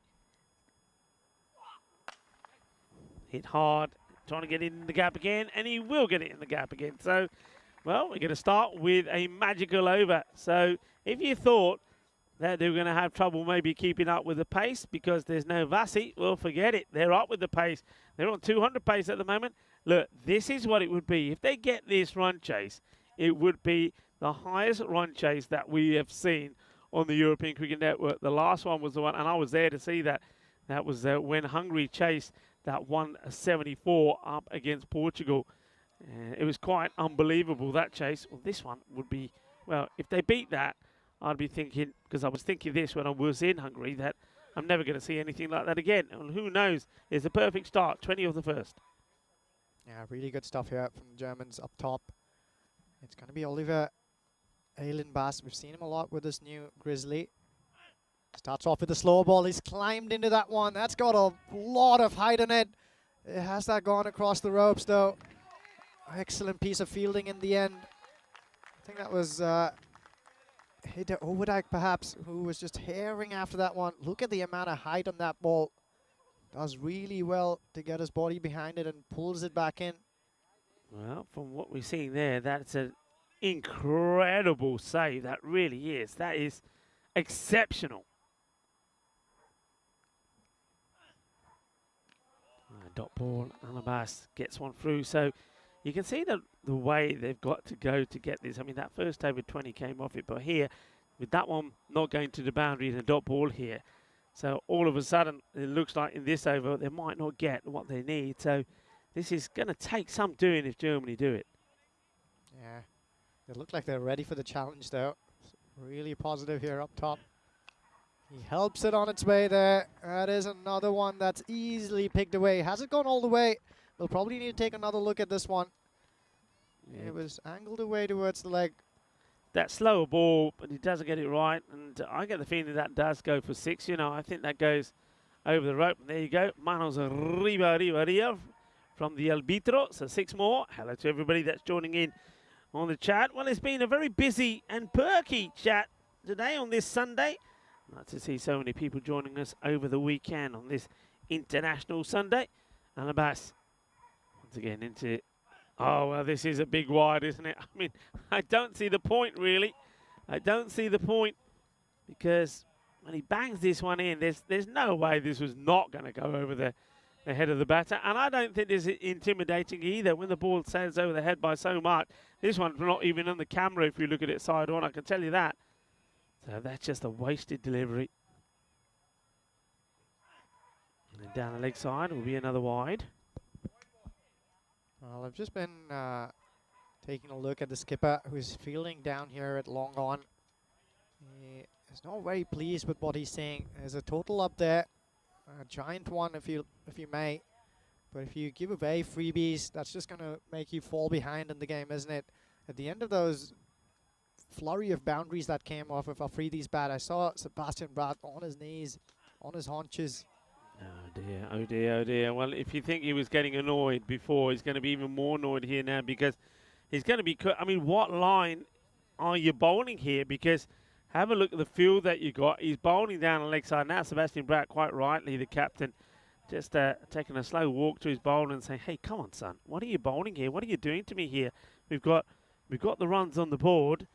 We just need you to think about it. Just think, go back to the basics. What were you taught to do when you're a bowler? You bowl a good line and length. You bowl outside the off. You don't dart the ball down the leg side. And this is hit down the ground, so it's a better delivery because he's straight, it's full. Bratt does the fielding, and he probably will turn around and say, yeah, that's better. That's where I want you to be. So a ball to go, so you can see even with the way this over's gone, and you'd have to say there's been a bit of a disaster, but they haven't quite got the runs that they need from the over, do they? They need to be going at around about 17. So they could still end up being a sort of a plus over, and it will end up being a plus over because he gets a dot ball in, and that's a much better line. And Alan Bass just, well, I think he's just taken out a little bit of frustration that he's put on himself on the batter here. And he's probably trying to say to the batter, yeah, what are you trying to do? Where are you trying to hit me? But the thing is, I don't think it was that good an over for him to really have any say on it. And there's a long way to go before it's done and dusted. Down count here. Chickens before they hatch. So here's Germany, and it's been all Germany, hasn't it, so far in this tournament. It remains to be seen whether they'll make this 6 on the trot, but it's already 5 on the trot, and that's a formidable tail. The man who was exceptional with the bat has now been handed the ball. Hidde Overdijk, what a talent he is. I've seen a lot of new faces who have shone brightly here, Rico. Yeah, Overdijk gets the ball, and it's high up in the air.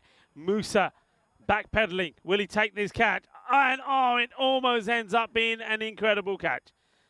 Almost. He gets it more or less in his hands. It just falls away from him. What he does do is save the boundary. Folks, have a look at this. How exceptional could this have been? Yeah, it does really well to even get both of his hands to that ball, Rico. Excellent attempt there. Just slips out of his fingers at the last. Well, there's no doubt about this one. That is more like it. There's the lines I was expecting to see bowled by the Netherlands bowlers. That is a beautiful delivery from Overdyke. It is full, pitched up. It's the sort of deliveries that we've seen in the day from the likes of Khalid Ahmadzai from Nasari and also from Afridi. And that is a beauty. It's right up there, and that is the end of Ashraf. He'll go for 15. Cleaned up there by Overdyke. Yeah, good piece of bowling there. Excellent repose. Despite that drop chance, he takes matters into his own hands and says, well, I'm going to clean you up here. Man who's walking in here is who you'd have expected to see up top. It's Muhammad Asif. He's coming out there at the fall of that first wicket. So it'll be familiar for him, this point in time, to be out there in the middle. Still within the power play. And it's hot out there, Rico. It's very warm out there. I know that you went out there to do some of the intro work for the last 2 matches. And when you get out there, I mean, I know it's warm where we are. There's no breeze here at all, but at least we're protected from now, at this point of the day, from the sun. But when you're out in the middle there, under that sun, yeah, it's quite baking. You can feel the heat coming off the ground. Okay, Mohammed Asif, yeah, hits this one straight down the ground. It's going to be a chase for Sebastian Brad. He gets there, and he'll keep it just to 1. Yeah, Shahid Afridi there, just trudging along to the other side. I'd have liked to see more intensity in that single. Mohammad Asif was down to the sand in a flash, was looking at his partner, who was still making his ground. Afridi now on strike. Up in the air. Is he going to get lucky? Yeah, he is. Fielder can't really get anywhere. I don't think really he finds this. Yes, he's looking up into the sun. He can't find it, so doesn't get hands to it. Yeah, in the end, far away from it. Mies van Vliet. He's got a role to do with the ball in hand later as well. And I'd be curious to see whether they'll turn to Sikandar Zulfikar earlier on in this one. I think that would be the right call. Clever delivery. It's that slower one, isn't it? It's nicely bowled. So you're starting to see just why Overdyke is somebody that's been well fancied to feature maybe in Qatar, and he's right up there as one of the top players in the Netherlands. We saw him put a great performance in with the bat, and now he's shining with the ball as well, and he finishes well. So that's the end of the over. Only 4 come off it, and the wicket as well. So what looked like it could have been, once again, a good power play, maybe up in the 50s. It's going to be 39 for 1 at the end of 3. Yeah, and on point, I think the skipper turning to Sikandar Zulfikar right away here. 3 overs gone. Germany on 39 for 1. They're certainly behind the asking rate now. And each time a good over is sneaked in, you'll see that that required run rate will just shoot up to astronomical heights.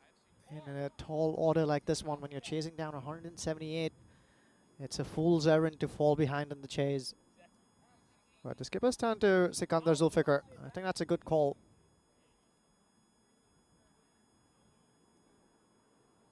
$21 to Afridi.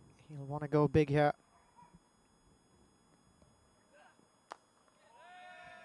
It's a good delivery, but still going to take some stopping. And yeah, nicely done there by Sebastian Bright. Sort of gets the slide in, so make sure there's a body behind it and puts the palm on the way to stop the ball getting past him.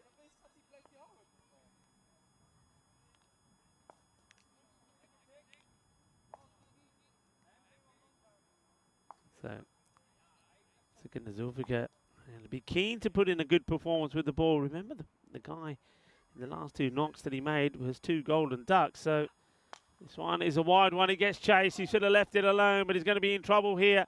And the catch has been snapped up. And that is going to be the end of Asif. So Asif himself, the last 2 matches that he's played, it's been, well, a pair of ones, isn't it? Because he goes for 1 as well. It's a nice catch taken. Makes the ground well, nicely held. Big smile on the face as he rises from the ground. And Asif, it's not the best of starts from him as well. So just starting to lose the wickets here pretty quickly. But there's a man who can make a difference. Faiz Nasseri now makes his way out to the middle. Yeah, what an opportunity as well for these two who will now be out there in the middle together. Faiz Nasseri and Shahid Afridi. If they can see this side home, well then the future of German cricket bet your bottom dollar will be really bright. But great piece of bowling here from Sikandar Zulfikar. Slows that one down, takes it away from Muhammad Asif's reach. He's only capable of skying that one. Nicely held on to as well. That was Mes van Vliet, who pouches that safely. And it's Fayaz Nasri who'll face Zulfikar, who's got the wind behind him now. And a wicket can do that to you. He'll charge in here.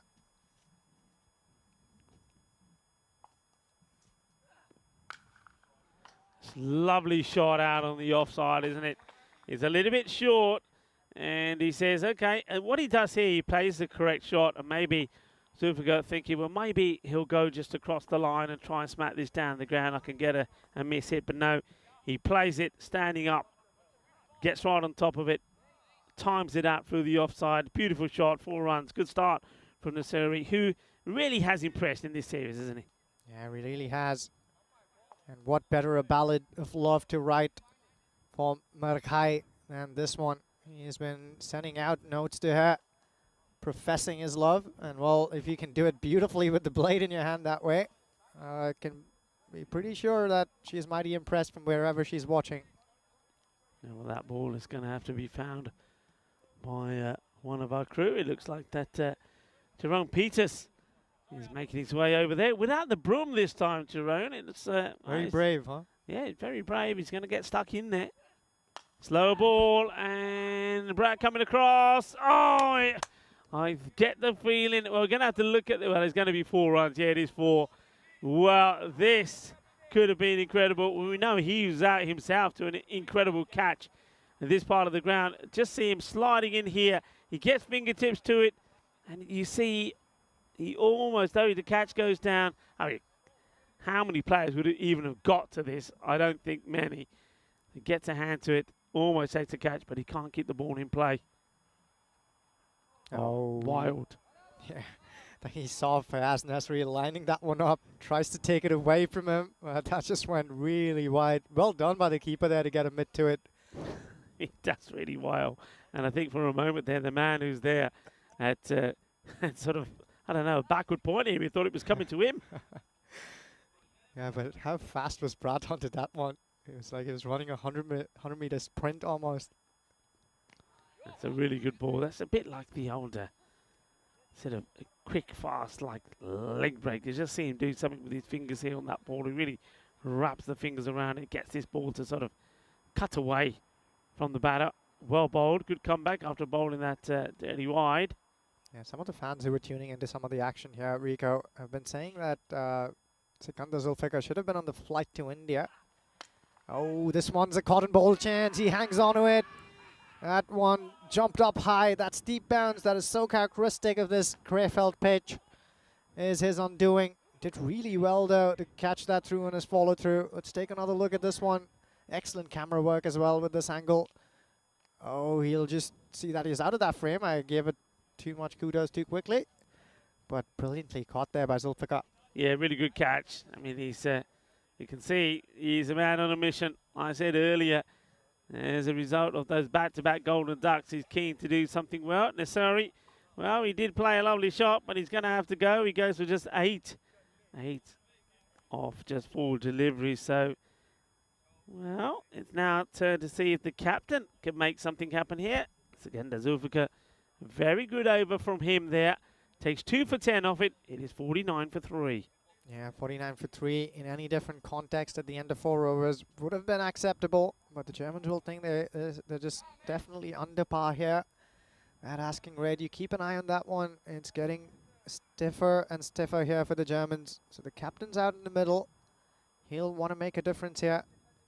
It's going to be a difficult uphill climb, but the Germans do have the batting necessary to do it.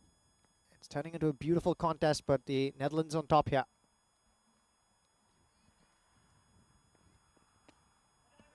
Mies van Vliet has been introduced into the attack. He'll find the pads of Shahid Afridi, who's been swinging away at every ball, but has failed to make contact the last few times. Yeah, he has failed. So, look at the tall man now comes on to have a bowl. And remember, Mies van Vliet took a very good catch as well to remove Mohamed Asif.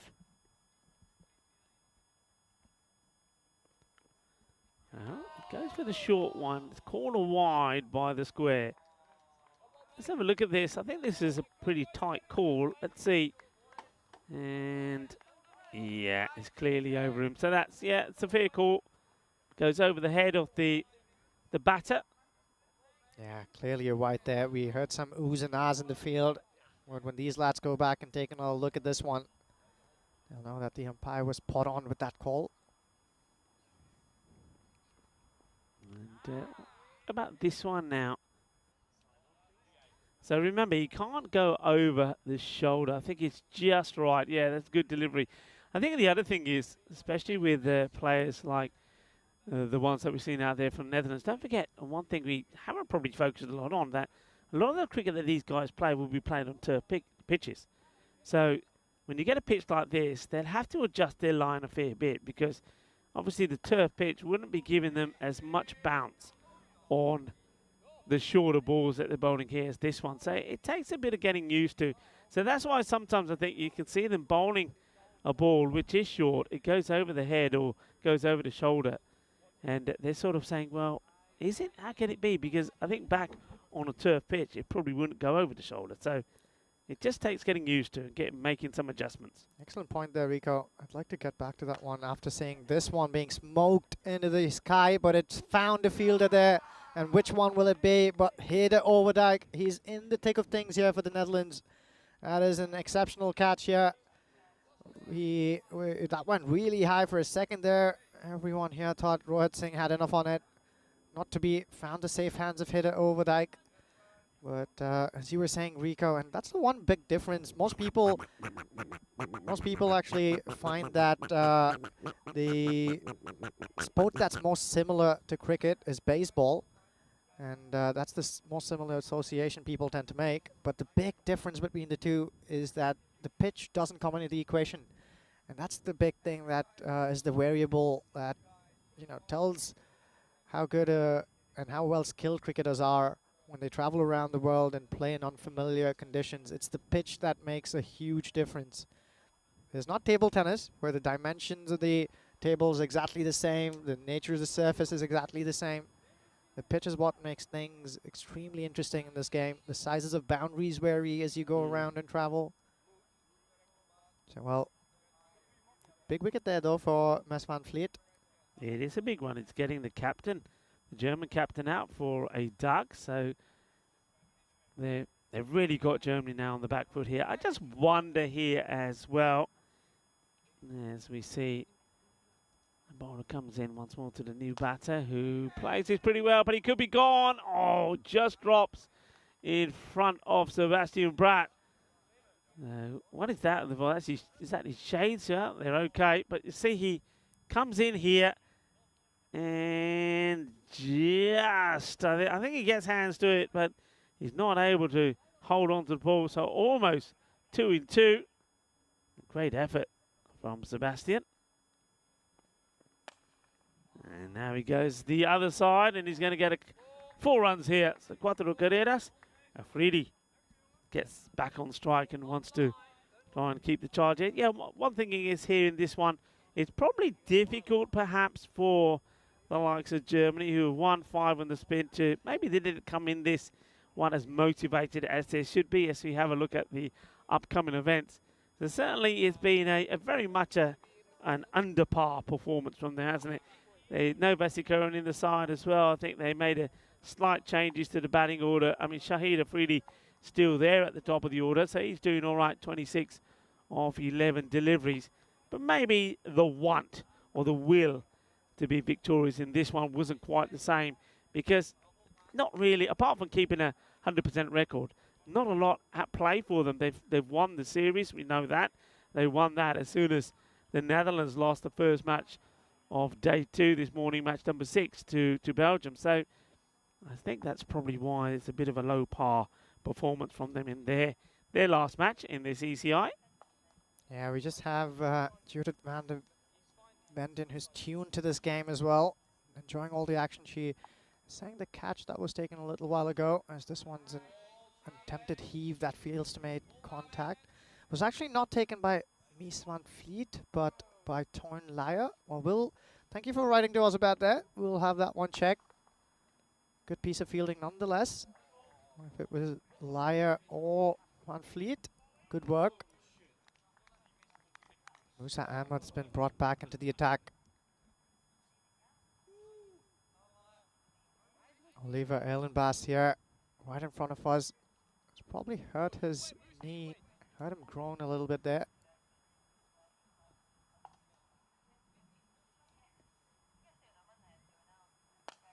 Strikes that one strongly. Has he found the gap? Does really well to Sebastian Bratt. He throws that into the hands of Hida Overdyke as he dived to try and get to the ball. Excellent piece of ground fielding here. Look at the tag team here. 1-2. And the throw from Overdyke back to the bowler. Excellent piece of ground fielding here from the Netherlands. Goes for the big one. Does he get it? No, he doesn't. One bounce. Back to Oldenbass here. He holds a good throw back to the keeper.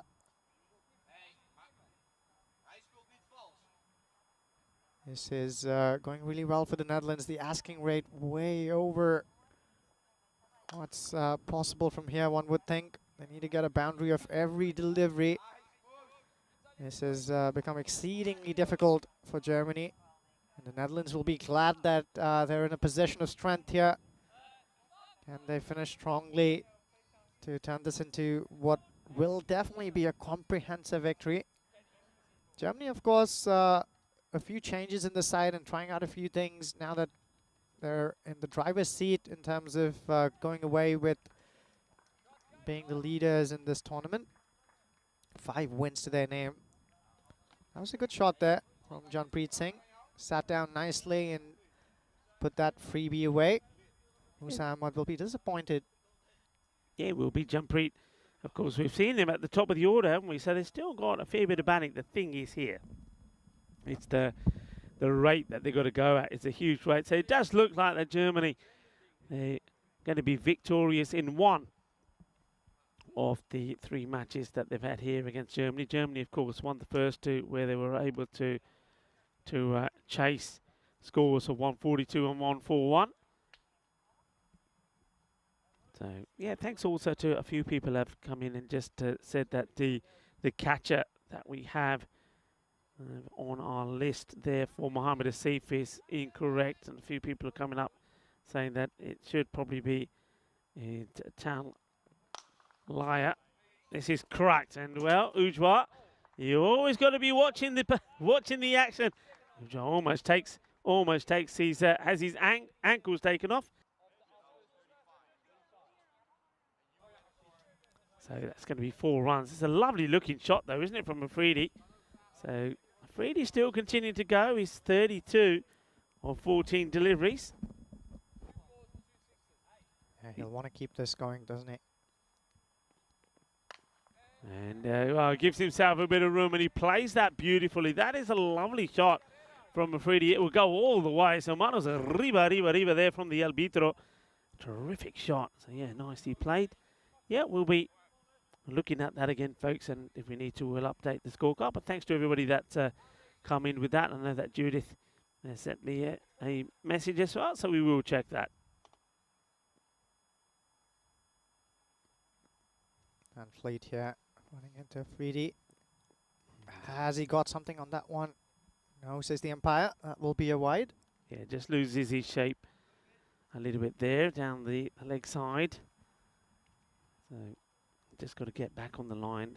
So a few of the bowlers have lost their line a number of occasions here. Just start to go down the leg. So just got to try and concentrate to keep that outside the off to bowl at the field that's been set.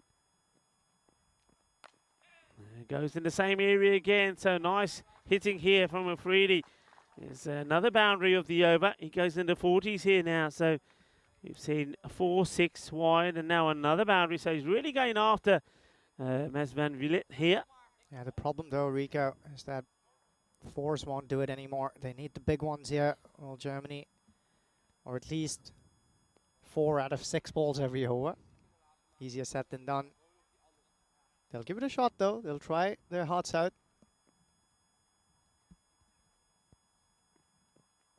And it's going to be a wide. So it's another wide. So if it's not a boundary, it's a wide. And that's the other issue. If every legal ball that's being bowled is going to be hit to the boundary, these wide balls really hurt you. Just gone a little bit quiet out there.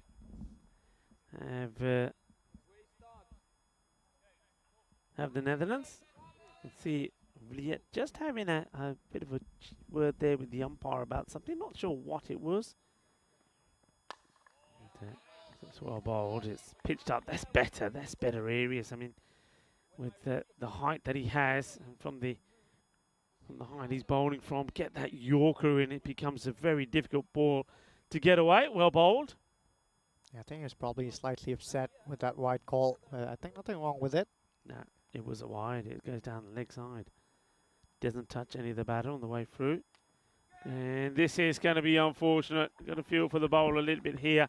So he does get the ball in the areas that we're talking about in the off-stump corridor, but the batter swings hard.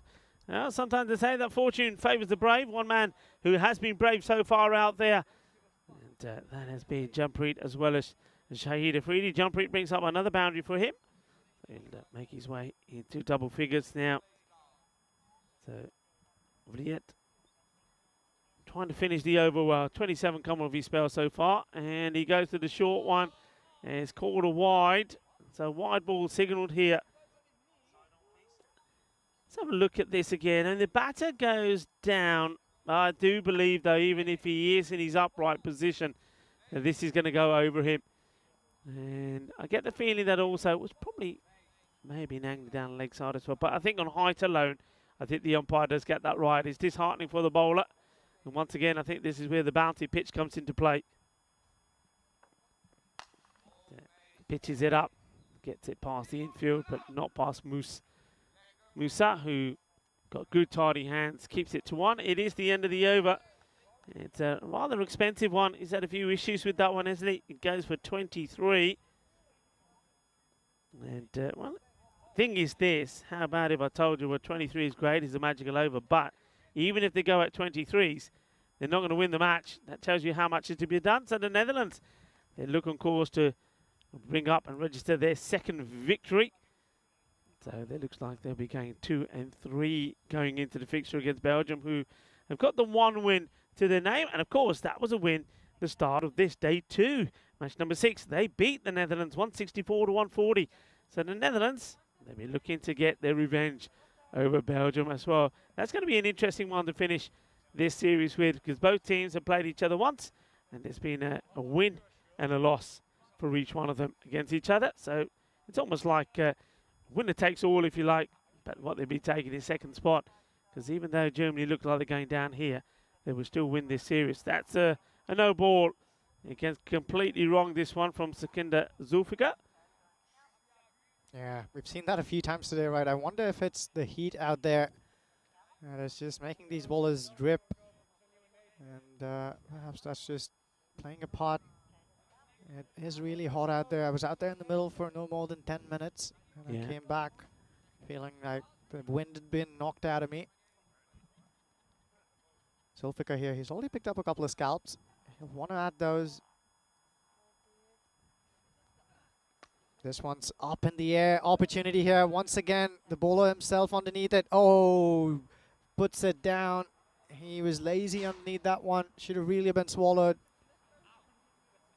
Yeah, well, he's getting himself underneath it, but doesn't quite take it. I think Musa probably finds the funny side of that one. It was went up a long way, but he just doesn't get himself underneath it. That's Zulfikar. Oh, wow, nobody's getting under this one. This is going all the way.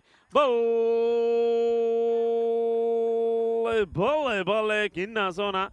Shaka lagya. Well, that is sweet out of the middle of that bat. Sweeter than a bowler Rasmalai. I tell you what, a nice cold bowler Rasmalai right now would do me wonders. That's a big hit.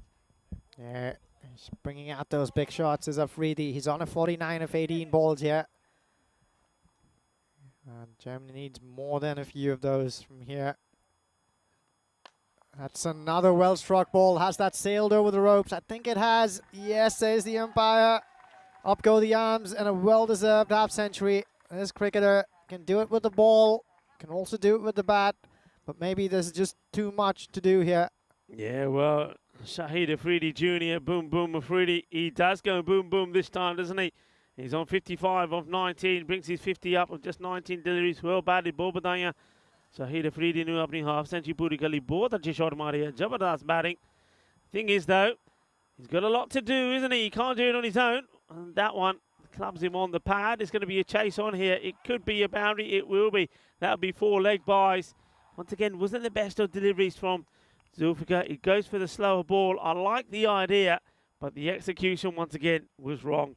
Yeah, a lot left to be asked here off of this over so far from Zulfikar. He's gone for a few here. 2 more balls up his sleeve. Can Shahid Afridi make this the game-changing over? A couple of big hits here will make people believe. That's another wide ball here. He's disappointed with that call, and well, the keeper fails to get a mid onto this one. Runs away for a boundary, so this could be the over, Rico. So 5 wides there. Take a look at this one. Yeah, he does catch a bit of the line, just very slightly. And what makes it worse, of course, is the keeper can't stop it either. So it's going to be a minimal. That's going to be 5. And yeah, I think it's tough for a bowler, but the umpires, the instructions are, even if it catches the wide slightly, it's going to be called. So it does catch the line. And though it's a tough call, I think it is a correct call. So yeah, Sikandar Zulfikar feeling the heat here now. Just bear in mind that the last 2 overs, the over before went for 23. This has gone for 23 as well, with still 2 balls to go in it. And that's another Gandhi ball, this time down the leg side. So yeah, I mean, you made a reference to maybe the heat. You know, it's a long day, it's a hot day. Yesterday was a hot day for all of these players as well. So they've been asked to perform here. The conditions are warm. And when you're under pressure, you feel the heat even more. And I think that's what's happening here to Zulfikar. So this over's gone now for 24. Well, that's one of those big ones that they need here. Do they still believe in the German side? Well, the men in red seem to believe so.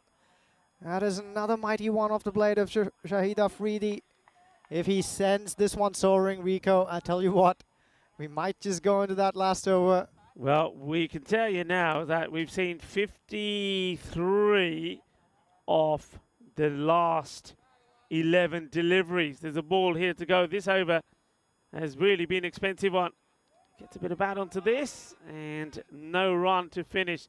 But that over goes for 30. It ends up being supersonic. The over before from him went for just 6. So you can see they still have a lot to do, but just look how quickly they're climbing upwards. And if they get one more big over in, you never know. Anything is possible. They're needing here, as you can see there, 61 of the last 12 deliveries. Yeah, everything happens in the 9th. I think by the end of this over, we'll know which way this game's going. The Netherlands still very much in the driving seat. But if this one goes for 30...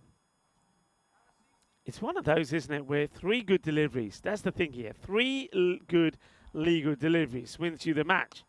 That is not one of them, because that one is going to go all the way. And a spectacular one-handed effort there by, I can't see who the player is there. Well, I think it's one of the Belgian boys that is just resting. When he wakes up and thinks, yeah, I'll have this one. Well, he would have looked absolutely superb if he held on to it, but he's not able to. But I think he saved some of his teammates. Okay, Overdijk. Slower delivery. This one's going to go to the boundary as well. Do they believe here? Do they believe? Because that is 10 of 2 deliveries. Oh, well, what are we seeing here at the moment? Yeah. I mentioned that we saw 54 of the last 12 deliveries. We'll make that now 64 of the last 14. This is quite incredible. Janpreet Singh goes straight back. He's packed that with some heat on it, but up to the task is Musa Ahmed. He's disappointed there as Janpreet Singh. He punches the air, but very aware of the field placings. That last one, which he squirted away up and about the infield, shows that he's aware of the opportunities here. So I like what I see of this man, Janpreet Singh. Shahid Afridi here. It's a good delivery, but it's still going to beat the field. That's an astonishing shot and power from Shahid Afridi. Well, everybody, if you thought it was over, it ain't over yet. And Overdyke, he's just saying, right, okay, I want the field to move round a tad. He wants to stop that shot being played. They're looking just to get, like I said before, I mean, we've seen one ball that went for a single. 2 decent deliveries could decide this match. He goes big, does Afridi. That'll be a mighty, mighty 6. It's a shame he can only get 6 runs for it, though, because you could have taken some down with that one. Okay, you know what I'm going to tell you. This over has now gone magical. So they're staying in the hunt of this. We're going to go down to the last. We're going to go down to the wire here. I'm telling you, you wouldn't think it. We're going down to the wire.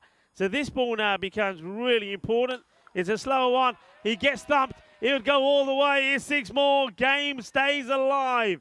The game stays alive as the over. Wow. Can you believe it? The over goes for 27. Whew.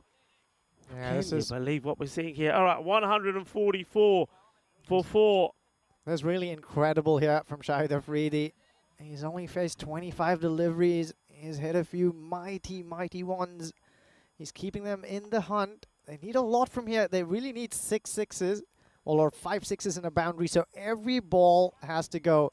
Musa Ahmed cannot make the cardinal sin of bowling a no ball or other extras over here. He's been handed the ball again. We've seen him do this in the past. The skipper turns to him in times of strife. And we also know what he does. He likes to bowl that wide outside of off stump and hide it there. Janpreet Singh, though, it all rests on his shoulder. Last 3 overs have gone for 80 runs. 80 runs, 23, 30 and 27. Okay, well, that is the one that should seal it, really. I was saying all the way along with those 12 balls to go, so they needed just 2 good or 3 good deliveries. Well, they had one before, didn't they? So 2. But that's the one. That's the one that should seal it. Yeah, 5 big sixes is what Afridi is thinking, because this can come into play. Extras. Yeah, they get a wide, so that opens the door again. Yeah, they need a little bit more here. If Musa Ahmed doesn't bowl any extras, it'll be game over. And this one will be just the single, so yeah, that's it. They're the 2 deliveries that they wanted. They don't go to the boundary. So, well, they've been made to sweat a lot harder than they thought they would have. So fair play to Germany. And even though they did make that little switch, it just makes you, hey, here's the question for you. If Vesikaran was playing, what? Yeah, I think well and truly on, because they did take a little while to get going, didn't they, at the top? They gathered some pace through the middle off the bat of Shahid Afridi, but you're spot on, Rico. This would have been a game that was truly on. Janpreet Singh manages to get that one away for a 6. 50, as in the 153 now comes up. Afridi's has batted beautifully, hasn't he? Janpreet, fair play to Janpreet. I know that he's not the hardest of hitters the ball, and maybe some people think this format doesn't suit, but hasn't he changed so much? I mean, he made it, I think playing in Dresden certainly changed the way his mindset playing this format. He goes for it, he chases it wide, he gets it up and over, he's going to get another boundary, so the score keeps going up. What a high scoring match this has been. It's been quite amazing. And the runs just keep on coming, so that takes the score to 157. Yeah, So kudos to Germany for going that far as well. At one point in this innings, we just figured and felt that they were falling away. It's a white ball again here. So 20 needed to do, only a theoretical prospect with no balls and extras coming into play. So Netherlands running away with this one, but really great show from Germany nonetheless. Well, this one will go all the way. It's 6 more, so it takes the score to 164. And 304 at this point, 341 runs have been scored in this match. And you can see here, they could, if they get a 6 here, the last ball, they'll finish just short. He goes for it. It's high up in the air. It should be out. It will be out. So that's going to be an end of a good innings from Janpreet Singh. He makes 41. And it's also going to be the end of the innings. And what Well, what a match it's been. We see 341 runs scored in it, and it ends with the German side 164 for 4. They fall just, well, 14 runs short. It's quite an epic game, high-scoring game. Well done to both sets of players, because it's not been easy out there. The heat is on. Trust us on that, folks. I mean, high temperatures, probably about 32 to 34 out there. There's no breeze at all, so it's not going to be easy. And it's not going to be easy here for the Netherlands as well, right? They get that win, they'll feel good about that. They put themselves now in the second spot, and, well, they'll should have a far superior net run rate there to Belgium. But they're now going to play again, and Belgium got an opportunity, if they can, to do the double over the Netherlands. The Netherlands will be hoping to get their revenge for the loss earlier in the day. With that one coming up in, well, I can tell you in about 15 minutes time. But before then, let's take a look at the highlights. Yeah, well, it was really good here from the Netherlands on this occasion. There was a new batting pair at the top. It was Shahid Afridi who walked out to bat. Mohammad Asif came in one drop. This was that great attempt from Musa Ahmed. Nearly pulled off a blinder there. Excellent piece of bowling from Owadike here. Finds the base of the wickets. Muslim Yar Ashraf, who walked out to open the batting. Didn't have much to say there. It was Mohammad Asif who came in first drop, but just guided this one. An excellent catch by Town Laya. And this one was cut away beautifully. Fayaz Nasri promised to make an impact in this game. This was another excellent piece of fielding from Sebastian Brat. But Nasri had to go. Didn't time this one. Just sat up there for a caught bowled opportunity that was swallowed by Zulfikar. Rohit Singh came in as well. And that was another valiant attempt by Sebastian Brat. He was just exceptional in the field. Once again, you see him over there. Shahid Afridi kept going at one end. He kept the runs coming, the big hits flowing. And towards the end, all you had to feel that this was just too much to do. Jungpreet Singh as well had a good showing with the bat in hand. A few big blows, but the asking rate was just scaling astronomical heights. And at one point, you always knew the Netherlands were just going to run away with that in the end. They did just that. I think they were cut too close to convert, though. There were chants for people saying this was going to be just a comfortable win for the Netherlands. But the German men in red made it a little more interesting. 164 is what they got. The Netherlands were looking at that extras column as well. 21 runs given away, 15 wides. Now that is not something they'll want to repeat. It's a great show with the bat from Shahid Afridi at the top. All his brothers are watching. They'll be jumping up in delight. And when you look at the bowling card, 2 wickets here for Sikandar Zulfikar. He bowled an excellent first over, but went for many in the next one. Misman Feet, he showed signs of brilliance, but I think that's the story all along. All these bowlers very capable, but they'll be working on trying to string together 6 excellent balls. Consistency is what's needed. And here's the match summary. Germany falling short for the first time, but they were also playing a team that was warming the bench for a little bit, giving opportunities to cricketers who haven't seen a lot of action. They rested their main man in Wasi, but that is not really an excuse they'll make. The Netherlands putting up 177 on the board. What a batting display from them. More cricket left though in this ECI from Krefeld in Germany. For the very last match, it's going to be Belgium and the Netherlands. So the two guest teams rather will lock their horns one last time. Both teams having a taste of victory today in their last encounter. Belgium proved to be a mighty challenge that the Netherlands could not overcome, but they can go back to it and see how this one goes on this occasion. We'll be right back in just about 12 minutes to bring you live action from there. The news, of course, is that this is going to be a very interesting encounter. Don't go away too far. I'm Ujjwal Gadaraju, your in-house professor, and I'm going to be back alongside ECN's very own Rico Full.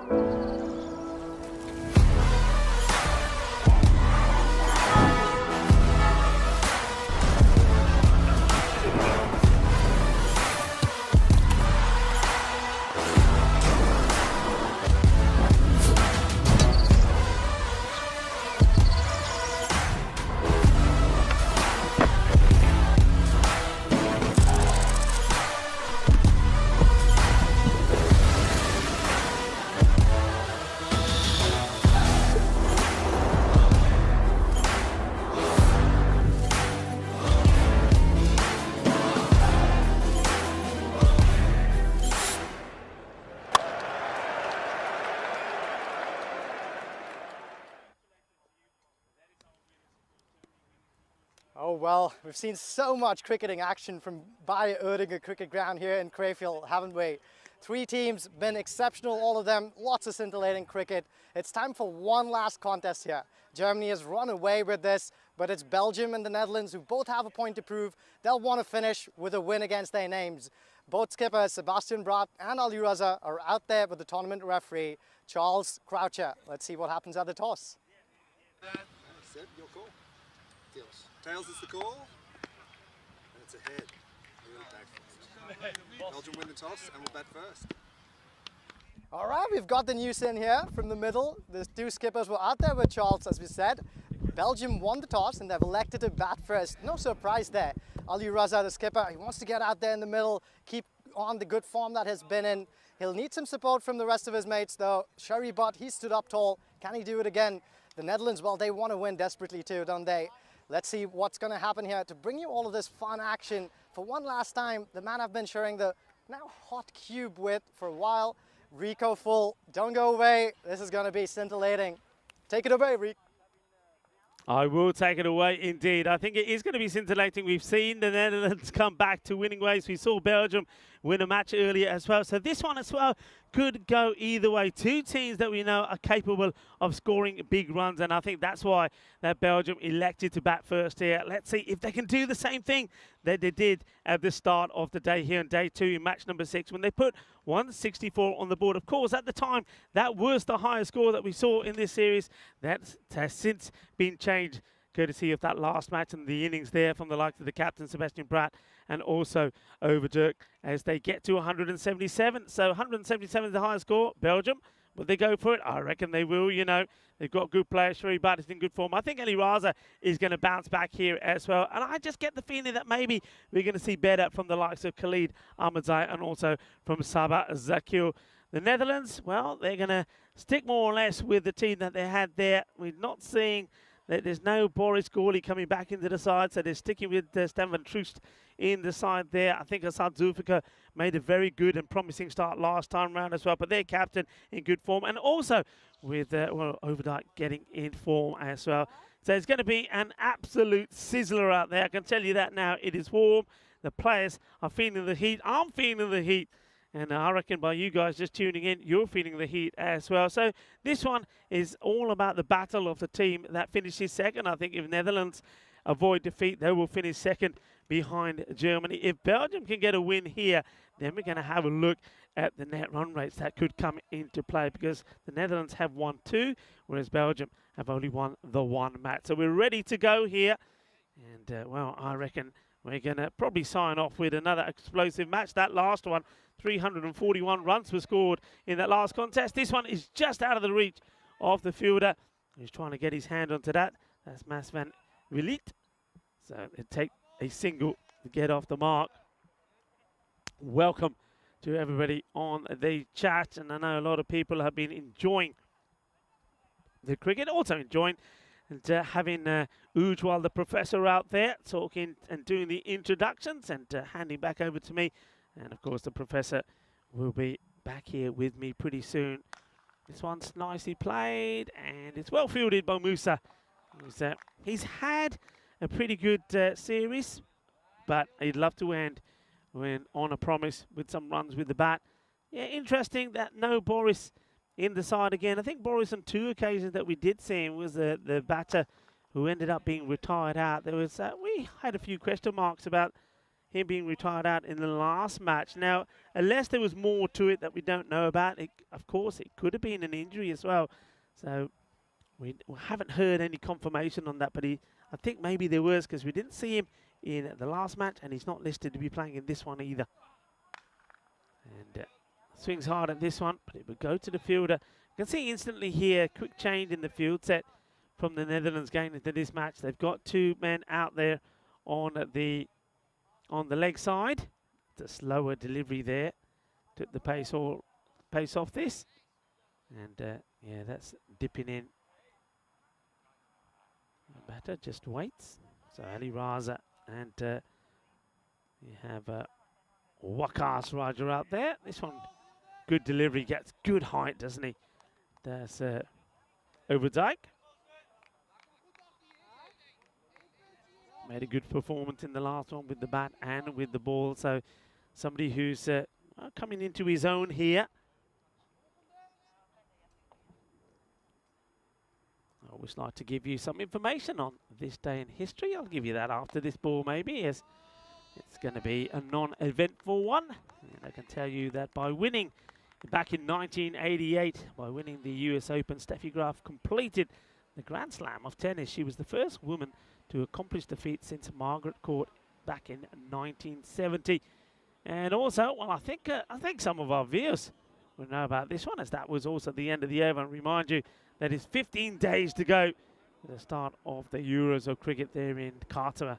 Qatarmania will once again take the world by storm. Yeah, back in 1955, the TV show Gunsmoke began airing on CBS, and by the time it ended in 1975, the series was the longest-running Western on American television. Yeah, I certainly remember that myself. And talking about Gunsmoke, well, this has been smoked.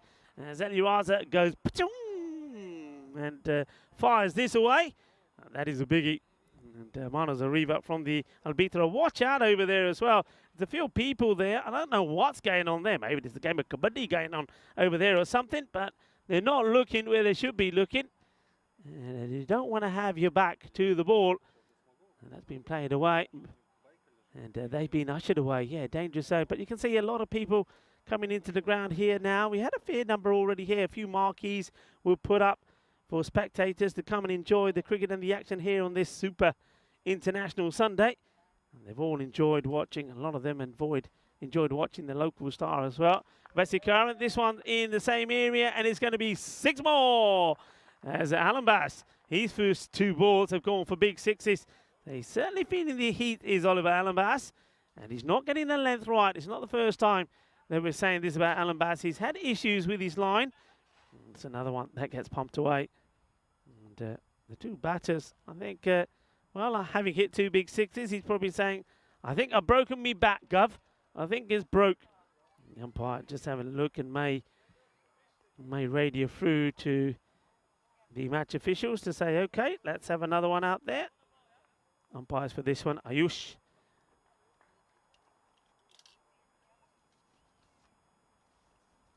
So let's see if we get another one come out there. That is Suresh and the Guru, and Ayush is the third. So the third umpire is the man who'll be getting that bat sorted. Well, he's got a bit of time to do it. Well, I don't know how much is wrong with this bat, because this is another one that's been absolutely walloped. So 3 balls, 3 sixes.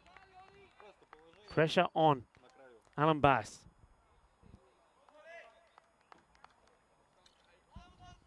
Sebastian Pratt trying to spark his bowler back into action. Better delivery, but this has been hit straight and hard like a bullet. It's going to be 4 more. Ali Raza, I expected him to come back with a bang. How about this for a shot? They don't come better than that. And what about the umpire there? Well, he's hopping around, isn't he? He's got to be sharp and quick on his toes. Beautiful shot. It's fantastically smashed. So the first over was only went for 3 runs from Overdyke. Now this one is going for plenty. 22 off it already. And, well, he gets one through. So he changes it up. He comes round the wicket just to change the angle. And it works for him. So, Alan Bass, it's already gone magical, though. Can he come back and get another dot in? That'll be a good comeback from him, really. Remember, the Netherlands, they will be feeling it. They've just been out there already. So back-to-back matches out there in the heat. And he's going to finish with a dot. You can see that the bowler now explaining to the non-striker why it's not a wide. And let's have a look at this again. And it looks like it's a wide, doesn't it? But remember, you go by when it goes past the popping crease. Here's a look at the standings so you can see what's at stake here for the likes of Belgium. If they can get the win here, then they will get themselves to the same number of points off the Netherlands. And then it all comes down to the net run rate. So they've got to try and win, but also try and win quite comfortably. As I welcome back into the cube, it is, of course, the Professor Ujwal. Thank you, Rico. Good to join you back here. And we were talking about net run rate. So on that cue, for all of you who are joining in and tuning in, do let us know how you can get 100 mathematicians inside a room that can only fit 99. Okay, this one gets played. You told me this yesterday. It's a good one, though. I like it. Just a single as Overdyke comes on to bowl. He's second. He bowled a very good first over. Only went for 3. Yeah, Overdyke's looked really good today, both with the bat in his hand, and in the last game also did the job with the ball. Also saw him outstanding in the field. Well, that's an excellent Yorker if ever there was one. And what makes it even better is, I think it was a slow ball there, Rico. He perhaps rolled his fingers over that ball, deceives Ali Raza, who's looked phenomenal with the bat in hand, plays that one too early, ball arrives a week later. He'll see that his Thompson are uprooted behind him. Yeah, watch this again. A really good delivery. Gets a little bit of an inside edge on this as well, but he gets beaten by the slow delivery. Hard to pick, very well bowled. We've seen other bowlers attempt this, but they've managed to get it wrong. Sometimes it's gone down on the leg side, or it's ended up being full toss, which you've seen that a few times, full bungers. That one is on the mark, is on the money. So Ali Raza, who is is a top player to try and get out, well, he's going to go. And though he scores quickly, he also goes quickly. He goes for 24 of just 9 deliveries. 3 sixes and 1 4 to his name. Yeah, excellent piece. Batting right until that point from the skipper, Ali Raza. And how good has Overdyke been? He deceives him in the base and finds that Yorker that he was looking for. The man who walks out is Muhammad Suleiman. We've seen him open the batting before. He's got a job to do here. Oh, tries to launch into that. Definite sound of wood on that one. Yeah, he gets a bit of the bat. You can see that from the umpire, who's actually walking away already. Surya saying no, he gets the bat. And a good comment there from Marnus as well, who was saying, you know, just under a year ago, we saw the highest run chase in history on the ECN, which was Battle on Sheehan took part in that, and it was a chase of 162. And he's saying, well, look what's happening here now. And it goes to show just how much the cricket has moved on. And I think you're absolutely right, Marnus. And this one's in the air, it's catchable. This guy, don't drop him, and he's not going to make me wrong either. Sebastian Brandt, he's caught everything that's come his way. It's another good catch from him. It's another wicket that goes, and it's a good one. And that is going to be the wicket of Mohammed Suleiman. He's going to go without scoring. So, well, while we've got Derek here, remember, we're going to be sending him off to Rome pretty soon. We might as well have him on the screen, because that's going to be another duck. Yeah, good piece of bowling here. Once again from Oliver. Now, well, I was going to say Oliver, but it's Overdyke. He rolls his wrists on that ball once again, gets that bite off the pitch. Excellent change in pace. Good variations here from Heed Overdyke. Already the second wicket, 2 for 4 are enviable figures in this format of the game. Yeah, he's bowled well, he's bowled intelligently. It's the slower ball, the quicker delivery. He's got 2 wickets in this one. And can I just say, I could finally feel a little bit of breeze that's coming through, and it is bliss. And because we haven't had any all day, and I tell you what, the players out there will appreciate it. Okay, Sherry Butt, who's been pretty good today as well. He just angles this away. Great pick up from the fielder. Gets it in his palm with his hands, so keeps it just to the one.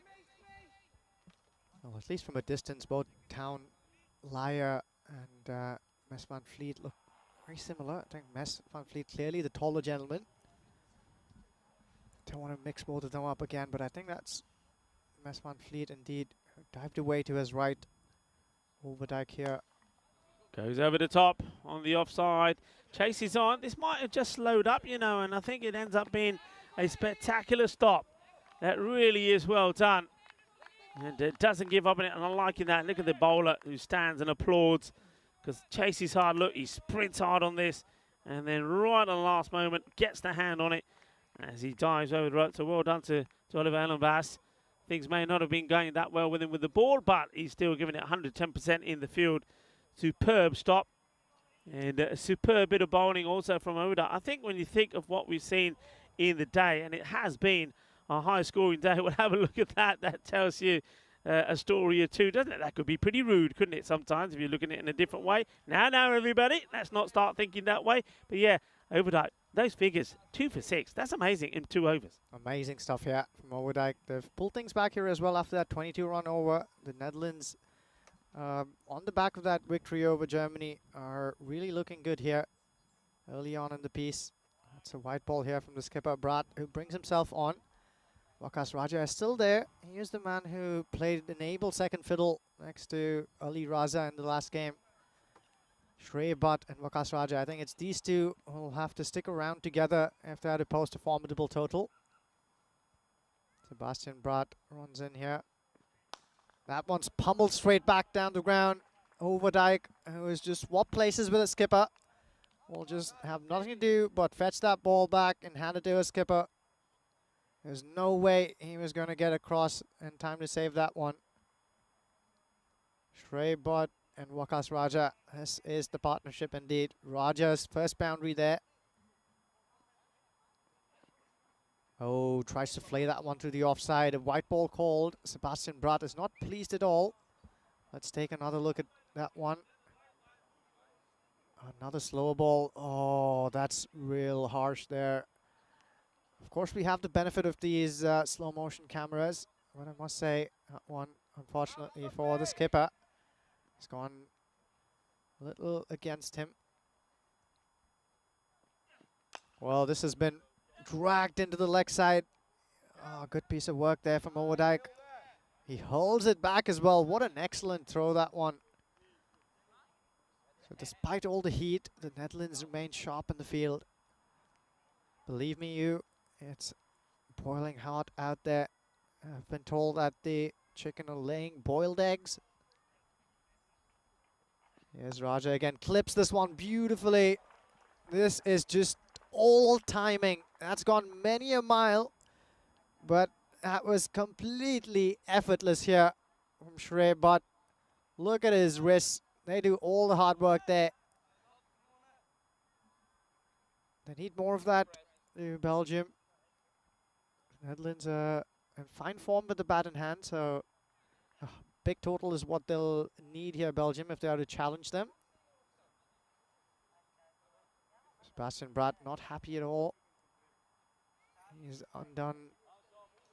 That will be a wide. That's definitely a wide. The one before this was one that really irked him. But he gets some encouragement here from Musa Ahmed. Oh, that was again a good ball. He does like his back of the hand slow balls. That's a difficult art to master. It's very difficult to control the line and length of those slow balls. I love bowling some slow balls myself, and one of the tricky bits about it is if you really want to deceive the batter is to try and get that ball to go from about the batter's eye line and dip on the batsman. This one's the off-pace delivery again. Yelps of delight go up from the fielders in and around the skipper. He's bowled a few good balls here in this over, has Brat. He loves weighing his pace, his line and length. Has the off cutter as well. That can surprise some batters. Raja want to get going here. Less than a runner ball. Well, this one's just smacked right back. He waits for that one. Almost goes down on his knee there. There's Waqas Raja. And picks it up quite nicely. So that 6 will dent his figures a little bit. Won't quite tell you how well he bowled a few of those balls, the skipper. Belgium trudging along here. They're on the upward climb. 49 for 2 at the end of 4 overs. Musa Ahmed has handed the ball now. This is good work from the Netherlands in the field. They're keeping it relatively quiet. We've already seen them set up and post a total of 170 odd. If Belgium doesn't get somewhere close to that, the Netherlands will feel like this should be within their grasp.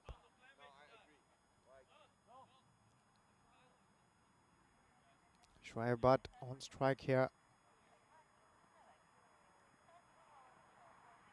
Goes for this one, and when Shrey Butt connects them, they stay connected. That ball has just flown away for a 6. Musa Ahmed under pressure right from the get-go. That was just a little too full, wasn't it? All Shrey Butt had to do was give it the almighty tonk, which he gladly did. Such a strong, strapping lad there. Long levers come into play as well. Musa Ahmed bowls this one slowly to the air, but Sherry Butt has been magnificent on the cut shot all day long. Just waits for that gracefully, meets it right underneath his head, and cuts that along with ferocious power through the offside. So that merry story of one Sherry Butt keeps continuing. And Manas Lubishan here, good old Manas, is in the chat, has an answer for the question I just asked.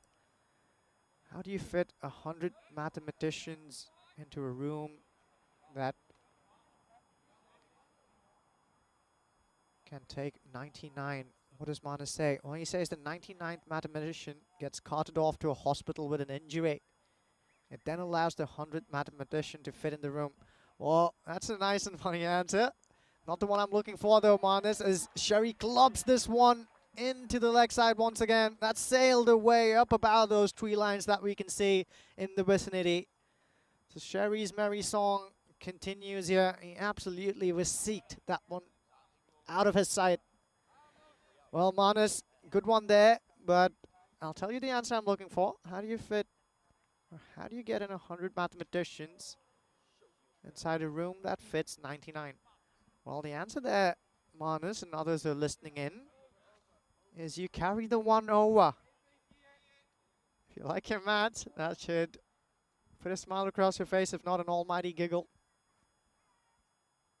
Here's Musa again. This one hurries him. I think this angle's working well for him. Musa Ahmed went around the wicket and stifling Sherry Butt for room. If you can bowl it to him from there at a good length and cramp him for room, I think that can keep him quiet. But if he can free his arms, not many people who can hit the ball longer than this man. Waqas Raja on strike. That's wide away from him. He loves doing that, this Musa Ahmed. Likes to keep it wide away from the batters, vary his pace. He's clever with that. But the batters at this stage, I think, are onto him as well. Oh, no appeal there from the bowler. Rightly so, struck outside of off. But quiet dot ball to end this over. Belgium will still be pleased. 18 runs off of it. So this is actually good going here at this stage for Belgium. 13 and a half an over almost is what they're going at. Plenty of cricket coming on here tomorrow as well. And it's going to be Winnie Sandhu who's going to get alongside Corey Rutgers to bring you all the action from the ECS. First up in Rome, it's going to be a handful of exciting clubs who are going to take center stage. Roma CC, Royal Roma, Roma Campanella, and the Asian Latina are all going to be out there and featuring in some exciting games there. Do not miss out on all of that action. Here's Sikandar Zulfikar. Sherry Butt placed this one respectfully into the offside. Good piece of fielding there. Hurries on to him. I'll keep it down to a single though. That was Tanman Troost. We saw him behind the wickets earlier on in one of the fixtures. Also opened the bat in a bright yellow lid. They've got a fair bit of talent in their squad to the Netherlands 11. Waqas Raja here lining him up. He goes for it. This one's headed straight at us. But Musa Ahmed captures that sweetly and safely. I was right behind him. If that had more heat on it, this would have been my opportunity to pouch this. I let one go earlier on. I thought the flap right above us in this cube was about to get in the way. And it just sneaked underneath that and surprised me. This one, well, just a little bit more heat. Now to caught it here, Waqas Raja, and you'd still be out there with 6 more to your name. That's not to be. Didn't time that as well as he would have liked. Sikandar Zulfikar has always been in and amongst the wickets. Another ball deceives the batter a little bit. Fails to get underneath it. Only hits it as far as Musa Ahmed at long off here. New batter in is Saber Zakil. Now, this is the last game here. And we've been speaking about Saber Zakil since the very first game that Belgium showed up. He hasn't really had an opportunity to play that long innings yet. Can he do it this time? Well, this one's absolutely smoked over deep extra cover there. That is one way to get going. He doesn't need a second invitation. Those strong arms to shoot through the line of the ball.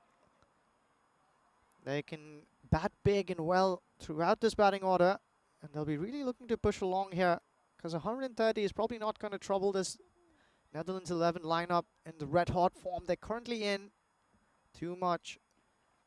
So 150, that's what they'll be thinking about. And a few more hits like that is just what they need. This is well played again. Finds the gap behind square. Slower ball. He waited for that one nicely. Sikander Zulfikar just contemplating what went wrong there. Stands and stares. And just walks back to his mark. He's thinking about where he wants to bowl here. A wry smile in the end. Sabah Zakil, well, maybe this is the game that he'll turn the heat on.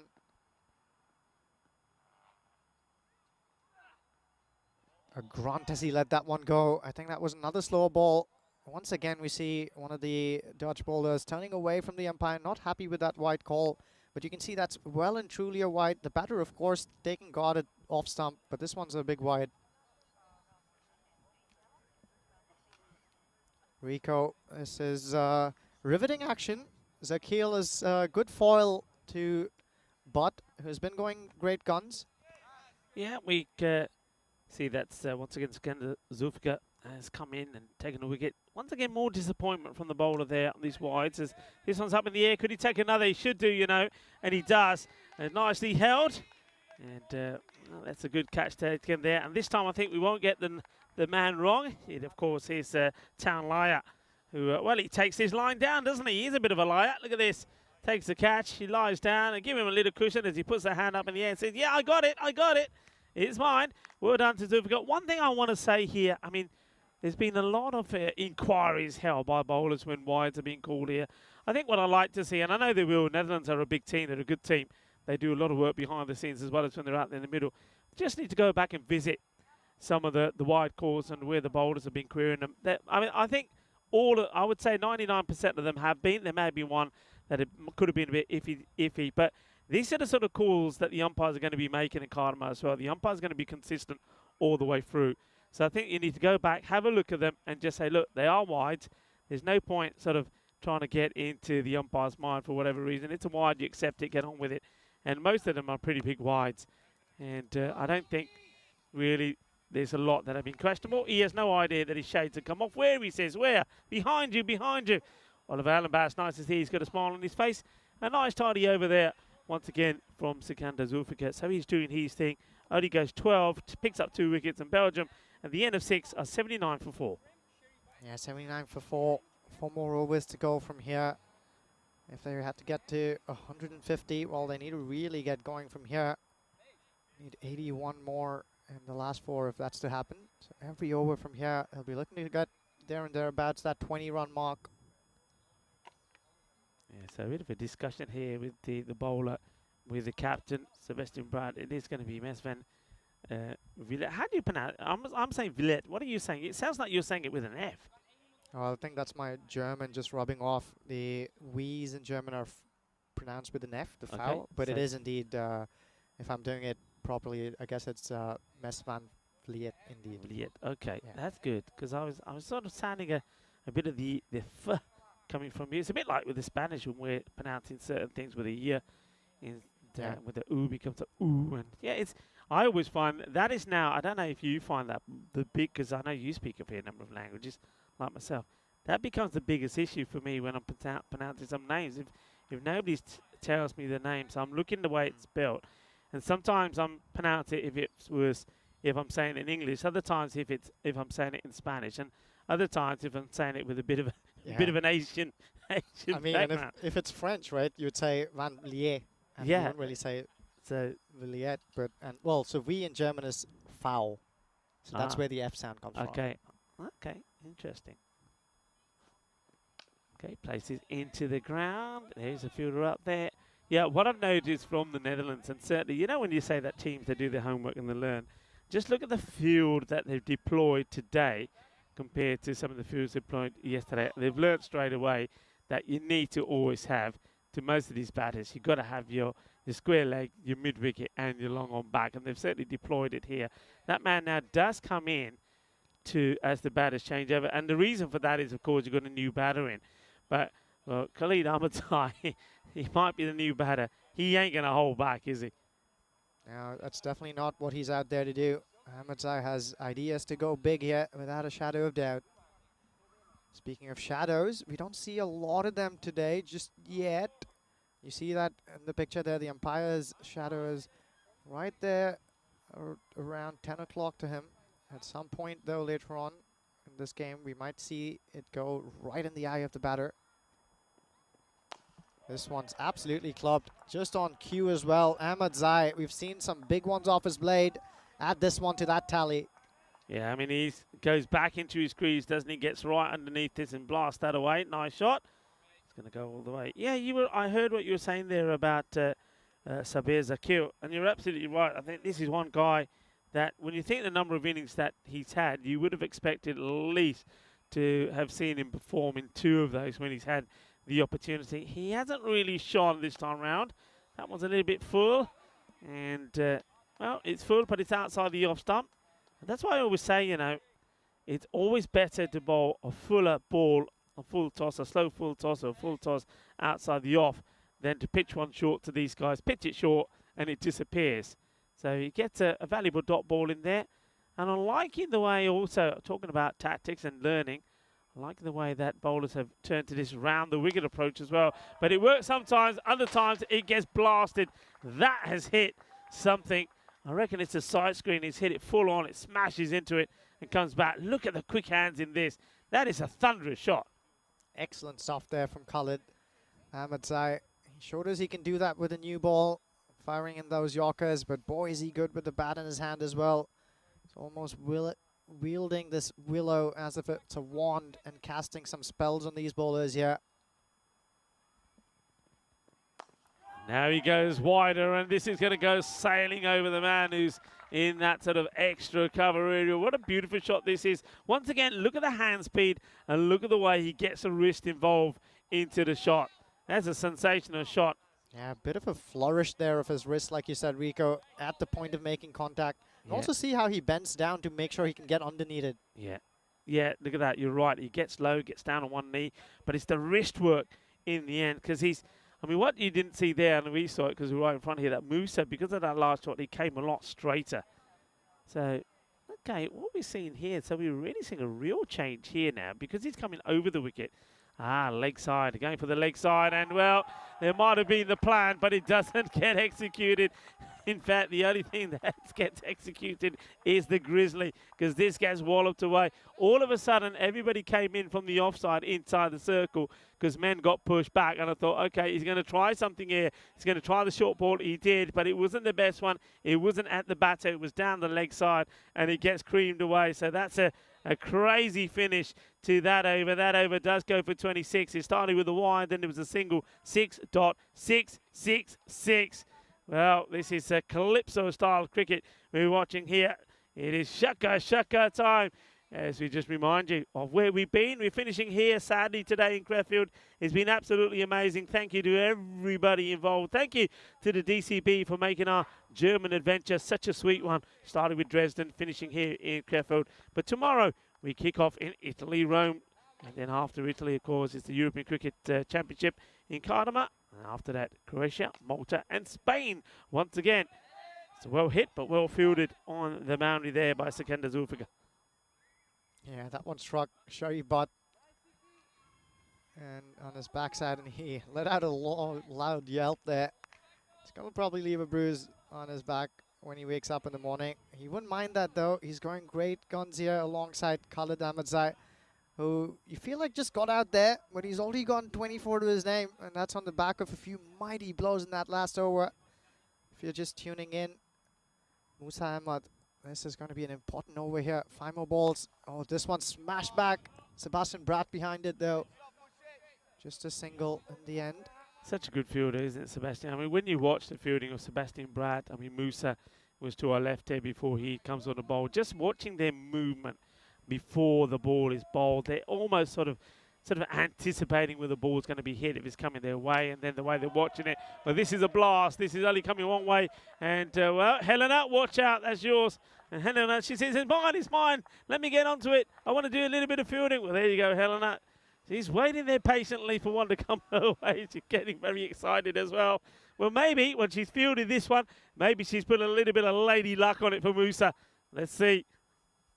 Well, Sherry, but lest you forget that he's capable as well, because it was Khalid Ahmadzai. Well, there he goes again. Does this one have enough on it? Sebastian Bratt, oh, he just helps that one on across the rope. Nearly had that one. And his partner here in crime, Mes van Vleet, was also ready for the parry. They were, oh, so nearly there. He was ready to get that parry from Sebastian as well. You'd expect him to take it, and he knows it. So I just think the two things on his mind here, I think he's thinking, I can take this catch and the field of play. He also knows that Vleet is there. So thinking, he's already thinking, well, maybe he'll take it and pass it on. So many things to sort of get into your head and process that. I think in the end, the one thing he needs to do first, catch it, is what lets him down. Yeah, perfectly said there, Rico. I think he was torn between those two prospects. In the end, that'll be 6 more to Sherry, but the Belgians are moving along here. Who goes for that other big one? There's a single here for the Day King. Will they run back for a second? Well, Sherry was slow to take off, so it'll only be a single. That was an interesting delivery from Musa. It was almost like a little bit of a slingy action because he's coming around the wicket. He changes the angle completely. It wasn't a bad delivery. It's not a bad over either, is it? And only goes just for the, I think in the end for 15. Yeah. So not too bad. So where's this score? Where could they end up with here? I suppose if you get a really big finish in the last 2 overs, once again, it could be a 150 score. But you can see that they really did peak early on, didn't they? Especially with that magical over there that Bratt went for 21, and then Musa 18 straight after him.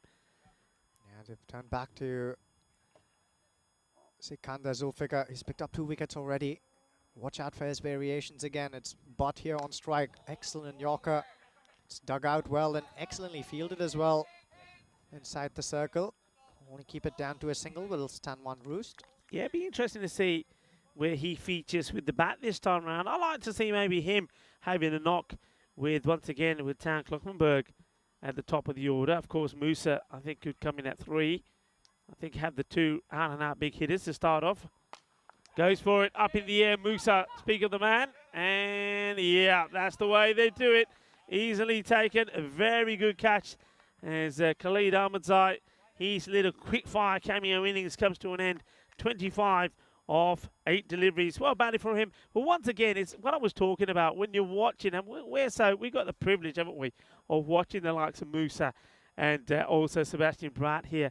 Their movement when the bowler's coming in, it's almost like they pick where the line is and they start moving before the ball's even played. They're on the move, they're picking it. And that one there from Musa, he knows where that is going to be hit. He knows before it's hit. He's moving beforehand, gets there with perfect time to go, and takes a really good catch. Brilliantly done. Yeah, excellent catch there. And nice and early call as well. This is something that for young ones who are tuning in and trying to learn about the sport, when the ball goes up, plenty of times when multiple fielders can get underneath that. You want to avoid those collisions. Nice and early call.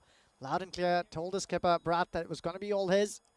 Got the job done as well. So Zulfikar, as we said, he has a knack of picking up wickets. 3 to his name already. He's running in here to bowl to Niaz. Niaz just clobbers him back, though. And just about enough. Oh, my God. Can you believe that? You won't be able to spot this one. But Sebastian Bratt, the miracle man on the field, just flung himself way beyond the boundary. And while he was up in the air, he manages to fling that back into play. Incredible stuff there. Saves a certain 6. I, for all money, thought Niaz struck that one well enough to sail over him. Superman Bratt. Yeah, sorry, folks, but that tree had just Paul, you seeing one of the best saves that I've ever seen. He had no right to get there. But once again, it's what I'm talking about with these guys. Bratt and Musa. This one will go for the boundary. It gives me a bit more time to talk about this one. In fact, it goes all the way. It's manos arriba from the arbitro. But that ball was hit so well. It was where we saw an amazing catch early in the day from Sherry Butt. But he is taken off from inside the field of play. He is a good, I don't know, what do you reckon? I reckon about 1.5 meters off the ground. And he flicks the ball back into play. You'll never see it because of that damn tree. But anyway, we got used to seeing the tree there. I suppose we should be kind to the to nature and the environment around us. This one's up in the air. Now it's Moose's turn, and he just can't get hands to it. He gets enough over him. He gets fingertips to it, but he's not able to leap off the ground as much as what we saw Sebastian Bratt. Just have a look at this. It's going over him. He just can't just quite take off, and you see at the end there, unfortunately for him, his foot is catching the rope anyway. So 6 more, and well, Sherry Butt brings up his 50. He brings it in style, 54 of 18 ball. But now felicidades is for Sherry Butt because he gets another half century to his name. He has been good in the day, hasn't he? He's been really good. Zulfikar here, he'll want to finish well though. Sherry Butt goes for it. This will be another biggie. So makes a dent on that good spell from Zulfikar. A couple of big ones towards the end. He's got 3 wickets, but he's also gone for a few. Those wrists come into play again. How good has Sherry Butt been? Square of the wicket on the offside. Goes on a 60 if only 19 balls here. Well, there's so much drama in this game. The skipper, Bratt, is going to bring himself on here to bowl the very last over. But these two, Burnham Niaz and Sherry Butt, will look to go up and beyond the 155 mark. They've gotten to 140. Already a challenging total. But the Netherlands 11 do remember they put on 170 odd against Germany. So they'll consider themselves more than capable of seeing this through. It's Bratt to Niaz. This is going to be 4, nobody's going to stop that. He's hit that so well and so straight. So that's the danger, I suppose. It's one of those, you're going to bowl this delivery. Yeah, it's a good ball, but if the fielders are too wide, they're not going to get there because this outfield is, well, very, very quick. So 4. 4 carreras. Yeah, it's been expensive, hasn't he, so far in this spell, has Sebastian Bratt. He's gone for 21 in his first over. He's given himself the last over as well, bowling under pressure. He'll be trying to execute those Yorkers and slow ones. I think those slow ones are key here. And if Burnham Niaz has been watching anything at all, then he'll know that there's a slower ball coming up just around the corner. He's got a few variations as well within that specific type of delivery. Bowls that from behind the hand really well. This one's pummeled straight up and beyond Musa once again. Musa's done a lot of jumping and leaping in the last couple of minutes. This one sails up above his head. 6 more for Belgium. 6 more for Burnham Niaz. What an able second fiddle he's playing to Sherry Butt. Some good hitting. It really is good hitting. As nice as that Niaz is getting involved as well. So you can see the score now. The 150 on the board. That is what they were looking forward to getting to. So they get the 150. Remember last time, 164 to 140 is how it was this morning. It's been hit straight again. And once again, it's not going to be stopped. Sebastian Bratt is going to be disappointed by this because that, once again, is the second time that the ball has been hit dead straight past him and he goes to the boundary. It's going to be 4 runs, so I reckon he's putting a field in place for this now. I think he might be going for this like Southern Cross field he has. So Musa, nice and straight, and then either side of him, he's got 2 men. It's looking good here as Niaz goes for it again. This one's up in the air. It's heading our way here, Rico. Oh, damn, I was waiting for that to take it. And on this occasion, Rico, you can tell the story. It was right here until it hit the freaking cube. Yep, that one I knew was, you can see here, I back away because I think I'm going to get underneath the safety of the cube. I said, a couple of steps back, and I think that just hits right on the, well, that's a wide ball, isn't it? But it's not the first time that we've seen this one banged in. What does that hit in the end? Just caught the edge of the table? Well, it made an almighty tonk when it made contact. I think it just dropped before the table and it hit the extension leads at the bottom. And I can hear, I heard Musa saying, watch out, watch out. So I knew that we were in fight. Look, I'm telling you this now.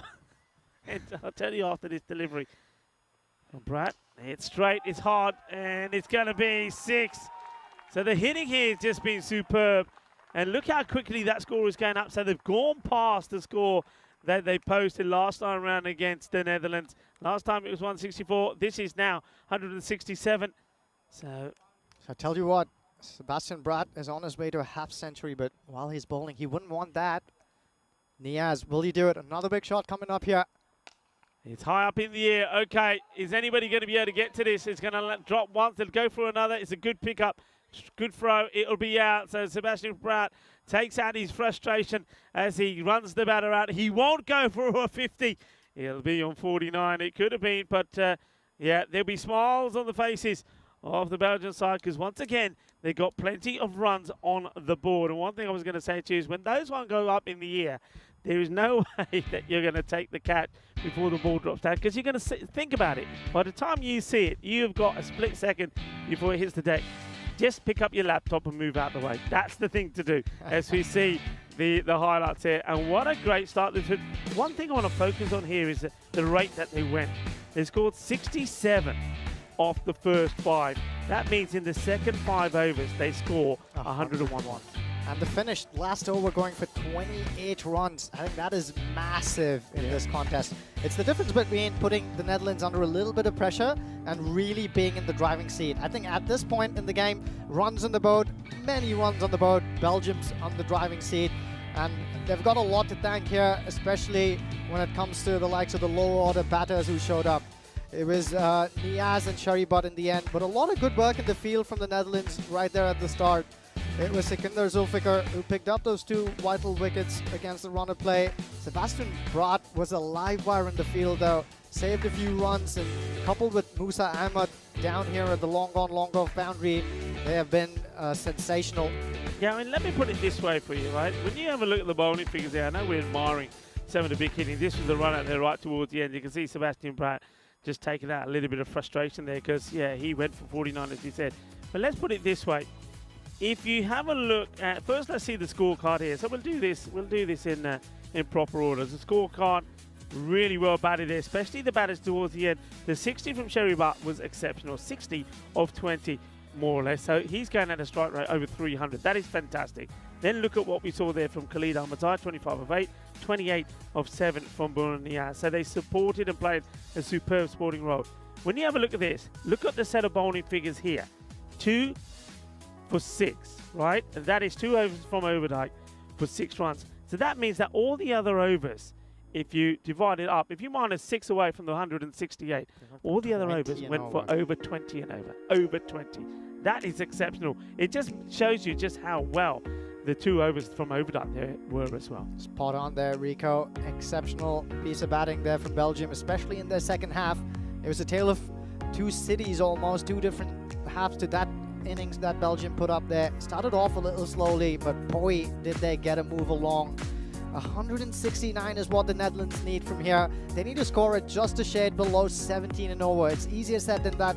We've seen how mighty targets on the board can put a lot of pressure on the chasing side, especially if they lose a few wickets up at the top. We know that the Netherlands don't really mind and they remain unperturbed when they lose a few wickets, but that can really make a difference sometimes. Well, let's wait and watch whether Belgium has what it takes to defend this total. They certainly have the runs on the board.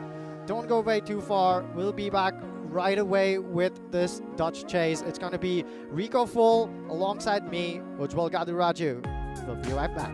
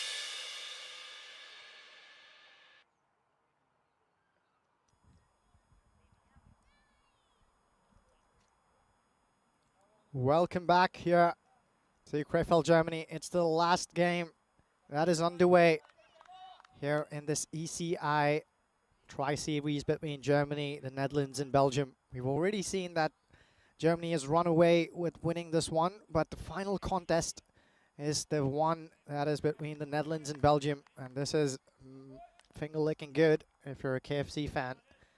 Well, Belgium went into bat and they scored a mammoth 167, I believe. And the Netherlands are back out here to try and see if they can make a fist of this chase. And what a way to start off. A one-handed six almost from that man who's gaining a reputation here. Town Kloppenberg, one-handed, that's all he needed. This is going to be a tall order, but that's one way to start off and get going. 169 is what they'll need in their 10 overs, so they need to keep getting at least in and around that 17 runs per over. Khaled Ahmedzai, oh, tries to flare that one again into the leg side. Do watch out for a wicked Yorker that this man can pull out from his arsenal. We've seen him bring that out and clean up many a batter in this series already. And Town Kloppenberg is a prime candidate for an LBW as well if he keeps walking across his stumps that way, and if he misses one of those hot ones peppering away towards his feet. Well, this one's an opportunity here, and he will catch this. The Belgians have not dropped many in the field. That one just sat up beautifully for him to get underneath and pout safely. So that 16-year-old going on 17, he'll have to keep heading back towards the dugout and think about what could have been, because he got off a big shot of the first ball, but on that occasion finds the fielder. And joining me back in the comm box and trying to beat this heat alongside me is Rico Full. Good to be back. Yeah, the heat is on. I just want a quick shout out to, of course, their Town Kloppenberg. He's a young lad, and from what I've seen from him, I'm really excited to see this guy in the future. If you think the way that he's played already and the way he's hitting the ball, can you imagine that in the next 18 months, 2 years, when he gets even stronger, you know, he's going to get stronger. I mean, he's going to be hitting the balls big out of the park. So watch out for this young man. And one thing that Tyron was saying to me, and Tyron says he knows that he knows father, Papa Kloppenberg, really well. And he was the first man to score an international century for the Netherlands. So there you go. There's some good history in the family. And I think that young man, he's definitely going to be a star of the future. I can tell you that. And when he gets a bit stronger, he'll be hitting the ball many a mile. It's a nice looking shot played down the ground, and Overdijk comes in out. And remember, he had a very good innings last time around, 61 of 19 in the player match performance. Got a good partnership of over 100 runs with Sebastian Braat as well. So he's going to be pretty key here. It's Khaled Ahmedzai, though, pretty happy with the start so far here. Right now, time for the man out there, Musa Ahmed. We haven't seen the best of him. We've seen him make a half century, but there's a lot more that he has. Let's see if he's able to perform in the last innings of this series. And, oh, they're asking a question here. There was some sort of sound. I don't know what this was. I'm 100% sure it wasn't bad on the ball, but there was a sound. I don't know what this sound was. Does he get his own helmet with his gloves, or is his bat on the follow through? There was definitely a sound. Yeah. Not the bat though, says the umpire, so he'll still be around there. They need a big one here. They don't want to fall behind in this tall chase early on in the piece. Musa Ahmed, you know, will go for it. Beautiful bowling though, finds that Yorker length opportunity. Oh, he was gone for all money if that hit. Let's take another look here, side on. He was out. If this hits, he's gone. Let's have a look at this. He wants to go. He's a little bit late going, and then he gets a charge on. And I think he knows there's a lost cause, so he just gives up there. Unfortunately for him, the ball doesn't hit the stumps directly. Yeah, what a fine first over, though, once again from Khaled Ahmedzai. Only goes for 8. And he's also picked up that wicket of Town Kloppenberg. Nice bit of history there. Thanks for sharing that one, Rico. It's these stories in and around all these exciting cricketers that makes this even more entertaining and palpably fun. Yeah. Yeah, absolutely right. And of course, that's the beauty of having somebody like Tyrone in our setup. Of course, he knows a lot of these cricketers really well with his background of cricket there in the Netherlands. Did a lot of coaching there. He knows a lot of these players. He's seen a lot of these players sort of come up through the ranks. Oh, this one, I think, once again, I think that's lid. Now, again, it's really lazy running. Now, maybe that's because he's been shaken up a little bit here. Musa, he doesn't run quickly at all. Just look at it. That hits him on the grill, right on the grill.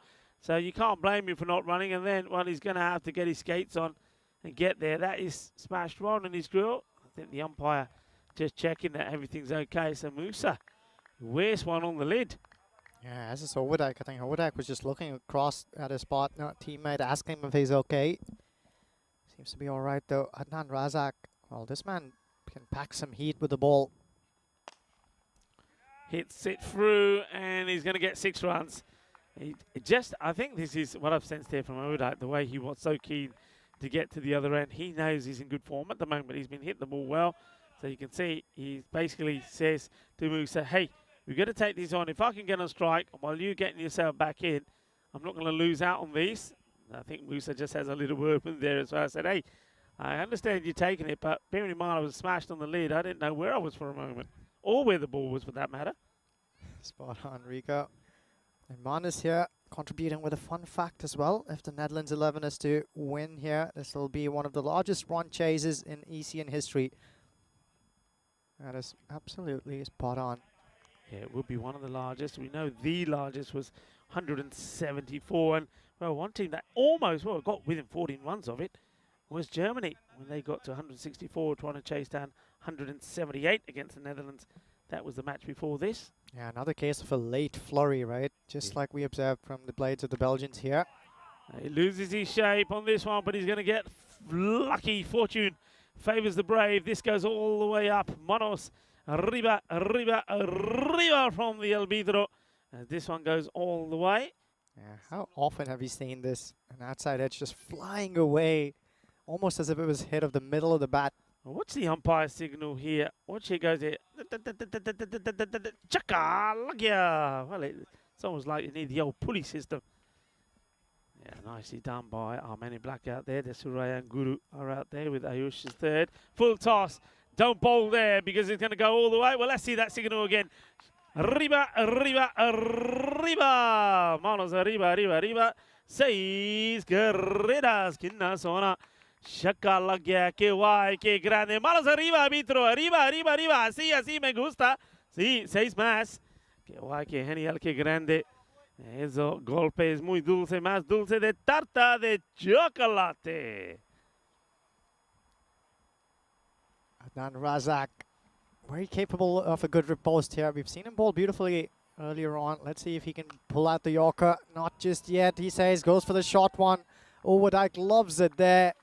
He'll help himself to another big A. Yeah, can you see how important and why it was important that he charges down the other end and gets a strike? All right, it was a risky one. It was when, of course, we saw Musa Ahmed thumped on the grill. The reason he wanted to get there, he backs himself to be hitting boundaries, and that's what he's done since then. Look, there was the leg by, and then it's gone 6 wide, 6, 6, 6. So if you like, he's hit 4 6s on the trot from all the legal deliveries that he's had, and the score has rocketed into the 30s. And this one gets through him. So there's a good finish from Razak, but not before he's gone for 25. And at the end of 2 overs, 34 for 1. There was a question in the chat, and Manus was asking about the age of Kloppenberg. And I think we both touched on it since there, Manus. Yeah, I think you're right. He is 16 going on to 17. So he's a young man who, well, he's built like an ox and he hits the ball a long way. And that's what I was saying to the professor here. Can you imagine him in 18 months' time? So he continues to train, he continues to go through this building process. He is going to be something sensational.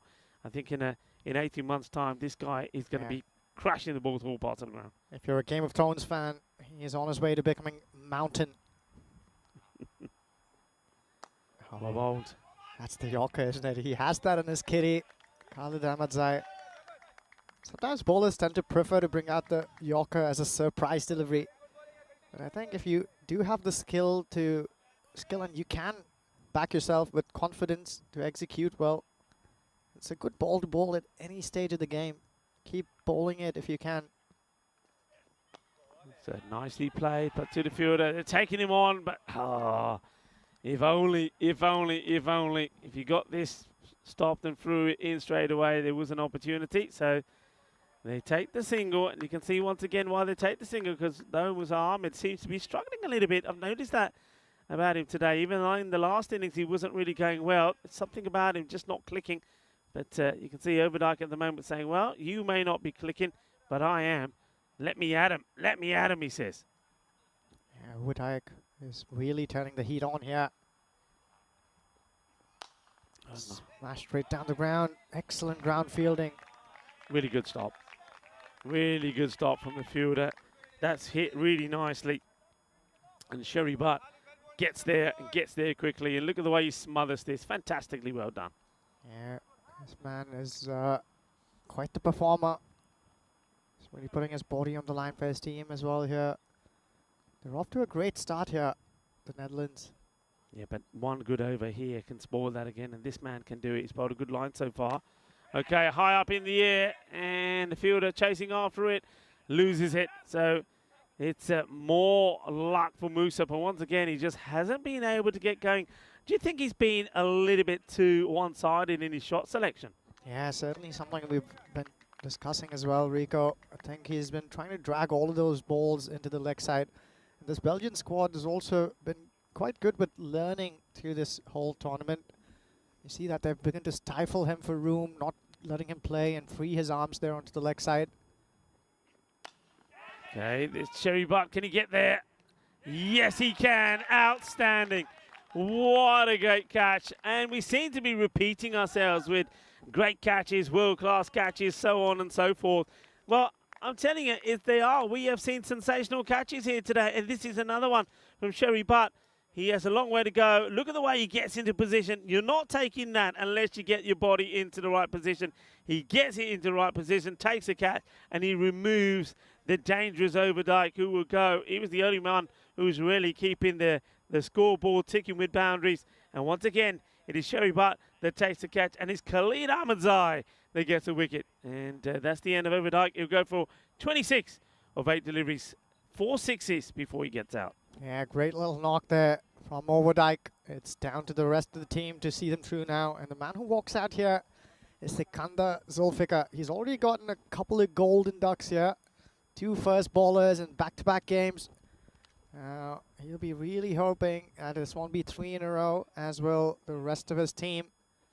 He's a top player, though. And what happens to top players when they're in a bit of bad form? They come back and they come back fighting, and they come back fighting when the team needs you. When the team needs him now, let's see what Sikandar Zulfikar can come back with. Oh, it struck him right in front, or so down. The bowler thinks. Yeah, it's going down. It's a good delivery to a man who's under a bit of pressure. Look, it's right in the block hole. He's lucky in a way, not with the LBW decision, but he's lucky that ball doesn't cannon onto the stumps from his pads. Great over. Look at that. See, that's what we're talking about. An over of 8 and over of 3. Very similar to pattern to what we saw from the Belgium. Just have a look at that. Isn't that so similar? Oh, excellent stuff. Very similar as well. Let's see if they're going to come up trumps in this tug of war. What really helped the Netherlands, though, is or the Belgium rather, is a really good flourish towards the end of the innings. The Netherlands don't want to leave it that late. They can't count on that. So they really have to keep going at a good clip here. Musa Ahmed's been struggling so far. Can he come good? Zaki Shah into the attack. Well, he plays this one out once again, though. Just going to be a single. Now this is interesting, isn't it? Because Musa now, that's 4 runs of 7 deliveries. How long did he give it? How long did he give it? Remember what happened with Boris Gawley earlier? Boris Gawley, I seem to remember, was on 10 of 8 deliveries when he was retired out. So Musa, if he doesn't get a move on, I think Sebastian Bratt will be saying, right, you come back, I need to get out there. Yeah, valid point there. This one's just struck down to the fielder, deep square leg. He's not too happy with the length there, Zaki Shah. Shaking his head as he goes back to his mark. It'll only be a single, so 2 of 2. He's been quiet when things have been busy as Zaki Shah. So quite reliable to pull things back. Musa Ahmed will be really looking to get a move on here. Okay, doesn't get this clean. Sherry Butt will not put this down. It's another wicket, and I think Musa knew it. Musa knew if he doesn't get any boundaries going here, he's going to be told to depart anyway. Has to go for it. Goes down the ground. Sherry Butt is there, takes the catch. He's been outstanding. Well done from him. That is the end of Musa, and it's another batter who's going to walk off disappointingly. He's better than this. We know it. We know all about this young man. He's a classy player. Just hasn't clicked here in this series. Just the one a real contribution to his name. Yeah, he hasn't clicked, has he? Not with the bat in hand in a fashion he would like to. He'll have to go back, But the man who has clicked though here for Belgium is Sherry Butt in the field. He's here, he's there, he's everywhere. And accompanying Zulfikar, who just got out there and got off the mark, is his skipper Sebastian Bratt, who's got an uphill task in front of him. This target will take some getting. And Saki Shah, he'll be mighty happy with that wicket to his name, and he'll charge in here.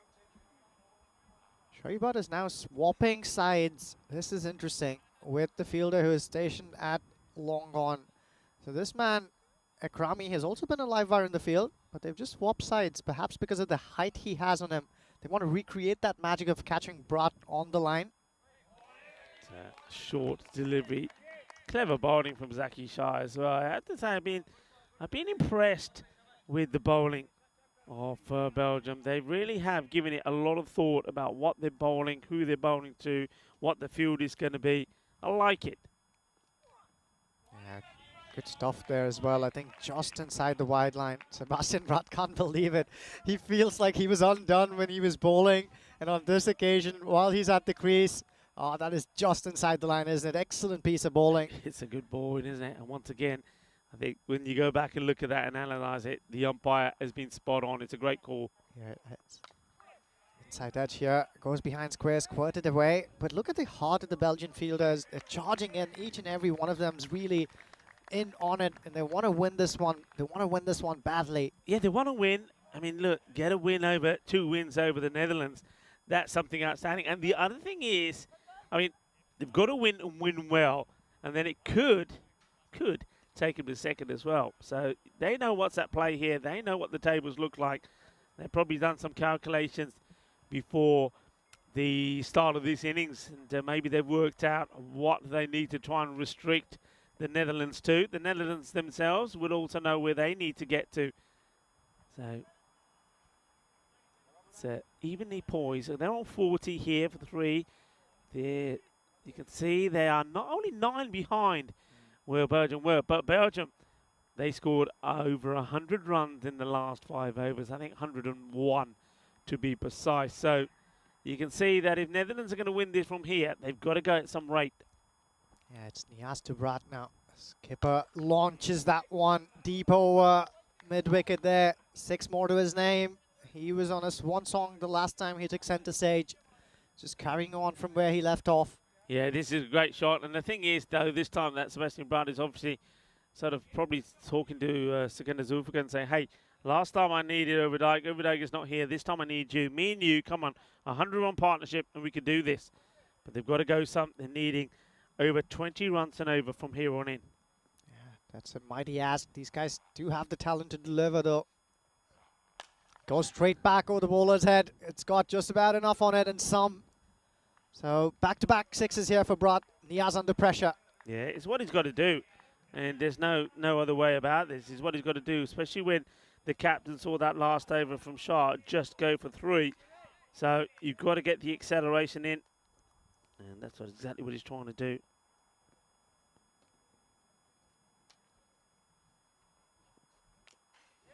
That one probably would have been a wide. He plays it, and well, he spoils that one. Yeah, but just having a look at the over-by-over scores is quite incredible. Makes incredible reading, and it is following very much the pattern of what we saw from Belgium. Just look, the overs gone 8, 26, 3, 3, and then the last one, or this one so far, is on 12. So we've got to get going again pretty quickly. Once played out, they'll take just a single. So he's now basically saying to Sukhinder Zulfikar, come on, back me up here. Get me a couple of boundaries. It can't be just me. Get me a couple of boundaries. Yeah, they really need to fire from both ends, don't they? If they have to oversee this large target. 21 and a half, over 21 and a half and over from here. This one's clubbed into the leg side. They found the gap. 1 bounce just about beats the running sprint that Sherry Butt put in there. It's a slower ball, so there's no pace on it, but just a little bit too short. So I think there might be a plan, because he can have a look. He's having a look at Sherry and say, okay, I think he said there, yeah, stay there. We'll give it another go. It's worth a try. It wasn't the cleanest of hits from Sukhinder, but at least he's broken that run of 2 golden ducks. And now he gets an edge, and this is going to be 4 runs. So it doesn't matter how they come, they've got to come. So this is more like it. So I said they need magical overs from here on in. Well, that's the first of them. Write it down in the book. But the thing is, what's hurt him so far is the 2 overs, over number 3 and 4, which only went, both of them, 3 and 3. Yeah, unbelievable. Take those out of the equation, and then you have a lot more to play with. Yeah, so the score at the end of 5 overs, 61 for 3. They still have to keep going at that magical over pace. This is a reminder of what we're going to see starting on the 25th of September. Group A and B will be played in the first week. Spain versus France is going to be the very first match of the Euros of Cricket, the European Cricket Championship. Of course, we're going to see, well, you can see, we're going to see 10 teams, 10 national teams in that first week. And of course, Belgium will be there as well. Looking at what we've seen from Belgium, I think the other teams there are certainly going to have a bit of a fight on their hands. Yeah, it's interesting to see, isn't it? The man has been brought into the attack as the left arm spinner, Ekrami. We've seen a bit of him before. He likes to go over the wicket to the right-handers as well. Tries to vary his pace, angle it away from the right-handed batters. Brat launches into him straight back. This is one of the bigger hits we've seen off of Brat's blade. Absolutely brutal with that one. Yeah, it's all footwork. Look how quickly he gets himself in the right position, and then he just levers this over the boundary for a big hit. So, well, man, that we've seen a lot of on the European Cricket Network. All right, Karami, he finds the first one of his first delivery. Gets smashed over for a big 6 from the captain of the Netherlands.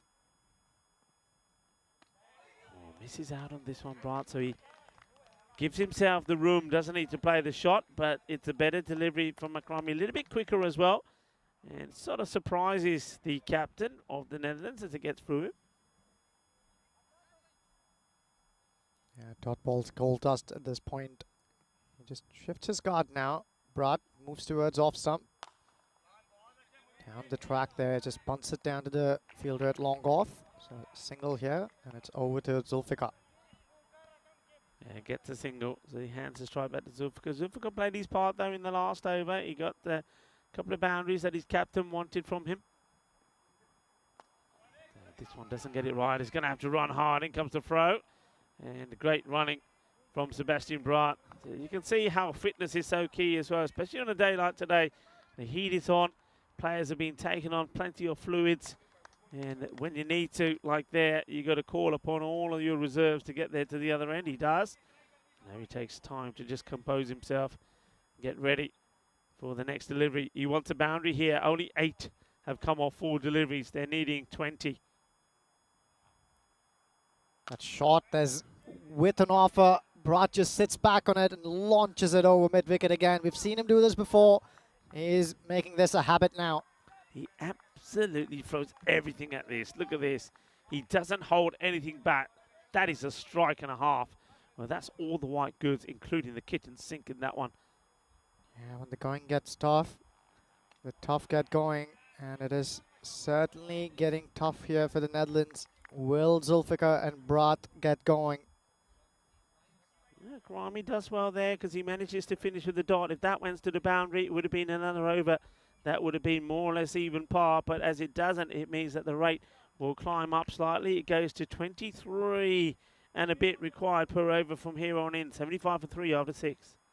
Indeed, and we're going into those quarters of the game we witnessed before this one when Germany was trying to hunt down that mammoth total the Netherlands put in front of them. It really took off towards those last few overs, and then it was a case of a little too late, wasn't it? I get a sense this is heading that way too. Unless these two really start peppering those boundaries with regularity. Here's one. Yeah, that's what they've got to do. Nicely played. So 4 more onto the scoreboard there. Nice to see some of the spectators and the players from the other teams. A few players from Germany there watching from the scorebox. Nice shot. Nicely played. Hello to Zishan Khan, of course, the captain of Gozo Zalmi. He's saying hello to me, and he's saying, hope you're well. Yeah, I'm very well. And yes, I am looking forward to seeing you in Spain soon as well. And to Zishan and all of our Maltese friends. Of course, I won't see you this time round in Malta towards the end of the year. So I'm gonna miss you guys, but of course we will catch up in Kartsma, that is for sure. Well, that one's been struck back on his pads. Good length there. He's looking for that Yorker as Zaki Shah. Ends up being a low full toss in the end. And Brad tries to, Zulfikar in fact, tries to pummel that into the leg side. Only manages to get an inside edge onto that one. Zaki Shah has been nice and tidy each time he's gotten the opportunity. Much like every other bowler today, he's gone for a few, but you can't really hold that against them in the shortest format of the game. More often than not, he has produced the decent balls. So nicely played. The umpire just has to duck under this, and he'd be disappointed though that he doesn't get a boundary yet. You can see that he's smashing his bat against his pad, saying, how did I miss out on that one? They're just falling short of the scores that they need over by over. I want to say a very big hello to everybody in Gibraltar. It is Gibraltar National Day today, a big holiday there. Time to raise the flag as this one is going to be out. So that is the wicket. And you can see Zaki Shah celebrates by fist bumping the ground. As Sekender Zulfikar, he will go for 15 of 8 deliveries. A nice, comfortable catch there taken in the deep. So another one for the Netherlands bites the dust. Yeah, hello to everybody in Gibraltar. Of course, I spent a fair bit of time there in the night series at the beginning of the year. Saw some very good cricketers there. So to everyone in Gibraltar, hope you're enjoying your National Day there today.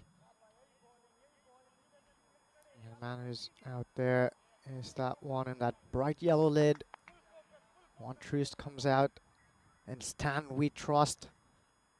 Say the fans, I really hope these two can see it through, because with every fall of a wicket, do remember that Mina dot ball, that required run rate will just keep skyrocketing in runs. Zaki, well, this one's clubbed into the leg side, but it'll be another opportunity, another one that'll be swallowed by the Belgians in the outfield. Excellent cricket here all around. The bowler is bowling to his field. That's what Zaki Shah has been doing throughout the series. Once again, he knows he wants to angle this one into the batter. Doesn't hit it as cleanly as he would have liked to. Stan Van Troost. And excellent catching has been a characteristic feature of this Belgian side in the field. Another important wicket against the run of play.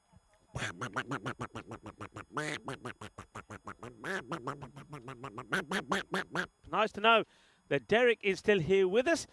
Well, I don't know when Derek is going to be shipped off to Rome. Pretty soon, I would guess. Well, you know what that means. Zaki Shah is on a hat-trick. So, well, we have seen one already, haven't we? We saw one in match number 7 when, of course, it was Fayaz Nasari. Are we going to see another Zaki Shah? Well, we will. It's another hat-trick. Can you believe it?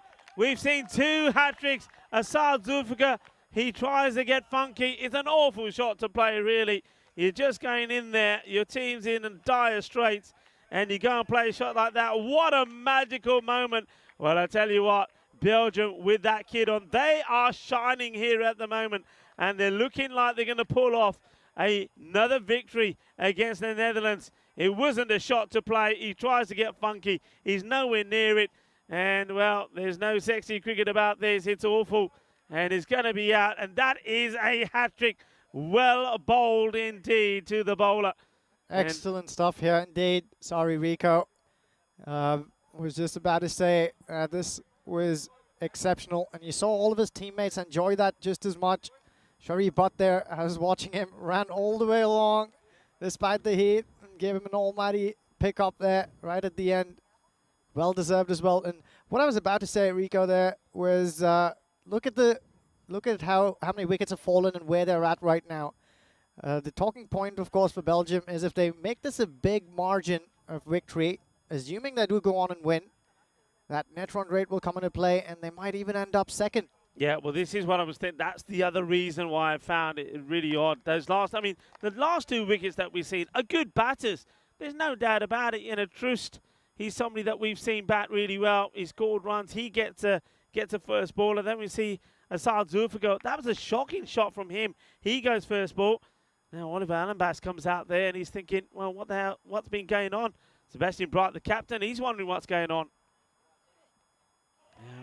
Now he's really standing out there alone. He's trying to get things going. But, of course, must be difficult for him because in the back of his mind, he's thinking of all those dismissals. He's also thinking of the score now, knowing that he needs 30 per over. Yeah. And, you know, yeah, there's got to be an equation there in his mind as well, a score that they need to try and get to avoid missing out on the second spot. Yeah, Drags this out on the leg side. It's just going to be a 1. Yeah, it was indeed Brat who was facing Niaz earlier on in his first over, and he got a few big shots away, didn't he?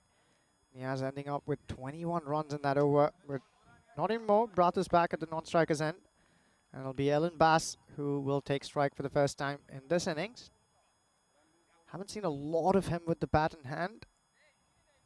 If you know one thing, it's that all of these Dutch batters can swing the willow. Yeah, some news that's coming through. Okay, I'm not going to, just some of the vibe coming through is that to keep second spot, that the Netherlands needed 141. Now, this is not by an official source. It's just some information that's coming through to me. So you can see here, they're well short of that, which once again makes a bit of a mockery of some of the shots that we've seen some the other batters. But I suppose the captain, Sebastian Brandt, is still there, and he's still hitting it big. This is another one that goes all the way. Boom. Shaka Lagya. So while he's there, I suppose, maybe there is a possibility. They're on 90 now, but they're still going to go some just to get to that score. They definitely do. He waited for that nice lead at Brat. Puhan Riaz does like his slower balls. Slows that one down, but Brat up to the task. 2 more balls up his sleeve here. That one's another big one, but is Sherry Butt going to come in the way? I think he will. Catches that one as he runs along. So that will be that here for the skipper, Brat.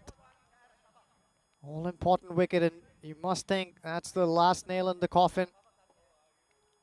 Goes for it again. Fails to connect as sweetly as he did the last couple of times.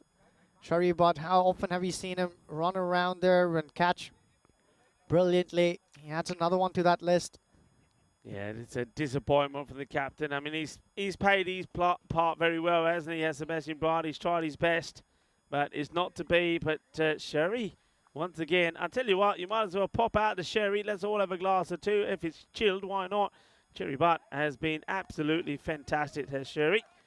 And remember the way he moved himself over there as well, because he just felt that's where the action was going to be. And he was right. He's in the action. He takes the catch. 90 for 7. So it does look like with this victory that Belgium will finish second. I mean, that's what the news is coming through to me. We'll have to wait and see, of course. It's a good Yorker delivery, and it gets dug out by the young Klein. Yeah, good cricket here from Belgium on a hot day, coming back from behind in terms of their position on the standings. Yeah, we're sitting at the bottom. They needed a big win to move up, and they're producing a performance worthy of just that. Netherlands here, oh, they're falling way below that red line. Take a look at this. Only 2 more overs to go. I think only a theoretical possibility of them winning. Highly likely that Belgium will move up to the second spot. But there's still an opportunity for Elon Baas and Klein to get them to that 140 mark to avoid that. Oh, loud appeal here. He's struck in front and is given him.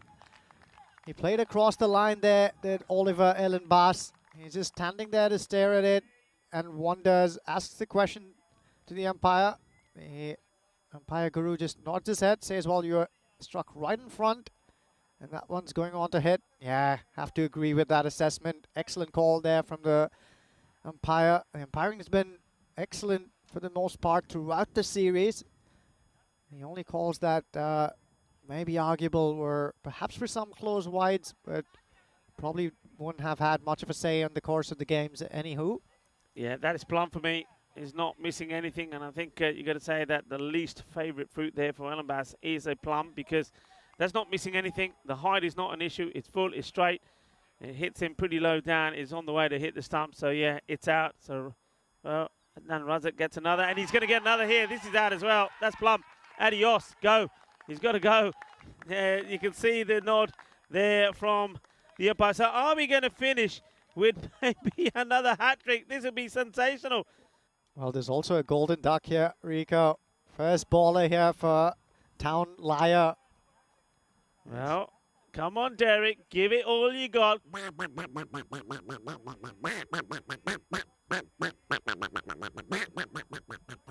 So we have already seen 2 hat-tricks today. Both of them have been sensational. Both of them have come from the Belgium side. Are we going to see another? Well, both haven't come. One was from Germany, wasn't it? There was Fayaz Nassari. Well, we're getting the hat-tricks quicker than we can update them. So here's another hat-trick opportunity for Adnan Razak. Well, let's see if... I think I know where this one's going, Rico. This man's capable of pulling out the Yorker. Oh, goes for the wide one, though. Half chance here, but really far away, in between all 3 fielders. It's a real mess up. This is not going to cost them much. It's not going to be a good look because that's not the way to do it. Look, this is... He gets done by the bounce, and then he tries to stop it kung fu style. He can't. It's going to be 4 runs. So, well, we'll get a 4, but he's still under pressure. There's still 3 balls to come from Razak. They are 9 down. Any wicket would do it. Goes for it again. There's the opportunity, and it's just over his head. It's going to be 6. Razak is giving the fielder the daggers to say, "What are you doing to me? What are you doing to my bowling figures?" And he doesn't get off the he doesn't really get off the air. And he probably had a little bit more room to work with there. So that will go for 6. 100 on the board. And, well, we say it all happens in the 9th. Yeah, just getting some medical attention as well, I think, over here. He's probably split a webbing. I think there's an injury here to the fielder. So he does get a little bit of finger onto this. So the 12th man will come on. Let's hope that's not too nasty. That was, I think that's Murid Agrami. I can tell because he's got the multicoloured shoes on, one red, one blue. He's going to go and get some treatment there. As well, the sub comes on. Safat might even be in with a chance of a catch. No, this time it goes the other side. And it's going to be 4. So, well, Adnan Razak is now, he's thrown his toys out of his pram. The match is done and dusted, but he doesn't like the response he's getting from the fielders. And this is another one that goes to the boundary. I like that, though. I like that. Playing with their heart on their sleeves, the Belgians. This game is well and truly headed their way, but they still want to play it and give up nothing easily. Here's Vliet. Oh, he cleans him up, and that will be that. Belgium will well and truly move up to 2nd place if what we've been told is accurate. Excellent show there. Razak with the ball in hand. Misses out on a hat-trick, but he gets 3 in that over. Excellent Yorker. And handshakes all around, but you must say this was a well and truly well-deserved victory here for Belgium. They piled on the runs towards the end with the bat in hand. And with the ball, they kept picking up wickets, and the Dutch were always behind. Yeah, well, that is a marvellous performance from Belgium. I don't think that the Netherlands never got into this. I mean, you saw Overdijk put 26 on the board. He batted pretty well. We saw Sebastian Brad get into the 30s. But the disappointment is that none of the other batters were able to get going at all. It's going to be real disappointment. Of course, we'll have to wait and see the actual final updated standings, the official standings.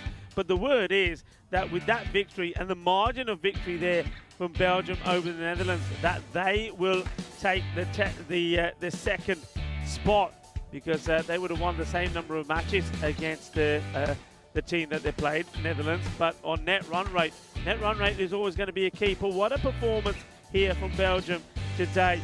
They came into this match, remember, with a win against the Netherlands first thing in the morning. They then lost to Germany. And then we saw Netherlands, they beat the Germans. But when it came to that rematch of match number 6 today, match number 9, once again, it's Belgium that get a 160 score. And once again, they cannot be beaten by the Netherlands. The Netherlands bowled out for 104 with an over to go. That is a great performance from Belgium. I love the way the Belgians have come back into this. Ujwal, they were downbeat yesterday. They were beaten badly by the likes of Germany and the Netherlands. Whatever they did last night, whatever the team talk was, the way they regrouped, the way they came out here was absolutely fantastic. And what about this bit of bowling here as well? That was plumb. There was no doubts about that. I know the batter wasn't happy. This was even plumber, where it was well, the same sort of delivery again. It was a little bit unlucky maybe not to get a hat-trick as well, but we did see a hat-trick in this match as well. Well done to Zaki Shah, 4 for 10. He finishes with probably the best bowling figures that we've seen. So fantastic from Belgium. They were absolutely superb. And Truly clinical. Incredible international cricket. And I'm going to leave you to finish off with the rest of the scorecards here, Ujwal, as I'm going to get ready to have a chat with the captain, the winning team captain, Rohit Singh from Germany, and also, well, let the viewers know who the MVP is going to be. Thank you, Rico. That was fun, wasn't it? Well, the Netherlands falling short here, and well and truly short. If ever there was a clinical display from the Belgians, they saved the best for the last, because this one was one heck of a show they put up. First with the bat, they were blistering away towards the end there. They needed a big lift after a quiet start, and they got just that. On the back of that mammoth total that they posted, they came in with the ball in hand, and they showed up well again. Zaki Shah was the pick of the bowlers. Ridiculous figures in a T10 game. 4 wickets for 10 runs, including a hat-trick. Yes, you heard that right. Another hat-trick here in Krefeld, Germany. And the summary here at the end of the day is that Sherry Butt was exceptional with the bat once again. 60 of 19 balls. Sikandar Zulfikar, he's been amongst the wickets every single time he's taken field. 3 more to his name. He was expensive though. Hitter Overdyke, what a young talent he is. 2 for 6 for him. Keep an eye out for him. This is exceptional stuff here from Krefeld. And well, you've seen it all. It's been action-packed cricket out here in the middle. We saw 3 teams lock horns. Germany was brilliant. They've dominated the tournament through and through. The only loss that they've registered was when they wanted to give their bench strength a bit of a test. They brought in some of the folks who didn't get a lot of action out there in the middle, and then fell just short of chasing down what would have been the highest chase ever successfully driven out. But that didn't happen. They fell short, lost that one game, but they were exceptional throughout the tournament and deserved winners. We'll see them speak with Rico in a little bit. And there's also that all-important Player of the Tournament award that we'll hear about. Here's a list of the updated hat-trick. We'll take a look at that. There were quite a few here in Krefeld, Germany. There were exceptional pieces of bowling. There was Fayaz Nasri, who took 3 for 21. And then we also saw that Belgian bowler, Zaki Shah, pick one of his own. Well, we've seen a lot of riveting action. I don't want to stick around here and tell you more because Rico's ready with a couple of people who are deserved of many a movement, and it's their time to chat away. For me, Ujwal Gaduraju, your in-house professor. That's it for now. Thank you all for tuning in. It was exceptionally fun bringing this to all your screens. And I want to shout out to the crew over here. The men in blue have done amazingly well to make sure all of these scenes could be brought straight to your homes. Shout out to the umpires who've done exceptionally well, the tournament referees that you've seen over the last 2 weeks, and the support staff. Spring Productions for bringing in magical camera works every now and again that we needed them. And everyone else who's tuned in. Honestly, this was breathtaking stuff, and it was non-stop. That's it for me. I can't wait to bring more actions to your homes, but signing off here and enjoy the rest of the show.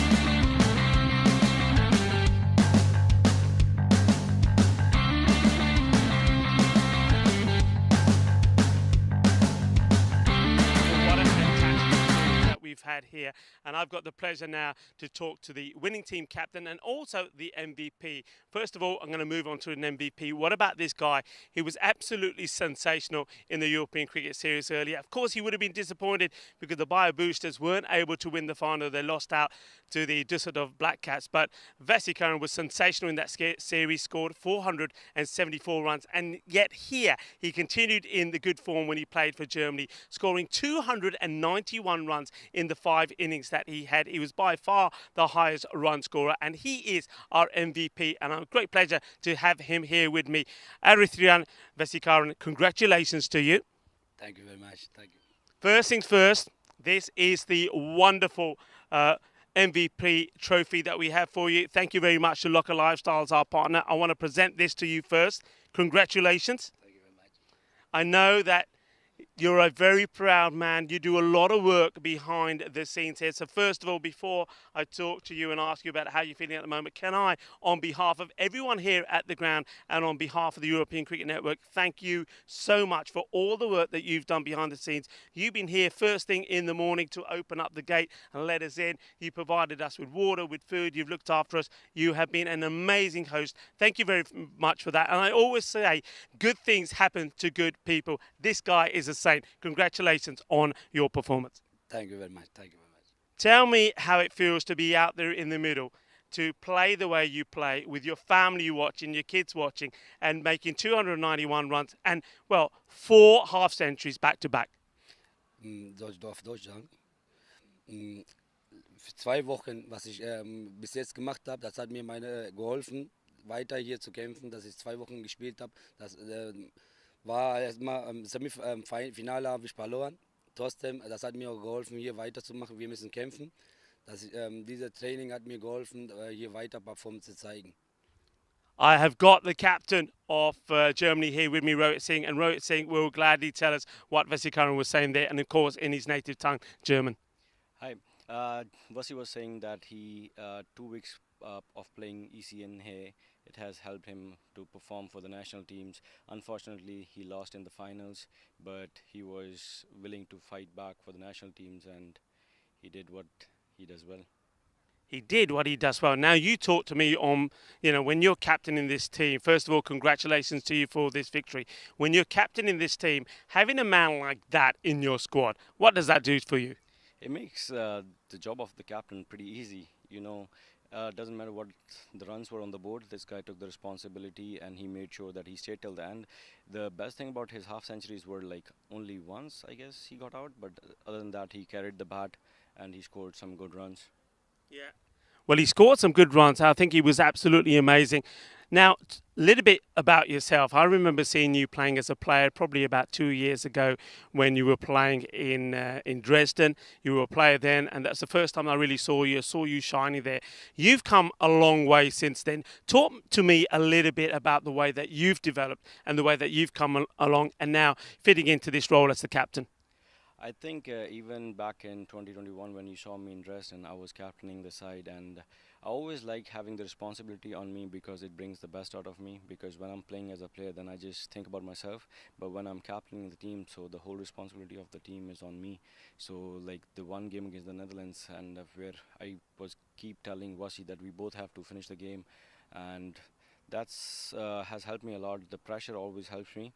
Unfortunately I couldn't do much in the last game, but the guys so we have become a very good team, as you have seen us in Malaga as well. We were like, back in these 2 years we would have never imagined that we would be beating Netherlands 2 games, and coming into the series Netherlands were the favorite and we walking out with 5 wins of 6, which is a great effort from all of the guys.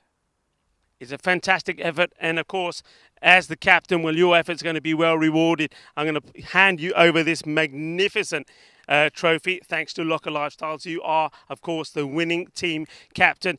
What does that mean to you? And obviously, first of all, first thing first, it's not the first one of these that you've got. You picked up one in Dresden as well when you took on Norway and the Czech Republic. Of course, that one, because of the weather, one of those matches wasn't completed, and there was always ifs and buts. Well, if that match happened, maybe Norway would have won. There's no doubt about it in this one. And I think you're absolutely right. Your performance is there against Belgium and also against the Netherlands. I mean, when you see the Netherlands post scores of 142 and 141, to go out there and to get those runs, I mean, that takes a bit of fight, it takes a bit of courage, and it takes some real talent. And your players have shown that they've got the ability to compete right up there with the top teams. Exactly, like as I mentioned earlier, so like Afridi, we were batting him 5 and 6, and you can see from that what kind of batting order we have in the team. And this game he came to open when Wasi was not there, so he took the responsibility and scored some good runs. So we have a pretty strong team now. So even in the batting, like 177 against Netherlands, I think we were 5 over 60 and still managed to score 100 runs against a top team, and it speaks volume about the team and the players we have got now. Yeah, it's been absolutely sensational. It's been a pleasure for us to watch. They've been entertaining matches. I thought we knew they were going to be when you've got Netherlands playing here, Belgium as well, and also Germany. Teams that score big runs. We've seen some sensational fielding, some super catching, great batting and great bowling as well. And I think in the end, we've seen that the right team, and it is the hosts again, German, that were victorious here again. Vasi Karan, you were sensational.